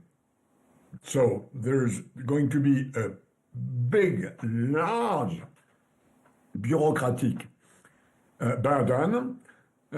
For instance, when the US say, yeah, I'll put a tariff of 40% on your exports to the US, but of course I don't want to penalize the US content of these exports to the US market. In lots of cases, especially with globalization, exports are not just what countries produce and export. Exports are bits and pieces of what countries import, add value to, and then export.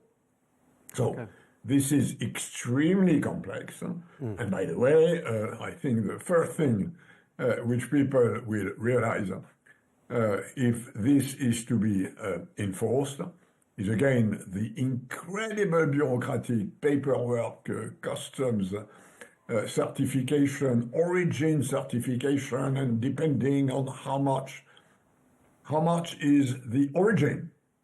Is the origin of a good in a country where 100% of the value is created? Is it 80%? Is it 60%? Is it 20%? This is a host of enormous technical and customs difficulties, which I think are going to appear pretty rapidly. All right. I mean, it is very complicated, but for people who are watching who don't understand the complexities of economics and tariffs, what's this going to mean for consumers in very basic terms? I mean, are prices going to go up in the United States, and are they going to go up for people all over the world as a result of these tariff policies? They will go up in the United States because the United States has decided to increase the cost of the part of domestic US consumptions, which is important. This will create inflation in the US.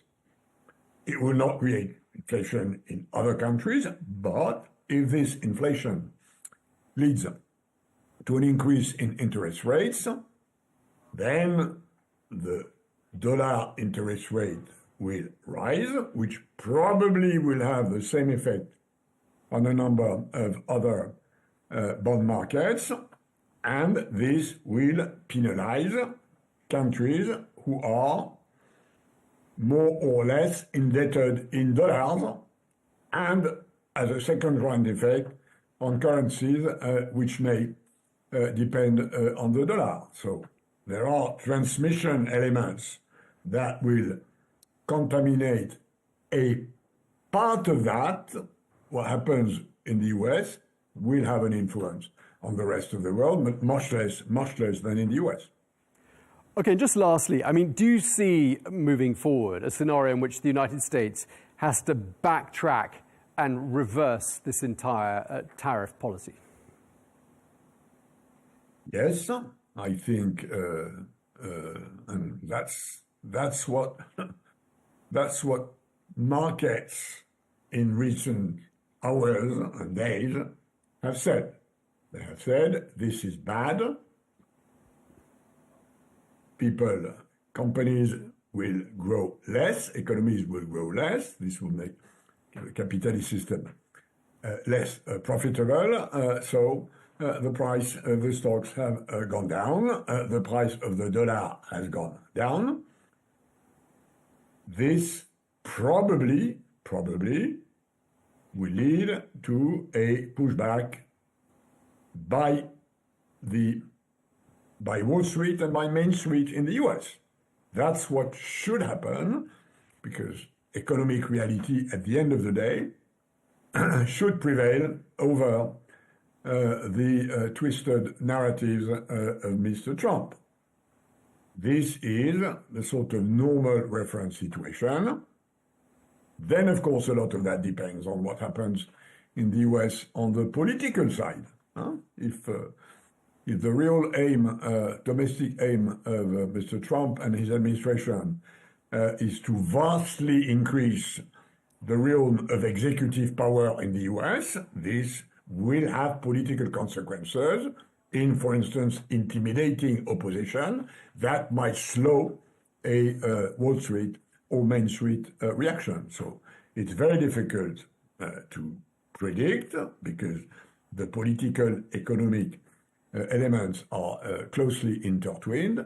My own sense, and I recognize on this I'm with the consensus, is that the economic consequences of that in the US will lead to a pressure against Trump tariffs or other measures, which, by the way, may be something he knows, which is why he's trying to go as fast and as quickly as possible, so that when he has to step back, he has gained enough territory to step back to a level which will be a higher one than the one he found in the first place.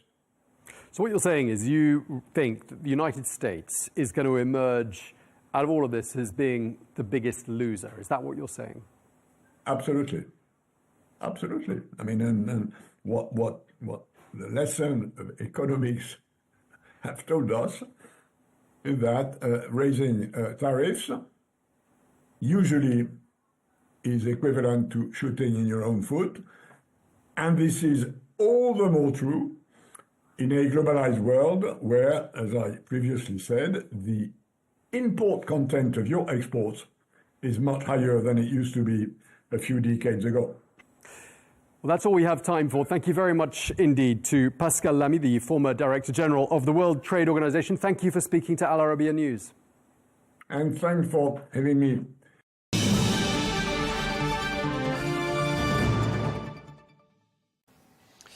Now, longtime foes, the United States and Iran, are set to hold talks this weekend over a potential new nuclear deal. That's according to President Donald Trump. Well, hours after that surprise announcement, Iran's foreign minister clarified that the talks in Oman would be indirect, but they would represent both an opportunity and a test, said Tehran. Well, President Trump, who withdrew the United States from the 2015 nuclear deal, said the talks would be, quote, at a very high level, and he warned Iran that it would be in, quote, great danger if those talks failed. Well, Sir Mark Lyle Grant is a former UK ambassador to the United Nations and a former UK National Security Advisor. He joins us now from the United Kingdom. Thank you very much indeed for being with us. News of these talks on Saturday in Oman. I'm wondering if that fills you with optimism. What could be achieved? Well, I think it is a very significant moment because it is direct contact between the Trump administration and Iran. And there is the potential opportunities for both sides, I think, to normalize the relationship and perhaps get a deal. But I think it's going to be very difficult. And I think the stakes are very high for both sides now in this negotiation.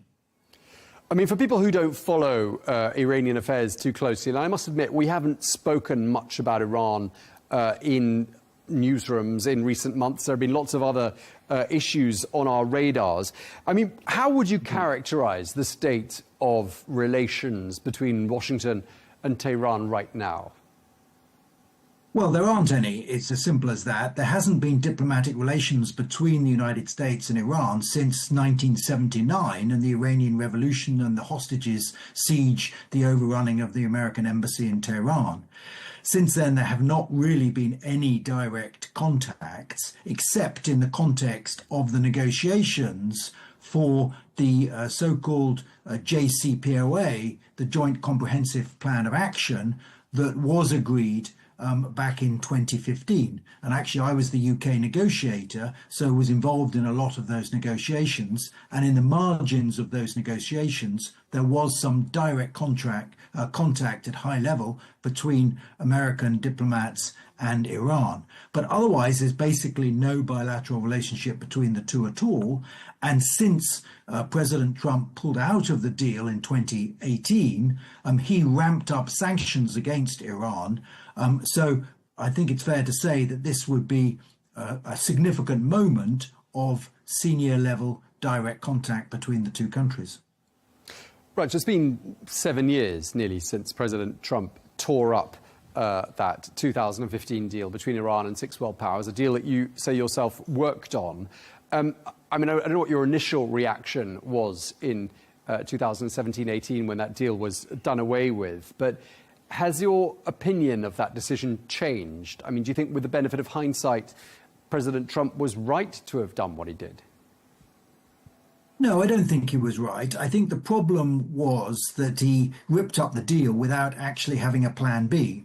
And so we've now reached the situation 7 years later when Iran is closer than ever to acquiring nuclear weapons, and President Trump faces exactly the same quandary that we faced back in 2015 of trying to prevent Iran's nuclear program diplomatically, with the alternative being bombing Iranian nuclear sites, which has obviously unforeseen potential consequences. No one quite knows where that would end up.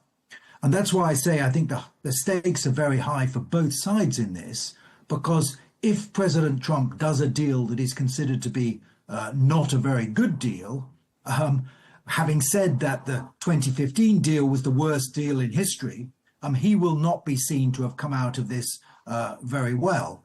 On the other hand, if he can't secure a deal with Iran, then of course he will have to follow through on his threat to engage in military action against Iran with all the sort of unforeseen potential consequences that that has. So the stakes are very high for the United States, I think, in this negotiation.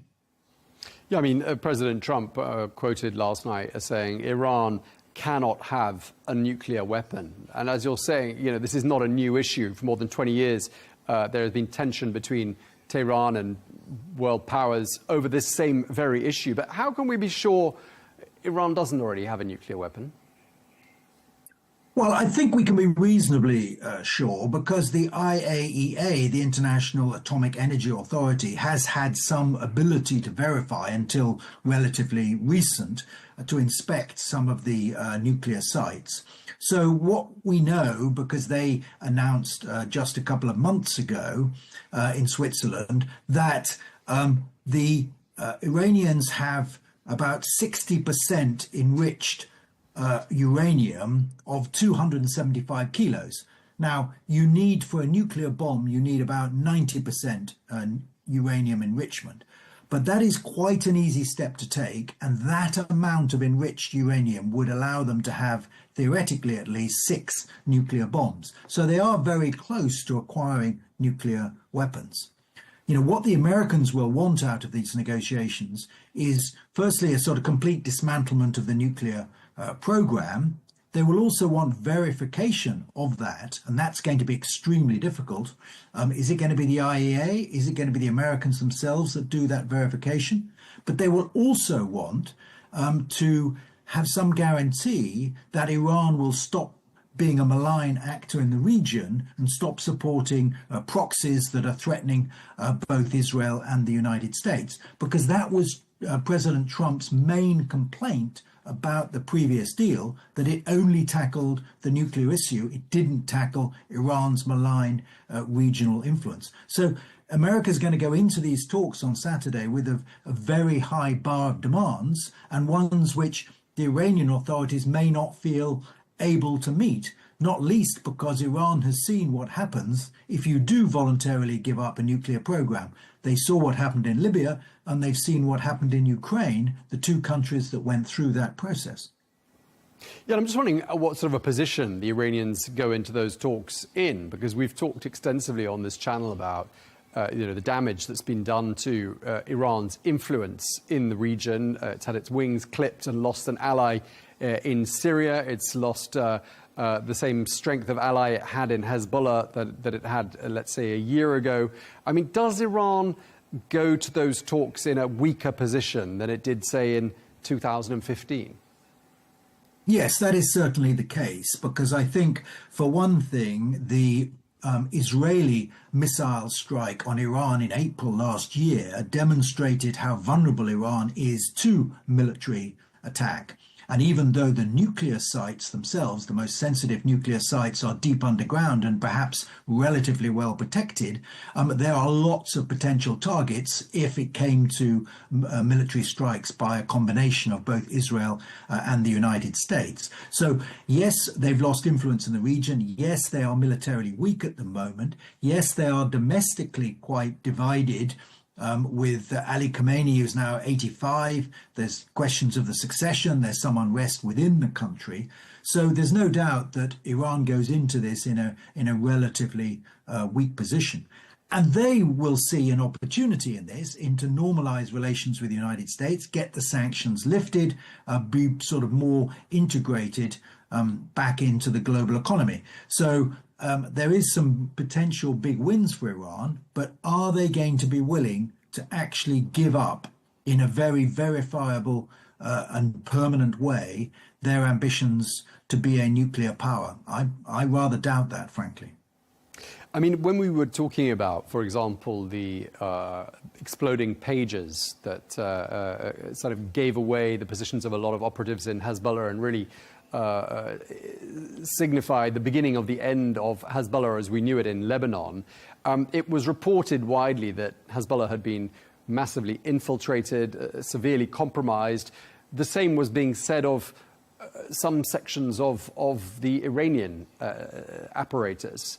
And I'm wondering to what extent you think, the Iranians have been massively compromised, and whether, again, that further weakens what you've already said is an even weaker position than the position they negotiated in a decade ago.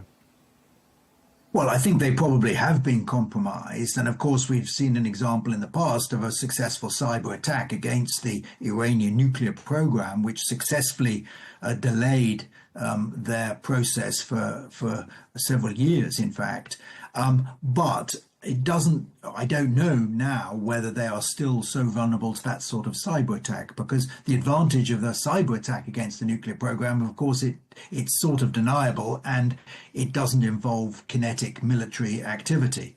But what Donald Trump is promising or threatening is a full-scale sort of military strike against targets in Iran if Iran does not accede to American demands. But as I say, American demands are going to be quite high in this negotiation, and I'm not sure that Ayatollah Khamenei will be willing to accept those terms. Yeah, and they're likely to be more stringent terms and more demanding terms from the US delegation than they were even a decade ago, not least because we can assume President Trump will take the opinions of the Israeli Prime Minister Benjamin Netanyahu very much into consideration. Yeah, that is absolutely the case. And another important distinction between now and 10 years ago is the fact that this is a bilateral negotiation between the United States and Iran, whereas 10 years ago, it was a multilateral negotiation, which included on our side, as it were, and the Western side, both Russia and China. And the force of the deal, the value of that deal in 2015 was that it was endorsed, agreed, verified by not just the United States and the UK, France, Germany, the EU, but also Russia and China. This time, one of the advantages, in a way, that Iran has is that it has support from Russia, to whom it had been very helpful in the Ukraine conflict, and still is, and also China, who doesn't really care whether Iran becomes a nuclear weapons power or not, and is quite happy to help Iran avoid sanctions, Western sanctions on it. So in that sense, Iran is in a slightly stronger position because it's only facing the United States and not both Russia and China as well. Yeah, indeed. And they face a brand new administration in Washington that is currently trying to fix lots of problems in lots of different places all at the same time. Just lastly, to wrap things up, before we cross to you, we heard President Trump in a clip saying that Iran will be in great danger if the talks fail. Assuming or imagining a scenario in which there is no accord forthcoming from those talks in Oman, where do you see things heading to from there? Well, it's difficult to say. It's possible that, Donald Trump's attention will just move on, as it has moved on from the Middle East, and it's moved on to some extent from Ukraine. If he doesn't get a quick win, he tends to move on to the next issue. And of course, the tariff issue is the sort of number one issue at the moment. But on the other hand, I think having said very clearly that Iran would pay a big price if they don't agree a deal, then I think his credibility will be on the line if he doesn't deliver some military response to Iran if there is no deal. So that's why I think the stakes are pretty high for both sides, both Iran and the United States. OK, so Mark Lyle, Grant, always a pleasure talking to you. Thank you very much indeed for your time. Thank you, Tom.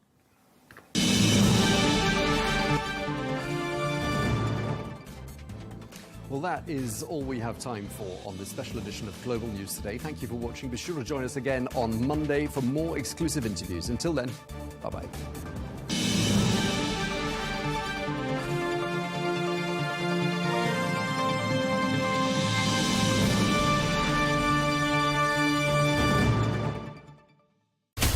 From the White House to Gaza, Kyiv to Beijing, elections, economics and the environment compete with conflicts and other complex issues for our attention.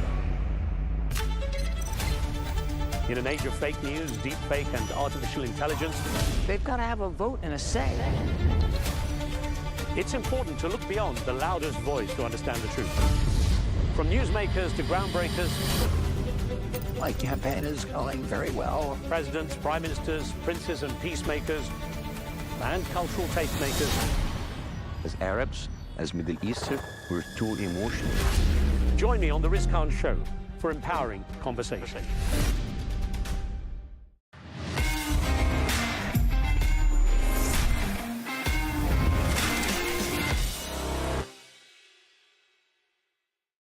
welcome to the dressing room without Arabiya News. Bridgie, you all right, geezer? I'm good, mate. I'm good. What we introduce? Mate, I've not been up to a lot. You've been up to a lot. The only thing that stands out for me is Rubik's Cube.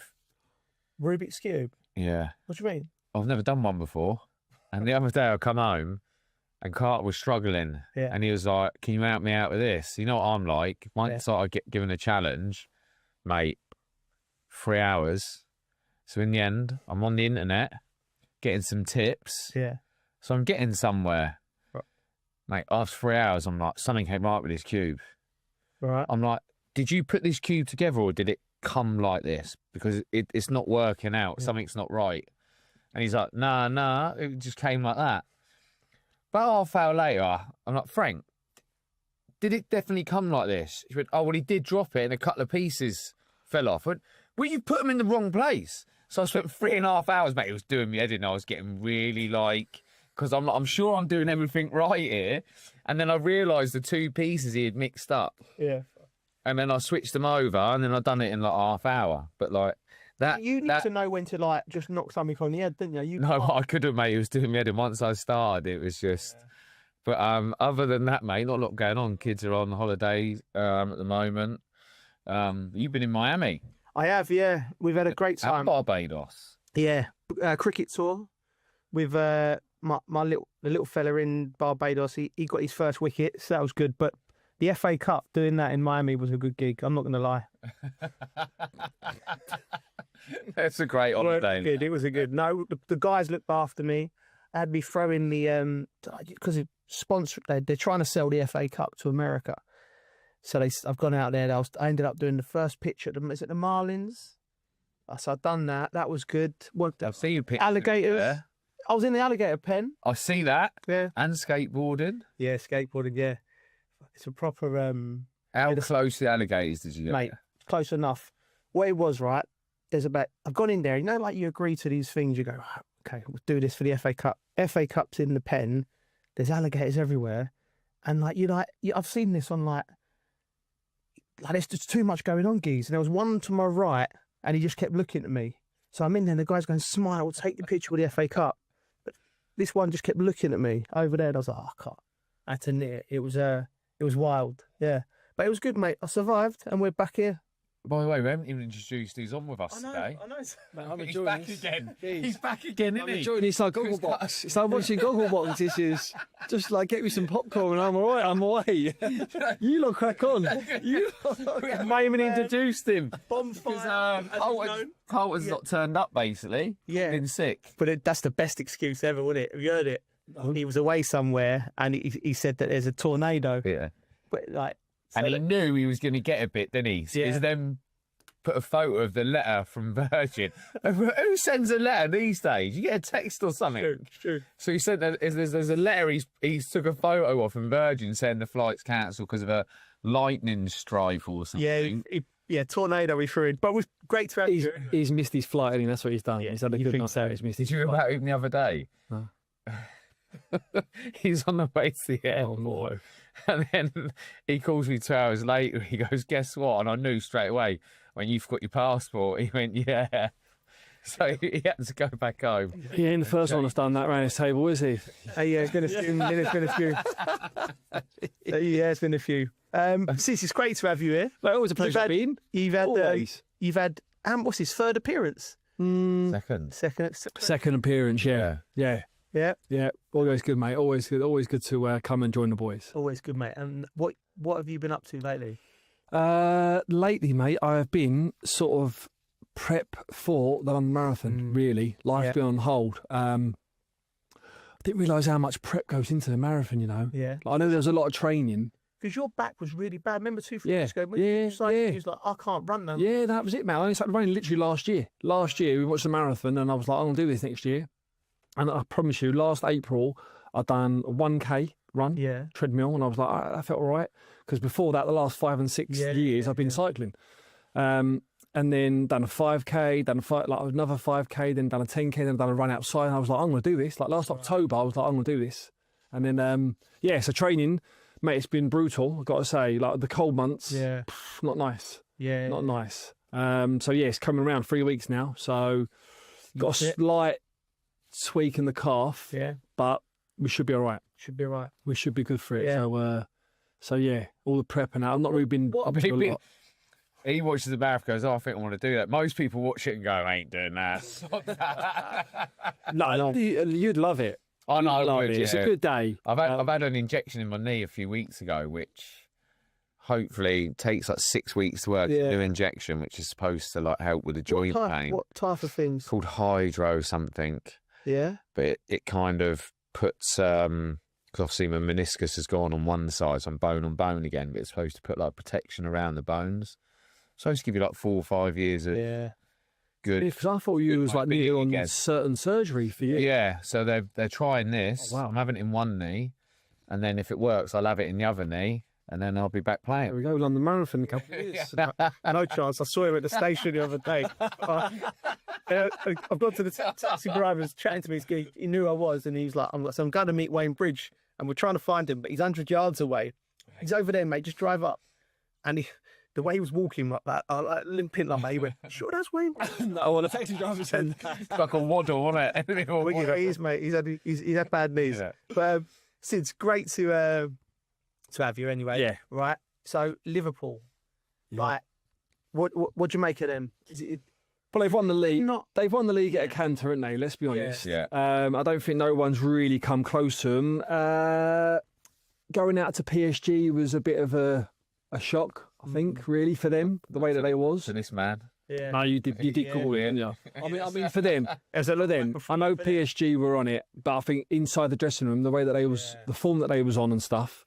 Then they got dispatched out the cup, didn't they, as well?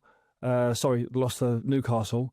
And then, a little loss to Fulham as well on the weekend. I mean, it's not our place to go, Fulham. When they're on it, you know. And they're doing all right as well, aren't they? They are doing all right, chasing for European places, which I'm sure we'll come on for. But I think in this league, you drop your standards a little bit, you get found out. If the other team's at it, it doesn't matter where you're at. Yeah, it's true. It's true. I mean, and Van Dijk had I think Michael Owen asked him a question, didn't he? It was on one of the broadcasts, and it affected him a little bit. What he was a little bit. It's about the narrative about Liverpool. I think they've had a brilliant season, no matter what. Yeah. If he does it. Yeah. And arguably, Arne Slot, if he wins the league with this Liverpool team, that's as good as a debut season, I think, to a manager. What do you think? Oh, yeah, definitely. Yeah. I've been getting pelters because like you got to do a little prediction at the beginning of the season. I had them outside the top 4. No way. I did. Right. The only reason with it being was the Klopp effect. Ingoing, the new one coming in, then the big 3, not signing their contracts, a bit loud, not just going to see what their options were. And I thought, do you know what? That could ruffle. Have gone wrong. Yeah, it could ruffle a few feathers. So I'm getting absolute pelters now, especially online, on socials, man. I'm getting abused. Yeah, the Liverpool fans, when you don't back their team, they do go a bit mad, don't they? Yeah. But hold my hand up, like you. Listen, that's unreal. What he's done this open season has been. It's class. Yeah. Very, very good. Yeah. Talk about like Van Dijk. I think Michael Owen asked him I don't know if it was a bad question, it was a good question. He was like, will it still be a good season? And have you ever remember a player having a nibble in the media? Like because it's like, that's really hard in our job, isn't it? So, you know, when you got to speak to the players after a game, you're like, what can you ask them? It's got to be a good question. Yeah. I see the question. Yeah. And do you know what I think it is as well? I think like Van Dijk said something like, look, doesn't matter you win it. Like, if you win it, it's still an amazing achievement, isn't it? Like, basically, that's what he was kind of saying, which is true, isn't it? It doesn't matter how you get over the finish line. But yeah, when you get interviewed after a game, I mean, I think there's been times where I've tried to have a go back, but you pull yourself back and go, no, just keep calm.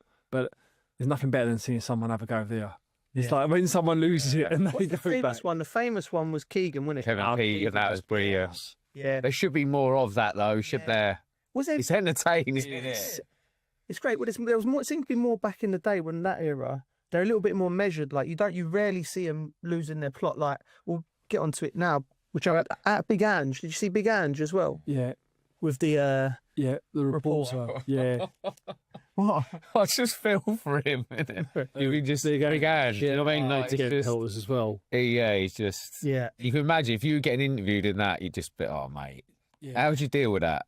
Your head's gone. You'd be good. You'd be good at dealing with that as a manager. But I think because you're very measured. Yeah, I don't know. I don't know about you. Me and I just don't think I'll bother going out. I just won't bother doing. I'm not sure.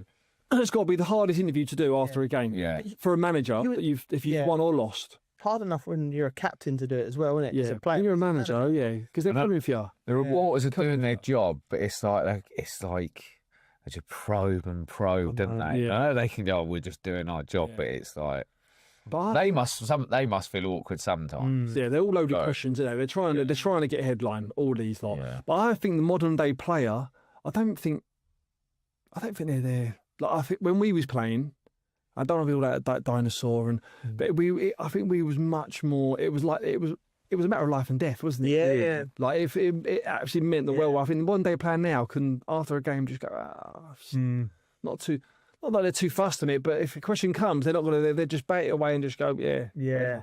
Whereas I think being our age, or the managers, they're the ones that get caught now to go. No, I'm not sure about that. And they've all got like press people with them as well. Do you know what I mean, Mark? Yeah. Yeah, I just think as well. I think that's a feature of modern football. Now I think when we played, I think we was a little bit more. It was more confrontational. Wasn't it? Like, I remember, like you wouldn't speak to someone, but do you think with the social media, Sids, I think players are a little bit more. They're a little bit more mixed. It's just a nicer way about them, isn't it? Of course it is. Yeah, look at them before games. Like before games, before Man United game, you lot would never speak. To the opposition in the tunnel. There was obviously that's when we was obviously rivals and such, but didn't matter who it was. Whereas now, they're shaking hands, they're giving each other cuddles. It's like they might as well swap a shirt before the game. Yes, you know what I mean. And then, whereas before it was down the tunnel, that was it. Even after the game, you shake hands, you might say one or two words, and that was it. Really, was it? It's mad. It's mad how it's changed, but. Anyway, I think. Sorry, it's mad that you have to do an interview after the game, though. I think because I think if I was the manager, and I've lost and my head's gone, I'd just go, "No, my head's gone." Sod that. Or just go on and say what you really think. Do you know what I mean? Just don't. Yeah, but they got to be so careful now because they're not just managing football clubs and like the clubs are now seen as brands, so they got to choose their words for like the sort of the media side of it as well. Whereas probably Jose would just say of what he wanted to say and it will cause uproar. I think nowadays when they go and speak, they've got to be careful of what their big bosses are with it. Do you know what I mean? I wouldn't be. Listen, I think Big Ange is in trouble, and there was big protests as well at Tottenham about Daniel Levy. Do you see him, Sids? No, yeah. Big, yeah. I mean, we've had a conversation on here before. All the time. Yeah. Bridgie's always digging them out. No, but they seem to like. I think it's the end of the road for Levy now. Like the fans are like, we don't care about the manager changing whether they stick with Ange or go someone else next year. I think the fans are like, mate, it's the whole way the club's set up, isn't it? And they look like they lost the plot. I just can't see him ever going because they talked about it for years. You know, ex-players talk about him loads. I just can't see him. He's always going to be there. I don't know. I think there could be a change. Not necessarily now. Maybe in the next season, possibly another 18 months' time. Would that come from the owner just going, "We need to, it's too toxic. I need someone who's the front man." It's got at the end of the day, it'd be a business decision. Yeah. Because you look where Spurs are now, stadium-wise, training ground-wise, squad's not good enough to compete for titles certainly. But there's got in terms of where it's valued and what they can get for it, they've got to start looking at that. Sure. Yeah. Surely. But I think there will be changes. But listen, we can talk about this all day, but I think especially with Spurs, it's a mentality thing. Yeah. All the managers can't be wrong. I know we've gone into this before. Mourinho, Conte, they can't all be wrong. Conte and Mourinho definitely had there was confrontation there, wasn't it? There was winners, weren't they? They've won titles and competitions. They can't all be wrong, them lads. Yeah, that's true, to be fair. But listen, they're not in the top four race, Spurs. But like, look at this, it's opened up at the weekend, isn't it? With all them results. Fulham getting a great result, Sids. Yeah. We're the top four. Where do you fancy what? Because it's down to 5, right? Really, Champions League football is now 5. So I think it's so hard to call. Yeah. What we got? The way the league is, sometimes I just feel like anyone can slip up. Yeah. I think it's so hard to call. I watched Chelsea. Sorry, Newcastle obviously got games in hand. Yeah. Which do you want games in hand? You'd rather points on the board, obviously. So what are they? 2 or 3 behind Chelsea? they've two got games. two games. You know they're going to nick a win. What they got? Their games in hand. They've got a good run as well.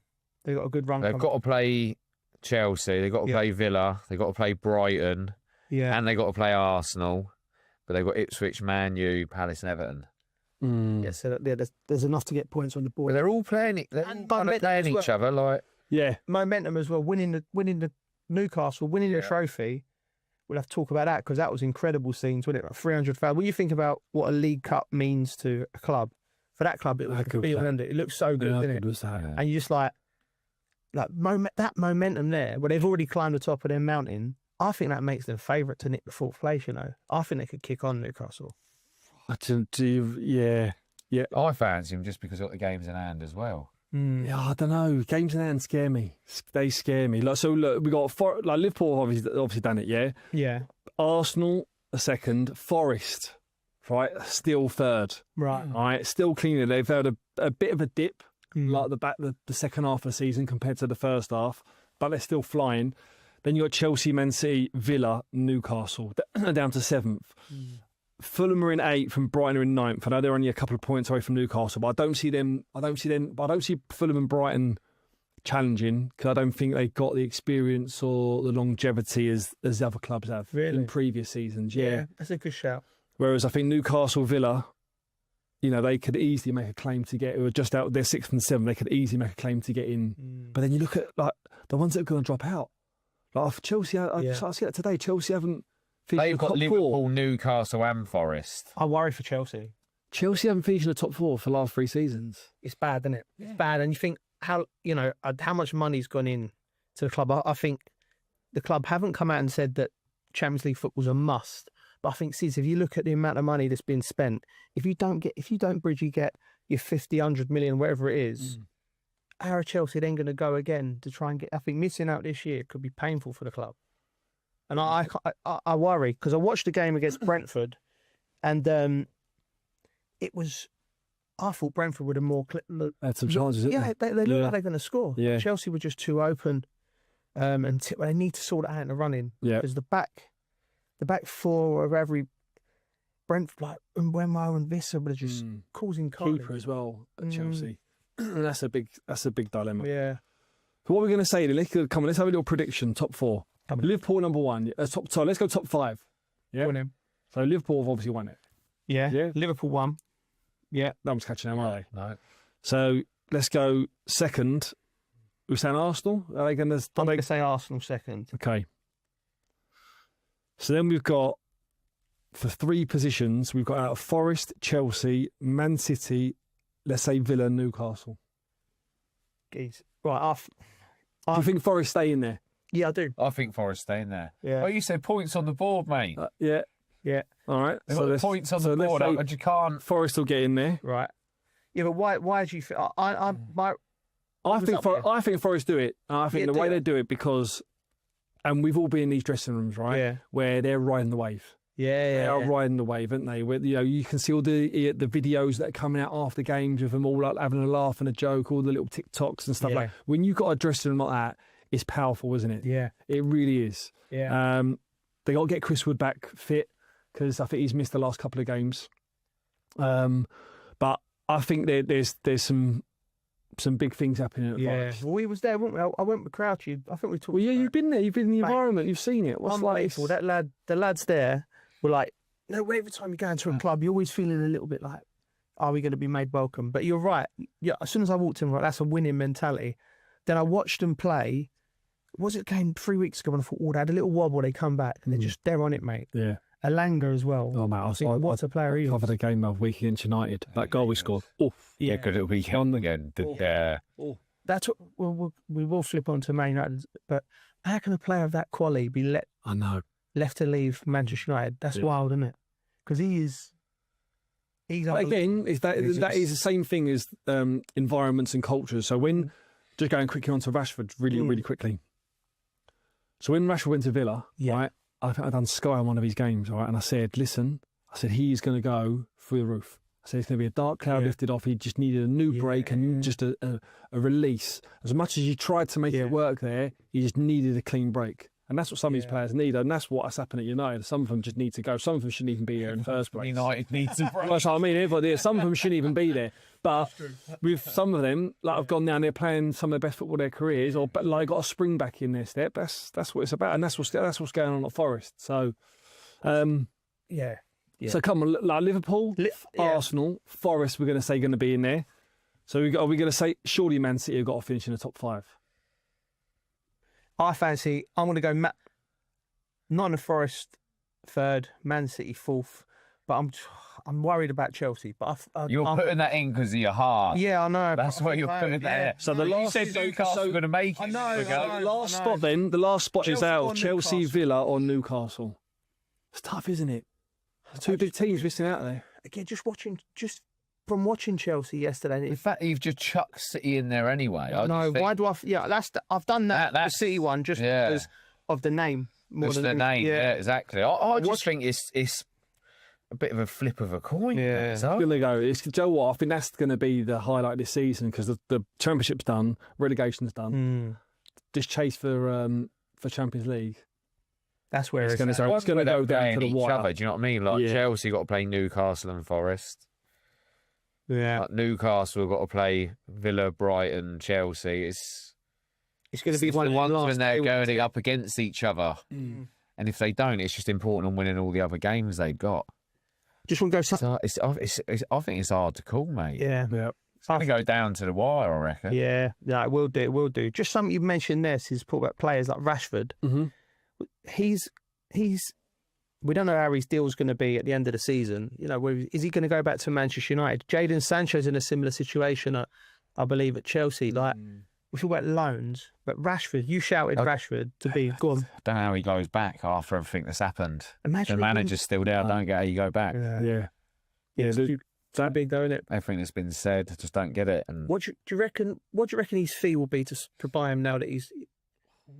Because that would have been agreed before. How long was on next on his contract? Do we know? A couple of years, but he's. Well, the more he keeps playing and scoring, that's what he's doing at the minute as well. He's probably killing himself. But I don't see him going back. I don't see him going. And if he go, I mean, look at Villa, mate. Going on another loan if they can't sell him. If no one's in a buy. Yeah, if they can't agree a fee, I don't see him playing there next season. Yeah, 100%. Well, no. Imagine going winning the Champions League and the FA Cup, then going back to Man U. Imagine that. If you're a tail between you, you'd be buzzing, wouldn't you? Jadon Sancho, the same situation. Well, I don't know about you guys, but I need to see more of him. I need to see. He's not doing enough for me. Right. Like, I just thought, like, what a great platform to come in and play. Champions League final. He was best player on the pitch, wasn't he? Was that a couple of years ago now? Yeah. Isn't he? I don't know. I just watched him the other day, and it was a frustrating one the other night against who did they play the other night? It was Spurs. Sorry, the Spurs game. Watching the other night against Spurs, and like, he's trying to make things happen, but it's just not coming off. Is he trying too much? Like the crowd getting on his back a little bit as well. I don't know. Listen, 100% there's a player there. Yeah, but needs to come out somewhere. I don't know whether it'll be at Chelsea or not. What do you make of him?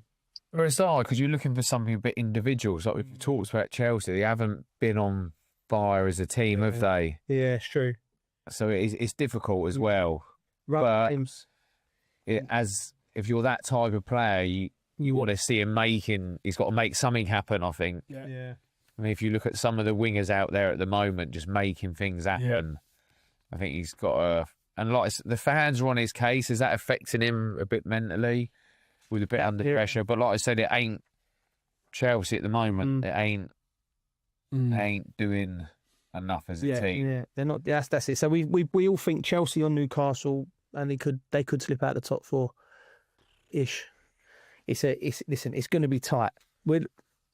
Something that was confirmed. Imagine if it ends up Forest, Villa, Newcastle, Chelsea and City both. That's a possibility, mate. Yeah, of course it is. The way the season's going, it's a possibility they both miss out. Yeah. Imagine that. Don't want to play for both. I don't want them, but it's a possibility. Yeah, true. I just want to quickly jump away to something. Southampton, early relegation confirmed, Bridgie. A 3-1 loss to Spurs sealed the relegation. It's the earliest in Premier League's history. Yeah. So they're chasing, I think, Derby of 2008 was the last team had, was it 11 points, 12 points? They had 11. What? So Southampton have gone down before that Derby team? Before that Derby team, which is in...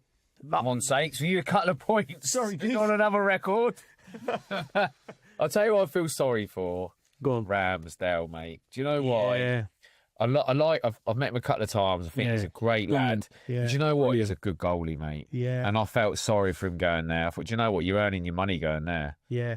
And I feel for him. Like even the Arsenal where he got like, I thought he just got dropped quite quick. Yeah. But mate, he could be Chelsea goalie. He could play for most teams in the Premier League. I think he's really good. He's a real. I feel for him a bit. Yeah. He was Arsenal's #1. Then it was gone, and then all of a sudden he's fighting a relegation battle. So it was just twists and turns. Yeah. So much, but he's, listen, it hasn't worked out for him. But I think you're right, Bridgie. I think a bigger club will come in for him. Surely. Well, surely there must be a clause in it. If they'd have gone down, he could leave for a fee. But great lad, isn't he? He's brilliant in the dressing room. Yeah. And he's very, very good. I felt like just happened like that. It was just dropped. Yeah. He's mad 'cause he wasn't playing bad. Yeah, he's very, very good, and he's a great lad, and he'll come.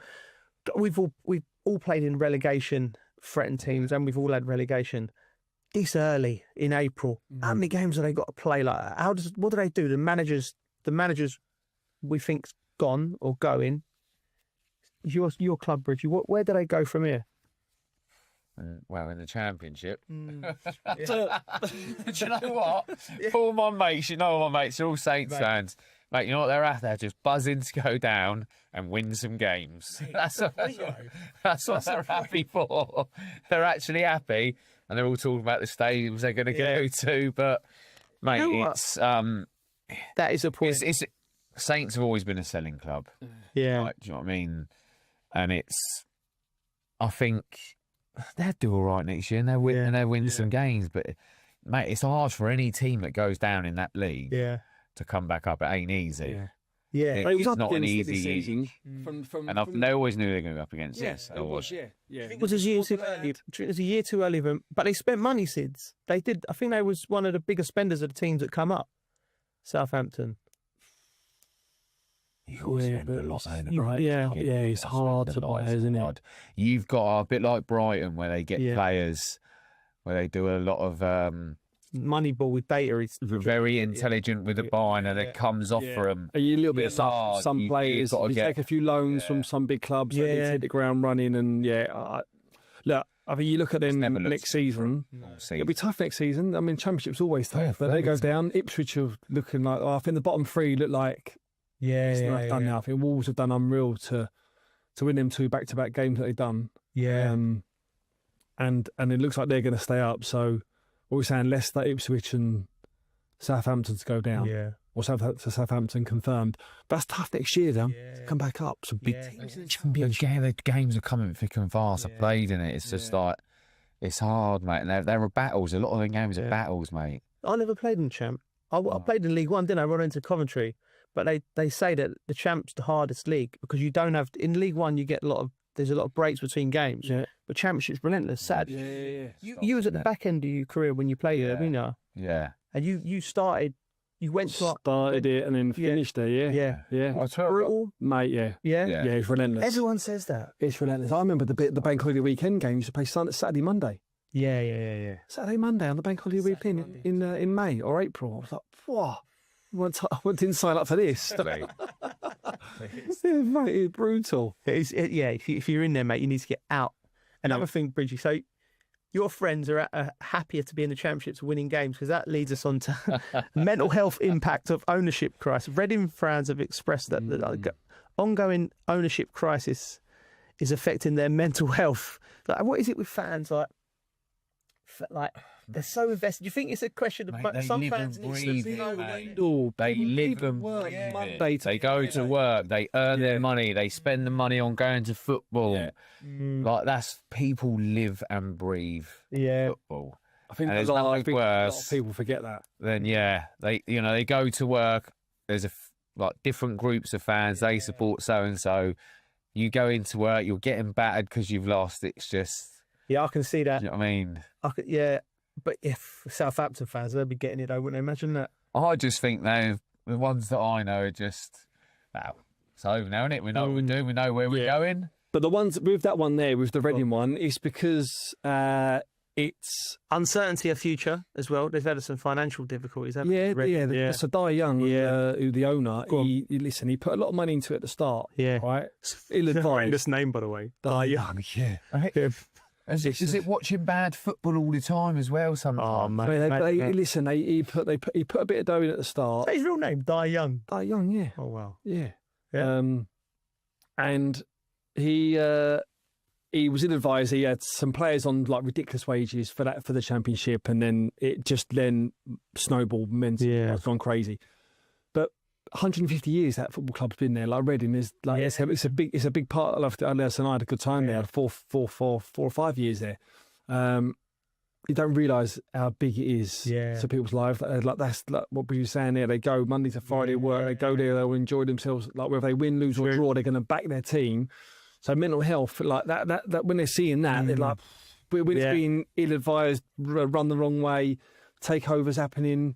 They've had 4 or 5 winding up orders. You know, they've pushed deadlines. He's been told he has to sell it now. Right. Okay. So the deadline's been pushed now to the end of April. Who would tell him he has to sell it? What was that like? So he's been suspended from the EFL now. So he can't be a director. He can't be an owner. He has to sell. So that deadline was last week. It's now been pushed to the end of the month, end of April. But there's still some sort of confusions around it because Rob Kuig, I think, who used to own Wickham, he was the last bidder that got to like the final hurdle, and then it fell apart there. So he has got something to do with it. Yeah. But one way or another, it will get sorted out one way or another. It should be for the better with a new owner. But there's a chance where they could be told to stop playing games. Yeah, Reading, or they could get thrown out the EFL. So, which could be another bury. Yeah, that's really? how bad. Yeah, how bad it is. That is how bad it is. Wow, So that's why people are struggling with their mental health. That is, it's not. There's nothing worse as well. Like I remember going to school, being a Saints fan, and like, do you know what I mean? You go in and kids are just ripping you. And it's like, unless you can deal with that and just, just take a breather and just relax. It doesn't matter. It's only football. Yeah. Mate, it only takes that to get angry and keep snapping back and then you're getting reeled in, aren't you? And then you've We've heard you with the Portsmouth fans. You know that. It's horrible, mate. Oh, mate, yeah, to be fair. But mate. Sid, did you play was you at Reading when Petr Cech done his... Did you play in that game? Yeah. Reading goes there. Yeah, remember? Yeah. That was Stephen Hunt. Yeah, I was with him on the weekend actually. Yeah, that was bad, mate. Obviously, it was bad for a couple of reasons. Do you know what I thought was worse than that?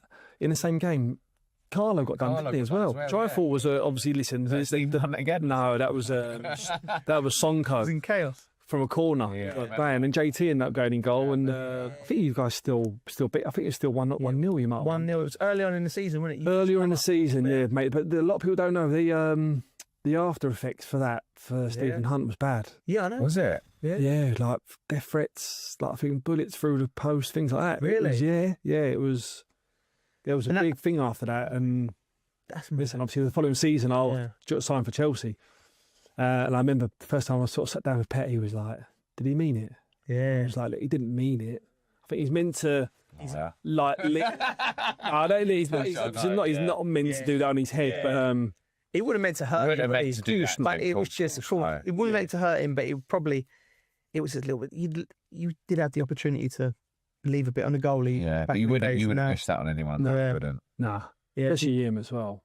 Big Pete, but that was those were good times. Like what, 2005, 2006. That was around him. So that was when I think they obviously they went down and they got promoted again. So they've had some good times. At the minute, it's real bad for Reading, mate. Well, really listen, we wish them all the best. We want them to, clubs like Reading must be looking at, clubs like Wrexham and thinking, wow, like we gone Premier League and then we're back there. Do you know what I mean? Yeah. And we wish him all the best. Yeah. Right. I thought we'd go on to some of the things Gary Neville has said. Yeah. Basically slamming football for the robotic play. Yeah. The lack of risk taking. Yeah. And intensity, calling it a disease in the game. I think there has been risk taking. but risk-taking in your own half, mate, in your own box. People trying to do things rather than just going, no, it ain't on, I've got to go long here. Yeah. And people are conceding goals. You're big on this. I've heard you say this about the risk-taking. Yeah, 100%. Like, teams, near enough every team now that builds up, the centre-half takes the goal kick, passes it to the keeper, doesn't he? Right? Yeah. And then they split. Yeah. Right. And then they try and play out. Yeah. Very rarely do you see a goalkeeper now go long. Yeah. Get on him on. Yeah. Nah, get up. Yeah. And then, the annoying thing is, like, so they'll try, they'll do all little triangles and diamonds, all that, like, in the 6-yard box where they have their own third. They get to the final third, the winger. They'll 1v1. They'll jink it, and then they'll just turn back and play to the midfield player, and then they'll recycle, and then that's it. I'm like, where is the players like yourself? Yeah, right. There is some. There are some, but are they getting coached? Are they like Jack Grealish? Yeah, like, he used to get on the ball, bob, weave, get into the 18-yard box, and knew that no one could touch him. Try and sort of manipulate, get something going. Yeah. Are they scared of because the manager's telling them to do something? That's what I'm saying. So he hasn't given them the freedom to go and do it. Otherwise, they get dragged. That's where I think it is now. I totally agree. Yeah, totally. Everyone plays the sort of same way. It's very sort of robotic. Do you think fans? That's the view of fans. You think they're like? Cause you're talking to when you're talking to some fans, they're like Chelsea fans the other day. They've got some hospitality. Yeah. And they're not coming out after half time. They're just staying inside and having a drink. Yeah. They literally can't be bothered to go out and watch the rest of the game. And that's hospitality, but I reckon that's even spreading out into the terraces because some of them going down at half time getting a beer. Yeah. Second half kicks off. I know there's always a little overspill that come in late, but I think they're getting more and more now because they're seeing the first half. It's like, and you think it's too structured. Yeah. I know fans that got tickets. Yeah. They're at the pub before the game. Mate, they're rubbing an hour and if to go to the game or not. No, wow. They're thinking, shall we go? Well, and they're going, oh, come on, let's go. And they've gone, and they think, why'd we bother? My dad especially. Yeah, he's gone to a few Saints games. I know it's not great for them at the moment, but he's been. He's like, oh, I don't know. He's gone. He's like, I don't know why I bother. I agree. If you speak to the majority of clubs and you said to them, right, on an entertainment value, how much value you getting for your ticket? They always said that we play the same way. That's what it is. I think, and so two things you said: control, like the way they play the games. And not enough flair, not enough risk takers. But I think you're right. I think the modern coach, they've been brought up and there's been so much structure within the game. By the time these kids come through, it's like there's decisions have already been made for them. So the game's a bit robotic. So I can see why. Yeah. I can see why that'd be the reason. I don't think you should have to do your badges to be a coach or a manager. If you've played, if you've played the game. If you've played the game. I don't think you should, because why? Because you have to coach a certain way. I think you have to do things a certain way, but you're being told how to coach. Everyone has different views of the game. Yeah. If you've played the game, like in fairness, you kind of know it. Do you know what I mean? Why not go and get a badge? Say, you're right. I know how the flip side to that, I would say, when I done my badges with the Welsh FA, that's why I went to do it with the Welsh FA. Like, they would give you your topic and they would go, right, you're playing a whatever 3-5-2 and you're playing against a 4-4-2. This is the scenario. They paint a picture, then it's down to you to. Yeah. But the good thing is, it's down to you. Like, you can do what you want. You can say, well, I've done this and I've brought this one in, I'm overlapping here. They go, well, why? And I go, well, because I think if we double up on this side here, it's not. Why? Because I played the game for 20 years, mate, and this what should happen. Yeah. So I think there's scenarios where you're right, when you do these badges, it's very much whoever's taking them sessions or, doing the badge, then they're telling you how they would kind of coach, if that makes sense, or how they would manage. But that's what I'm saying. Everyone's going the same direction. Everyone's funneling into the same way of playing. Like, no one's being different now, are they? Yeah. You don't get a team now that's just going direct and smashing balls up. There's been a bit rogue. Everyone's playing out. Everyone's doing this. And I think as well it comes down to a lot of these stats. Yeah. Especially, I know Brentford and Brighton are big on it, but I remember seeing a clip on Brentford the other week, and they didn't take a shot from outside the box, right? And they narrowed it down because it was like 0.014 chance of scoring, whereas he done one pass inside the box, and then that percentage then went up more. And then if they get to the byline and they do cutbacks, it increases the chance of scoring more. I think now a lot of these teams are going on more on data and stats of where they can score. Like, bring back the banger. Like, where's goals from outside the box now? It's true. Like, McAllister scored a welby against Fulham. That was a great goal, by the way. When was the last time you see that? You strike. It's true. It's true. I think, you're right. The way the balls are these days. Yeah. You hit a ball, it flies and it moves in the air a lot more. Yeah. I think what you're saying is with the badges, you do take, when you've been an ex-player, I think they should have two types of routes to becoming a coach. One should be like the sort of the coach who hasn't played the game, and they'll go a certain way because they have so many other skills, and because they learn from developing how to coach. But I think the ex-player, like, a lot of the stuff you do on the badges, I think is really good. You learn, but then there's also some stuff you're like, no, that's not how it is at that level. Yeah. It depends on what level you play at. Yeah. So that's what I found. Yeah, I know. I agree. I think it could probably help you in a way, I guess. I've not done it, but it'd help you in a way to give you the confidence to go on and take those sessions. But I'd like to think if I was going to do it, you'd nick some of those sessions of the coaches you've had. Yeah. Whether it's Glenn Oddle or Marino. And you nick some of their sessions. Because Marino's sessions were always great. Yeah. They were good, weren't they? Yeah. And that's what I would do. You'd have a basic of what, the managers you work with and the sessions you've done. But I think so much becoming a good manager is now just like, your wisdom, your footballing wisdom when you're talking to the lads. You know what I mean? You look at some of the teams now, the top managers around. They just seem to they connect with their players, don't they? Yeah.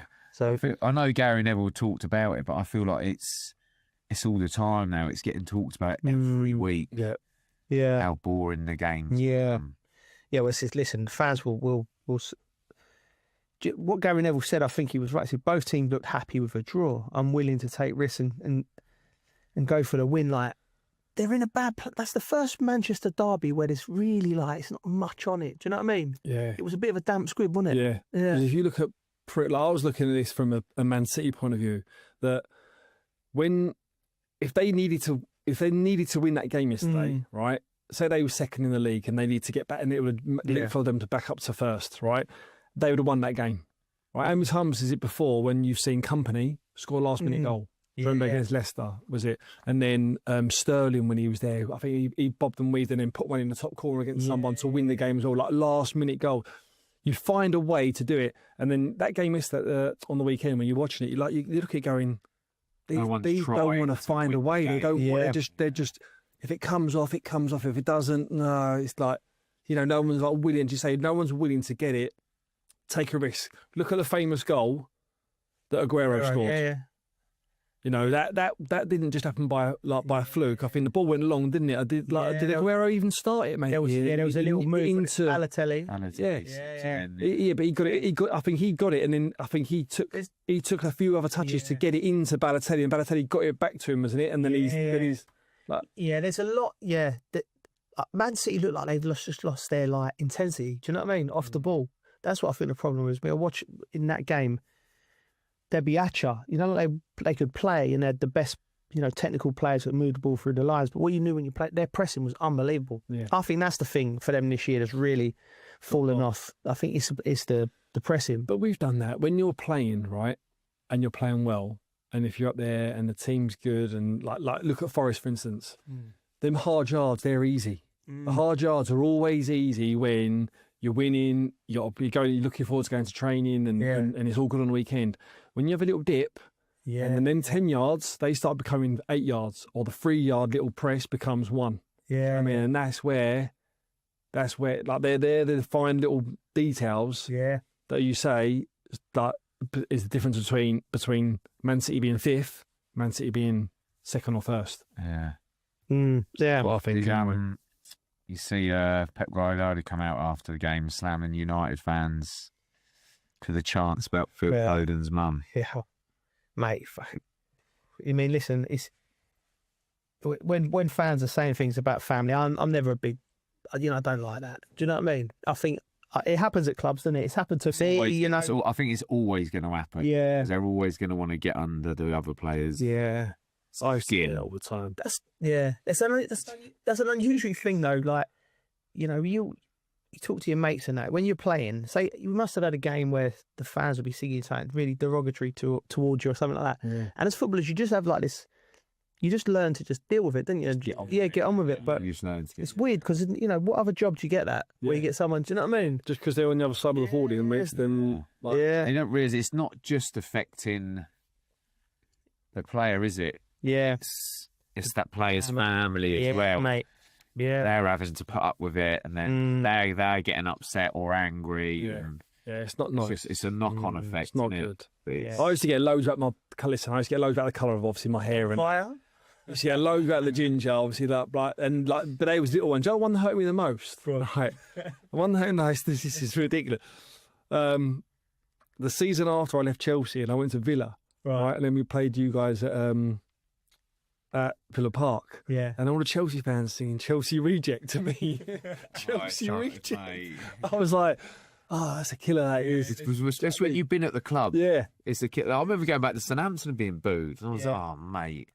It's horrible, isn't it? I know. I'd done one with, first time I played against West Ham, it was a cup game. So when I have more fans at Stamford Bridge, and the fans were giving me some, and I'm taking a corner, I'm getting things pinged at me. And I got a bottle pinged at me. So I tried to diffuse the situation, but I was just messing about with the fans, like drinking it. It was like vodka Coke or something in it. I was sore. Do you know what I mean? But that was because when you've been at West Ham for so long, the first time you play against them, it can be. Do you know what I mean? A bit off-putting. I think when you're playing, you don't realise how it's affecting those players. Like for instance, with you, I wouldn't have realised what it was like for you. Yeah. And there's one. It was Crouch's documentary that stood out for me, and I didn't realise how bad it was for him. Yeah. How much stick he got, and, you know, and then you think it's his mum and dad watching him go through that stick as well. Yeah, like it's tough, isn't it? It is tough when fans can be brutal. It's one of the it's so tough. I remember the first time. I can still picture this geezer's face as a 17-year-old. I come on against Sheffield Wednesday, and I was having a bad game, and we lost 4-0 at home, and it was the first time when you see a real grown man just like pointing at you, growling at you, and like that. And it took me by instance. You know what I mean? It caught his eye. So I do remember it. Yeah. But when we were playing, the environment, the dressing room we was in, it was a tough one anyway. So you learn that. Whereas now it could be a little bit tougher now for them ones. For that new generation coming in, and it's pelters. It's probably worse now as well because social media is just non-stop, in it. Oh yeah, it's just magnified even more. But there's nothing better though, is there, when you're getting a bit of stick, and then you go and stick one in the back of the net. I prefer playing away from home than I did at home. Yeah, I used to love it. Yeah. But when you used to get a victory away from home, there was nothing better. Coming back on the bus or the train or wherever. Yeah. And you know you've got a night out as well. Now we're talking. Now we're talking. Yes. Now we're talking. But listen, I agree. You know, with Gary Neville, I think it's a little bit too structured, the game at the moment. Is it going to change though? I don't know. Might need Wayne Bridge. It's going to take another like Wimbledon or a Stoke style team to go and, you know, we're going to stick it right in the channels and get right at it. I reckon there's teams and defenders that would struggle with that. Just keep getting peppered like channels in behind, putting them under pressure a little bit more that way. Yeah. Absolutely is. No, I'd love to see it. I just want to quickly jump on before we forget. Mo Salah. Player of the year. You know. Yeah. He's got to be up there, isn't he? Brilliant. Numbers he's done. Brilliant. You know, talk about his future coming to an end. I reckon he's going Saudi. I think it's going. Oh, God. Wow, the money, you know, because he's still young enough. He could go over there, 5-year deal. Wow. That's a massive coup for Saudi. It makes sense, doesn't it? You know, with him from that sort of region as well. Yeah. Do you think he wants to go there though? In my opinion, looking at it, I think it's one. I think he'd like to stay at Liverpool. Yeah. I think his team have gone, look, for him to stay. Yeah. This is what X, Y, and Z are getting paid at X, Y, and Z clubs. This is what he feels as though he's worth. Yeah. And I think Liverpool have got their structure and stuff, and that they've got to keep in the boundaries of that, because if they start doing that, then you've got Van Dijk that's going to be knocking, and obviously, Trent looks like he's going to be going to Madrid. And I think ideally, he'd like to stay. Yeah. I think he'd like to stay. And cause he mentioned something, didn't he, a couple of months back, to say he's not heard nothing. Yeah. To say, like, maybe we've put our, 2 pence worth in and it's down to the club now. So you think if he stayed, right, that Saudi thing's still going to come along. I think it'll always be there. It'll be there for him. I think it will always be there, but because greatness still, still playing well. Yeah, he is. You know what I mean? Yeah, he could stay another 1-2 seasons and still get that dip. Yeah, definitely. I mean, listen, he can probably play on for another 5-6 years, and God knows how long if he was over in Saudi Arabia. Another quick mention: Kevin De Bruyne said he's coming to an end. What about City? What a player! Where'd you put him, Sids? Because I put him up there. Yeah, I put him. You know, he's with all midfielders with your Vieira, Shaquille's, Gerrards. He's well up there, isn't he? Yeah, Kevin. I think. Yeah, I think he could. Yeah, he's in there. You'd have a definite argument for being in an all-time Premier League 11. Yeah, all-time Premier League 11. Different eras, but yeah, definitely 100%. But you know, I've got a lot of Man City friends. Yeah, and they always chuck in. You know, they love him, amazing what he's done. They'll always chuck in David Silva as their favourite. Really, above KDB. Yeah. That's interesting. And for my Man City mates, yeah. Yeah. Do you know? Think he was just different, yeah. Wow. Oh, listen, are you playing with him? Yeah, unbelievable. And I guess, but if you look at what he's done, De Bruyne, and what he's achieved, brilliant. But a lot of the Man City fans, they put David Silva down as their favourite. Yeah. Oh, definitely my mates that are Man City fans. They heard a stat which blew my mind with KDB. Right, he's never won Premier League Player of the Month. That's crazy. That's insane. No that's mental, isn't it? No way. Mate. Makes me feel better about not getting one. Yeah, mate, unbelievable, isn't it? Seriously? Yeah, well, it's mad, isn't it? It's mental, isn't it? I've taken a big gamble. I've taken a big gamble throwing it out there, but yeah, he's never won. I never knew that. Yeah. Considering when he was on fire, he was literally just whipping balls in every line of cross, where it was in the air, along the floor, through people's legs, assists, goals, left, right. He was scoring welbies from outside the box. Yeah, had absolutely everything. Yeah, hey, passing's just a joke, isn't it? And the way you can drive with the ball. You said where he's going to go? Well, it was just that. MLS, San Diego. That's a nice one for him, isn't it? Yeah, and the rumour I heard was he was getting part ownership. Yeah, because that's a new franchise. Oh no, so MLS thing. Yeah. For me, Saudi, that if you're getting part ownership, I'd be. Would you advise it to anyone, like in terms of going to the States and playing? I just got back from Miami, obviously talking about it. Yeah, I finished off in Tampa, didn't I, mate? Yeah. The best experience ever. Sid. Honestly, I had a great time. You know, live in the sun. Going back to my trip to Miami just reminded me, right? So I went to watch the tennis. So I was chatting to Djokovic and Andy Murray after. You do? No. A few names there. No. Yeah, I've taken So I had to. It was the FA Cup, wasn't it? So yeah, I'm chatting with Djokovic and Andy Murray come over. Like, you know, both lovely fellas, right? They a bit weirded out. Like, what are you doing here at the back of the Miami Open with the FA Cup? Yeah. So anyway, we had to chat. But Messi was watching the game at the stadium. So I was in the box and Messi was over there. And bearing in mind we're in Miami, right? And when he come on the screen, the place was like buzzing, like Messi. So I could see him.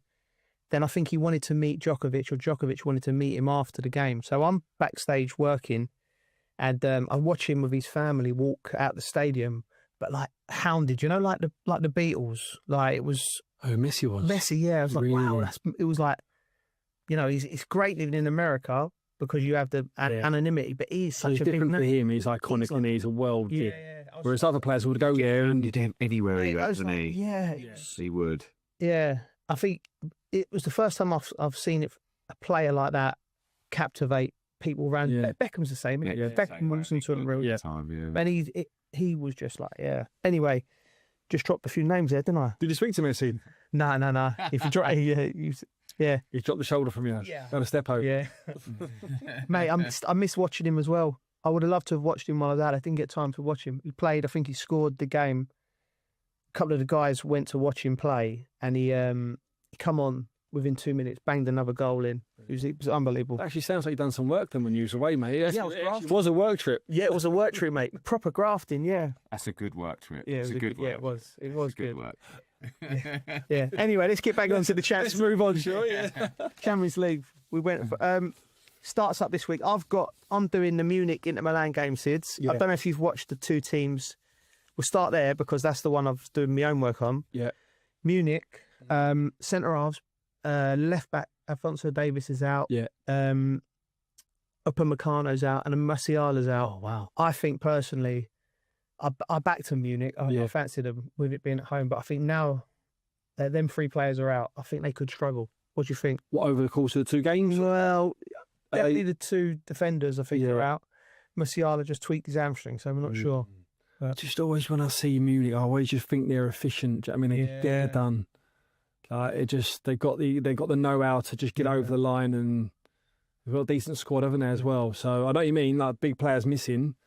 Inter, it's like, have they got enough? I haven't really seen a lot of Inter this season, but have they got enough to capitalise on that, or the Munich? Yes, they just batten down Natchez a little bit, and then just like Kane just gets one, or Kane's on fire. And with the final being in Munich as well, and they got quite a favourable draw. Now they ain't got to play Real Madrid. Or PSG, who I think are the 2 best teams. Yeah, just think for Kane. See it happening. You'd love to see him. I'd love to see him go out, win a load, and then be at Arsenal next year. Well, I keep dropping this. If he wants to come back, Arsenal's perfect for him. He'd never go back to Arsenal. No, do you not reckon? No. I can see it happening, mate. Yeah, really? Tell you. Well, right, what's happening? Anyone who supports Spurs that sees me hates me saying it, so I keep saying it. If he was going to come back, do you know what I mean? He'd get offered a good deal there. They need a centre forward, don't they? They do need a centre forward. Good deal, mate. Oh, mate, that would be. But listen, I'd be pleased. They're going to win the league. Inter Milan, on the other hand, a lot of people have them down as dark horses. Barella, Thuram.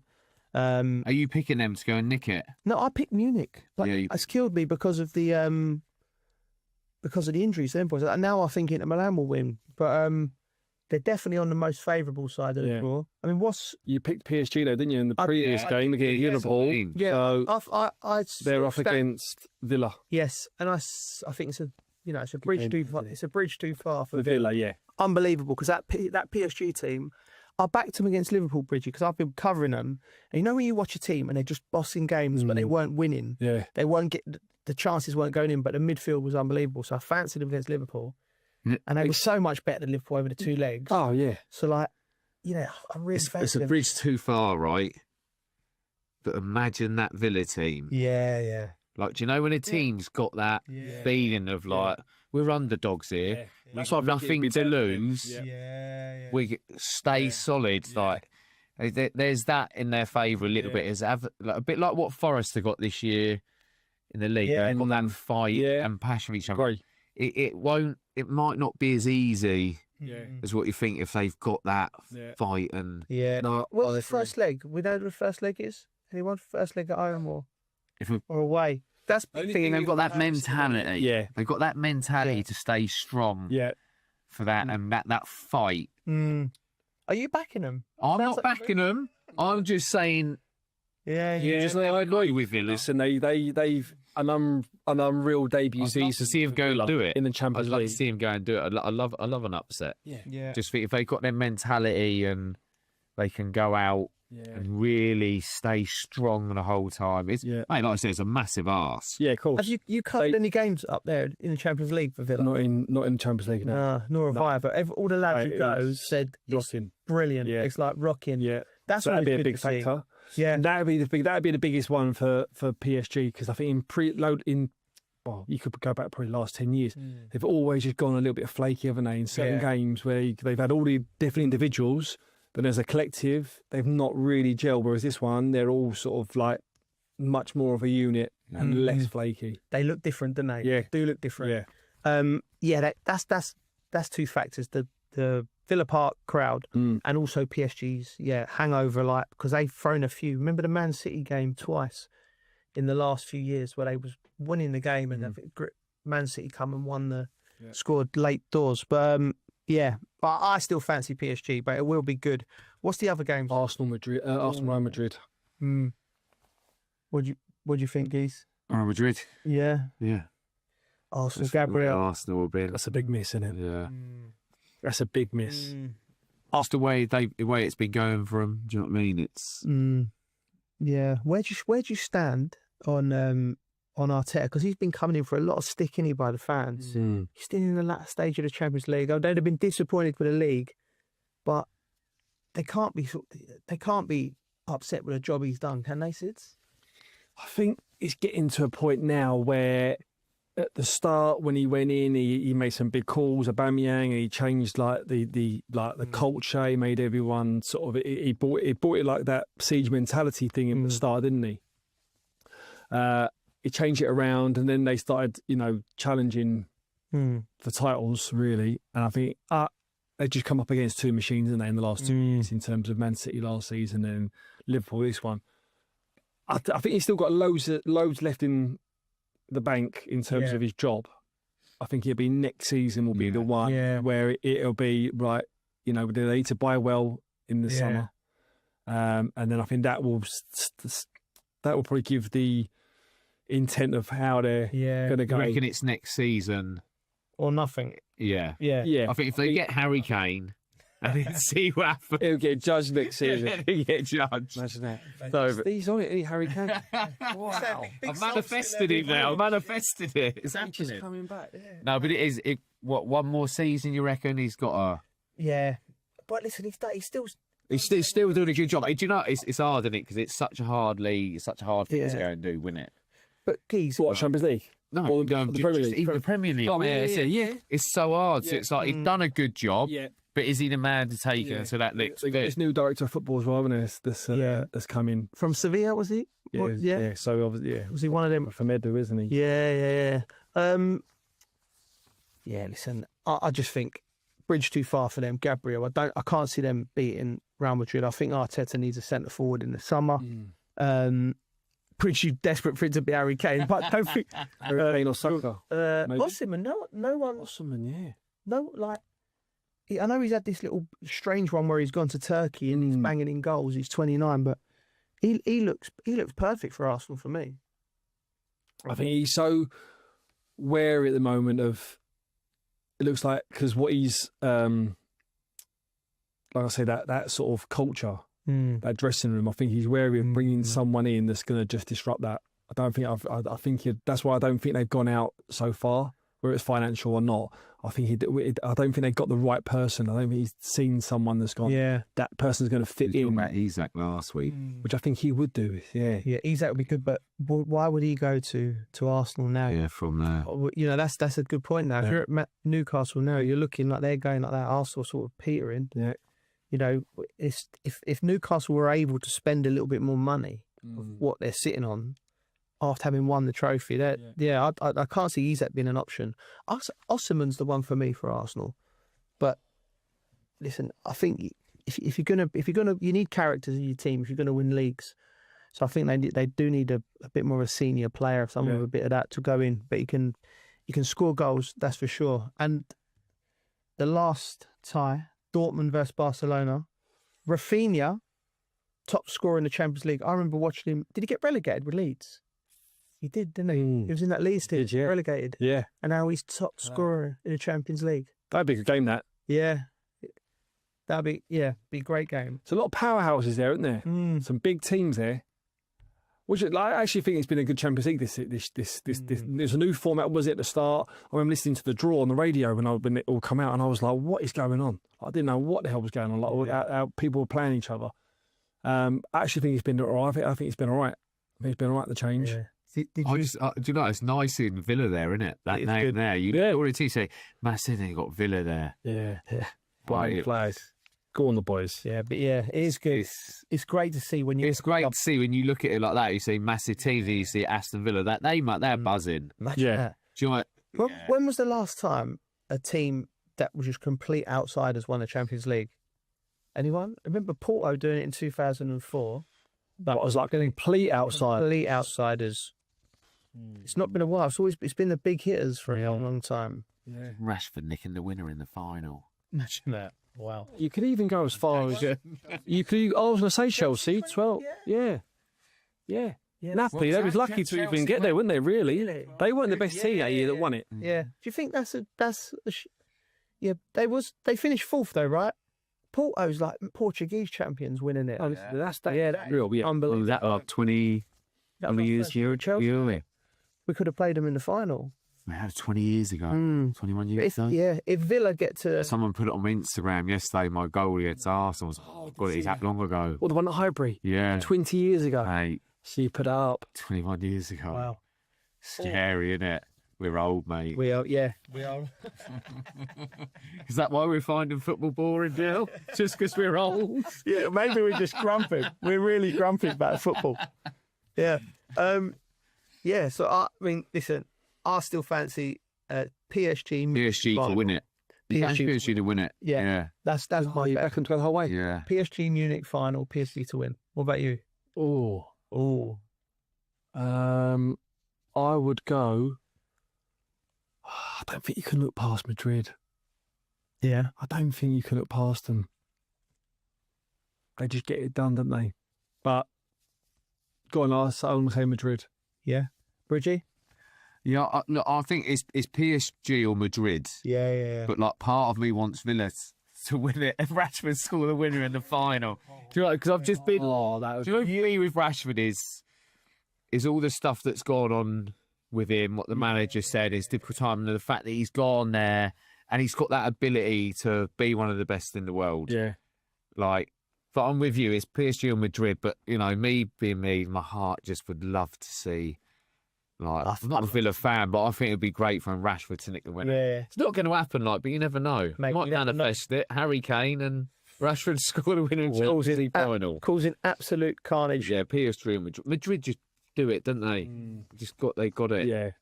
They can win however they want to win sometimes. You look what they did against City. That club's definitely got something about it, innit? Like, they just got it. The amount of times, even with a penalty with Alvarez when he double kicked it. Yeah. I still ain't seen the double tap. I don't know if people have, but the angles I've seen it. Yeah, and the fact that that's even got disallowed just blew my mind.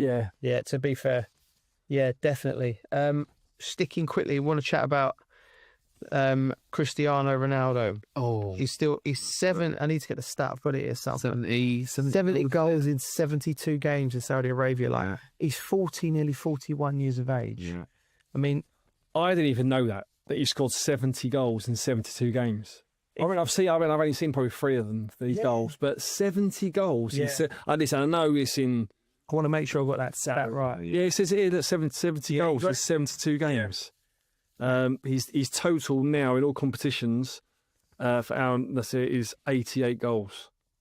Well, how far off does that leave him with 1,000 goals? Because he's come out and said 931 he's on. 69 goals to get. He'll do it. He'll do it, won't he? He's a mentality. He won't stop until he's done it. No, he's got that no. mentality. No way. He's doing that. Yeah, I don't know about. Listen, you've got to take your hat off to him, innit? I wonder if he plays for Portugal at the World Cup as a number 9, starting games. Because he's banging in goals for Portugal still, isn't he? I mean, if he's banging goals in, yeah. But then he's like, you can't take. I don't think you can't take him to the World Cup and sit him down, can you, Ronaldo? That's where the manager will struggle. But that's not. If he's happy to play a bit part, I think. I don't think he'd ever be happy to play a bit part because I think he'd always have that mentality that. Yeah, but when you do it, so do you reckon like his international career, it would just be if I'm not playing on his terms? It would be if I'm not playing, not in a derogatory way. If I'm not playing and I'm not even going to go, and he'd surely still go because in his head he'd probably be thinking, "Come on, I can win this. Yeah. Every girl could come on, I can win this." Yeah. And also sometimes, what was it the final last time did he get injured or he got injured and he was like he was on the line and you can see him sort of I don't know, is that crossing the line too much though? If you're a coach or a manager, you'd be like, "Oh, Ronnie, sit there, just give me half a yard." It's true. Like but listen, if he's still scoring goals at 41, incredible. Them numbers are ridiculous. But well, Sid, been great to see you. Always a pleasure, boys. Yeah, always a pleasure. Good to be here. Yeah, thanks for listening to The Dressing Room with Al Arabiya News.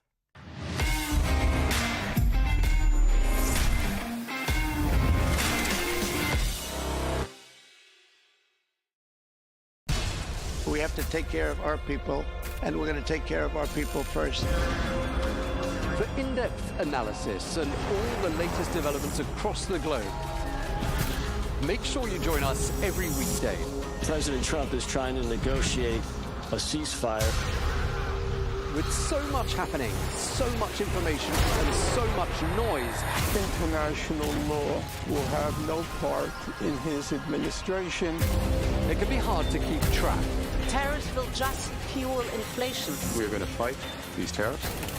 But you can count on us to tell you what you need to know. We stand by your side. Join me, Tom Burges Watson, for Global News Today, right here on Al Arabiya News.